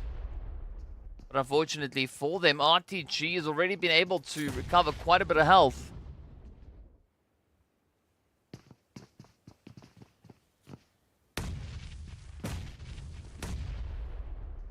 Zone is going to be sitting over on that eastern side. West, GEEKAY going to be battling for possession. In the meanwhile, still a big fight here between RTG and FALCONS. Oh, there we go. Nice bounce, but it doesn't work. FALCONS getting ready for the breach as they move in. Reva has been taken out. Kalaga now on the front line could be receiving quite a bit of lead coming their way. Adamar, oh, wrapping it up. Rosa just making it that much easier. Oof, and this is now open for the taking. Yes, indeed. Never alone up on the roof. Slams it in and off they go. GEEKAY still holding steady. Not going to give up the position just yet. Quest going to be looking to close it out. Ready up on 4 elims. Every player has brought in their share of carnage. But look at Hope now just stepping on through with that DBS. Popping the first. Will they find even more? They're down to 4 teams. FALCONS never alone getting taken down. Krups are getting rushed. It's going to be Damar, but they are met with a bit of a DBS spray now. Let's see. Oh, Krups though. Locks it in down to the top 3. We are. It is a 1v2v3. Quest having the stronger numbers here. It's the strongest representation. But is that going to mean anything at this point? I mean, Krups have just been smashing it out of the park so far. But up comes the push now. Still Quest trying to find that opening, find that angle. Will they get it? Alhaji goes down as Ragnar denies them access.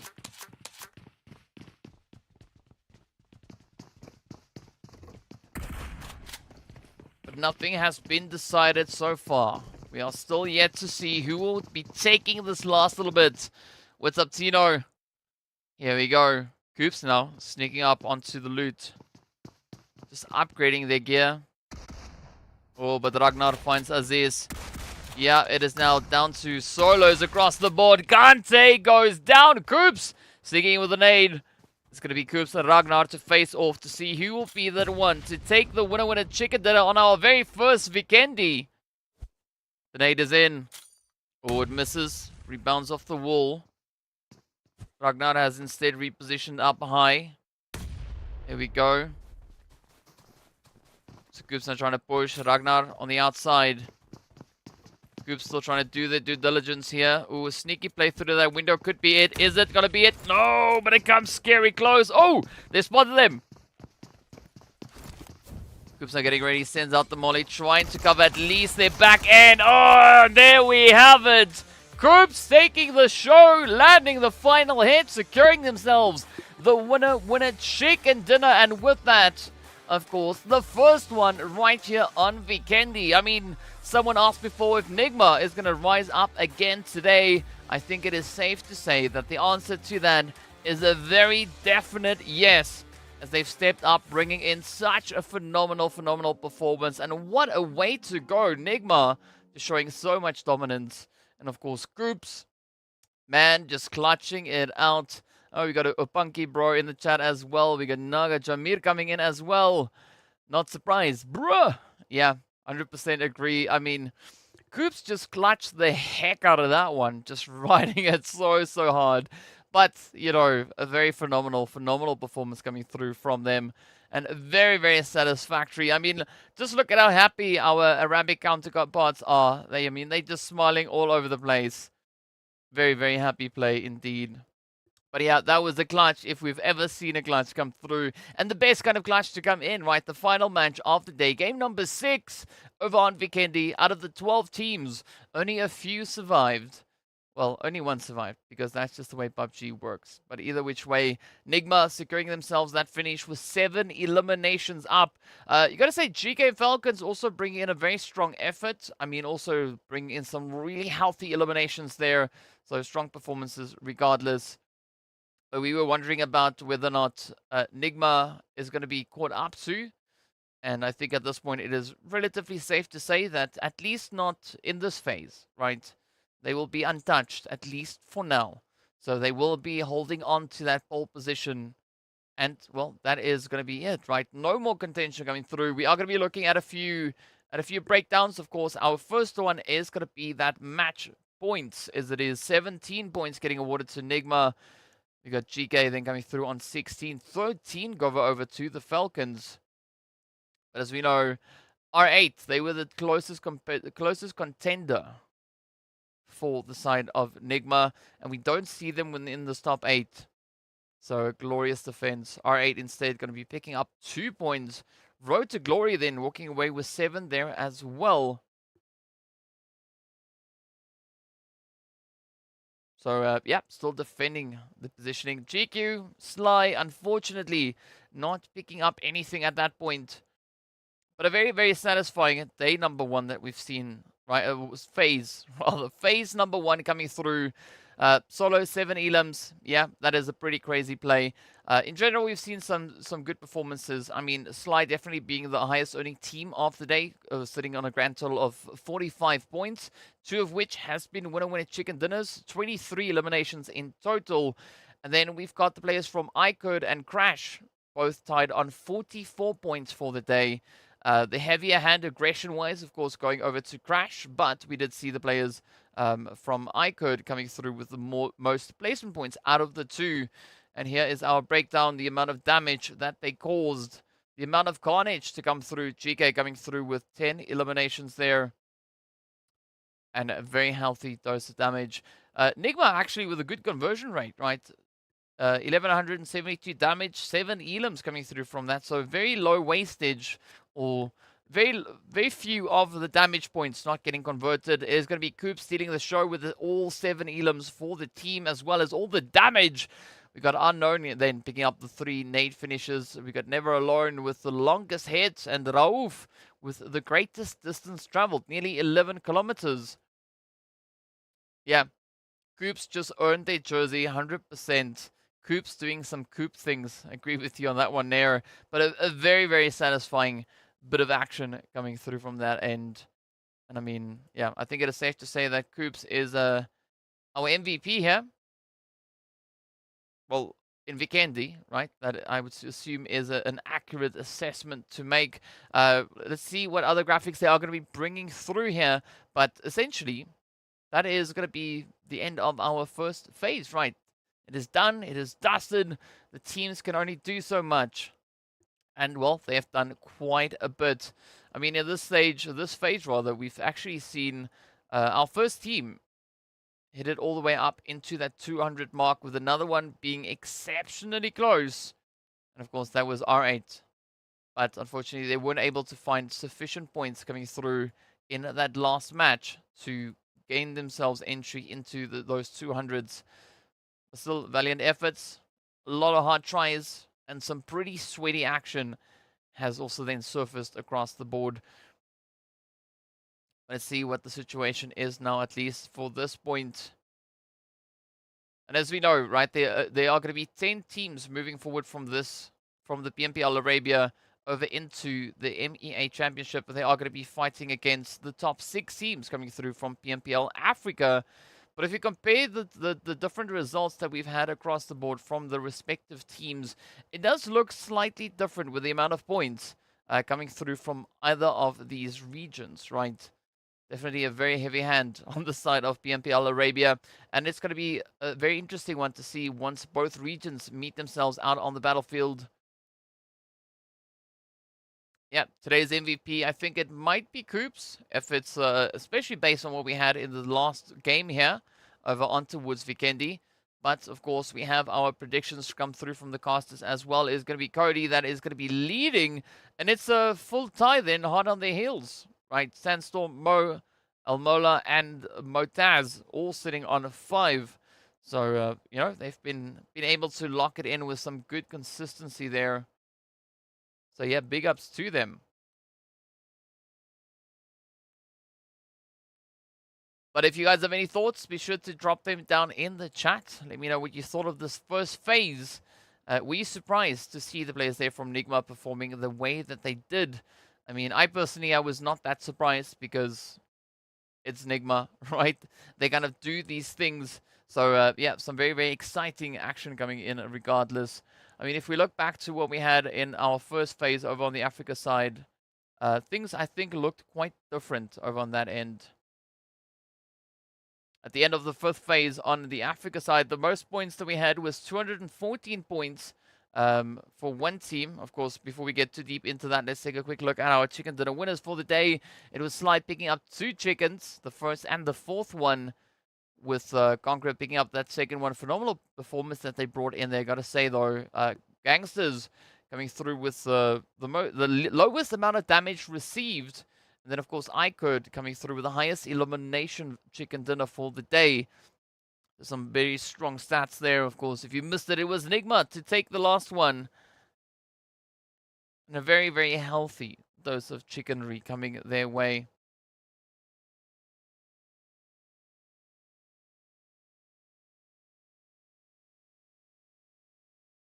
"29 minutes of survival time, though. I mean, that's pretty steep. So the difference that we see between the Arabia region and the Africa region, at least after the first phase, right, is the highest earning team in Africa was 214 points. In Arabia, it's pretty close to that. We'll get to the full confirmed total in a short second here.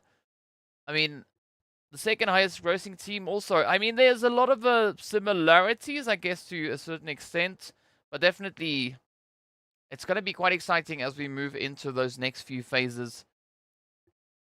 Moving into phase number 2, of course, we are going to be resetting the groups yet again, right? Moving on to a fresh rotation. The map rotation will stay the same across the board. It's only going to be the teams that are going to be changing up.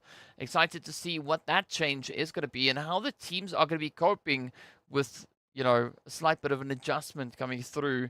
I don't think it's going to be affecting them all too much, but still, it could be quite exciting. I mean, they might have gotten quite accustomed to facing off against specific teams at specific points, and then changing that now up, moving into the second week. Could maybe be exactly what teams need to move on forward. Coop showing he still has MVP material. Yeah, Keyboard Warrior, 100% accurate in saying that. And then a very, very, very satisfactory play. I mean, that was a full-on carry coming through from Coops over on Vikendi. Let's just see what we are going to be looking at next. They are talking about something. Not quite sure what it is. Yeah, I think that might have been... I think it could essentially be safe to assume that it could be Coops. Just so I can see if they are going to be announcing it at any point. Because we've not had it come through just yet. But yeah, if you guys have any thoughts, any predictions, let me know in the chat. Definitely hit me up. But I'm quite impressed with how the teams have been looking to just continue to rise on through.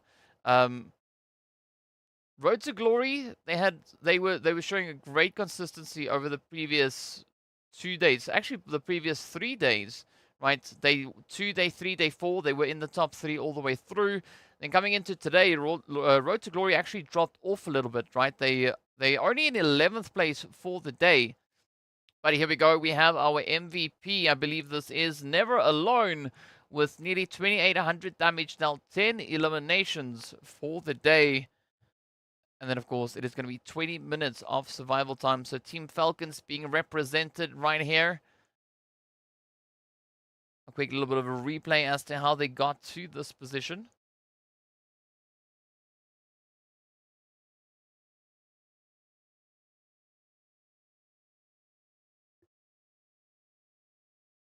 So Never Alone bring in a lot of contribution here.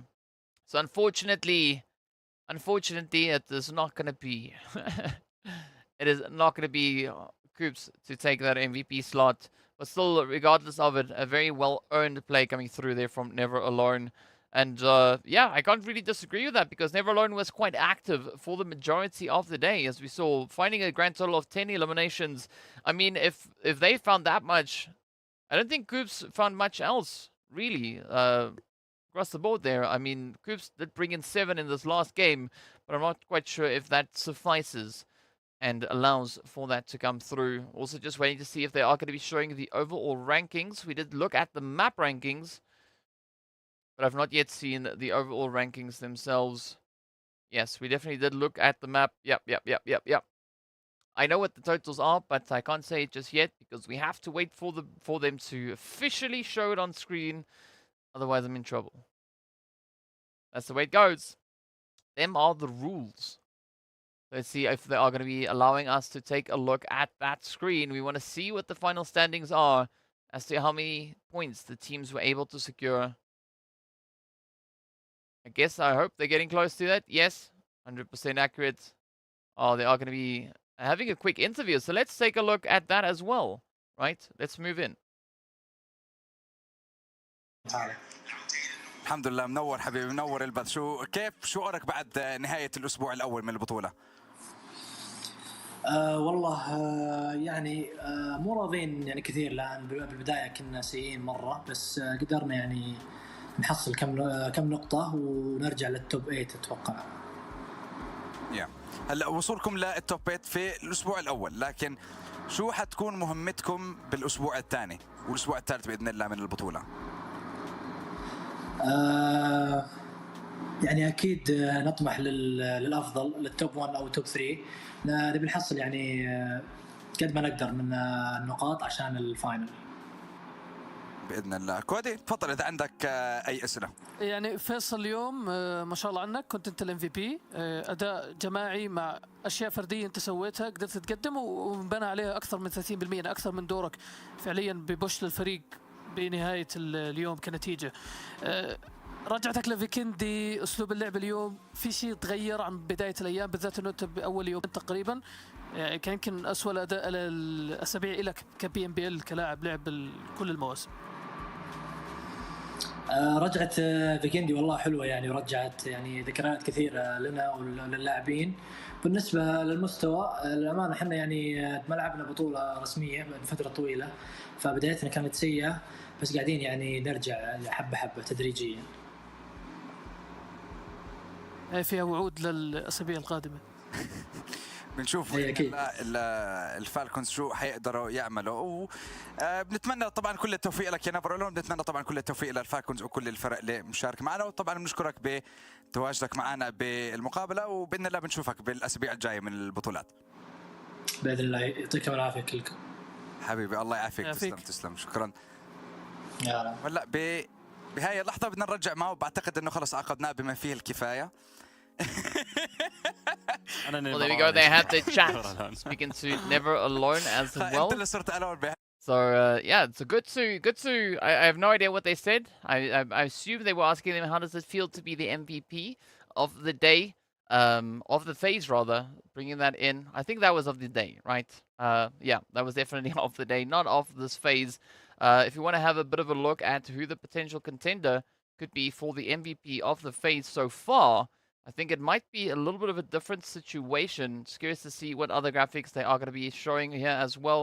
We could be taking a look at those overall rankings momentarily. I hope so, because it would be quite helpful to know exactly what that brings on through. But if you got any predictions, maybe drop it in the chat. We know who the MVP for the day is. Let's see if I can tell you who the MVP so far is overall. And it is, well, actually quite a surprising one.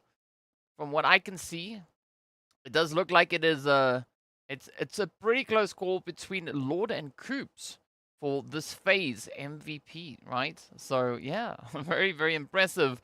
I mean, Coops sitting on a grand total of 45 eliminations. I don't know if that is inclusive of today. And Lord sitting on a grand total of 40. But there are other factors that play into that as well. So there's also survival time and damage caused. And I mean, if you look down to the damage, Lord causing nearly 10,000 damage, sitting on 9,100, with Coops sitting on 8,700, right? So 8,700 damage being brought through. So yeah, it's pretty close. Coops definitely having the heavier hand with regards to the eliminations, but Lord has dealt more damage. So that is why we have Lord sitting at the top. That's the assessment that I can make from the information I have available to me. Like I said, I'm not quite sure if that is inclusive of today, but that is definitely what we have across the board. It might be for the previous 4 days. Not quite sure, but let's figure out if that is the case. Either which way, a very, very satisfying performance. Yeah, okay, that is all 5 days all lumped together. So, yeah, there we have it. Lord is our MVP for the phase, with Coops then taking that next position up. But I think that is going to be almost a wrap from my side. Just waiting to see if they are going to be dropping in those overall results, as we've not yet seen them. We've looked at the replays. We looked at the map breakdowns from Knights Coop to NIGMA Galaxy Coop. Yeah, Syed, Umar, 100%, 100%. Right, so now it's just a bit of a play here. I mean, what are your guys' thoughts on this last game, right? Beast, then Beast now. Yeah, Coop's keeping the title up. Definitely coming in with the most eliminations that we've seen so far, at least in this first phase, taking the lead. 100% there. I mean, overall for the day, Coops also found themselves...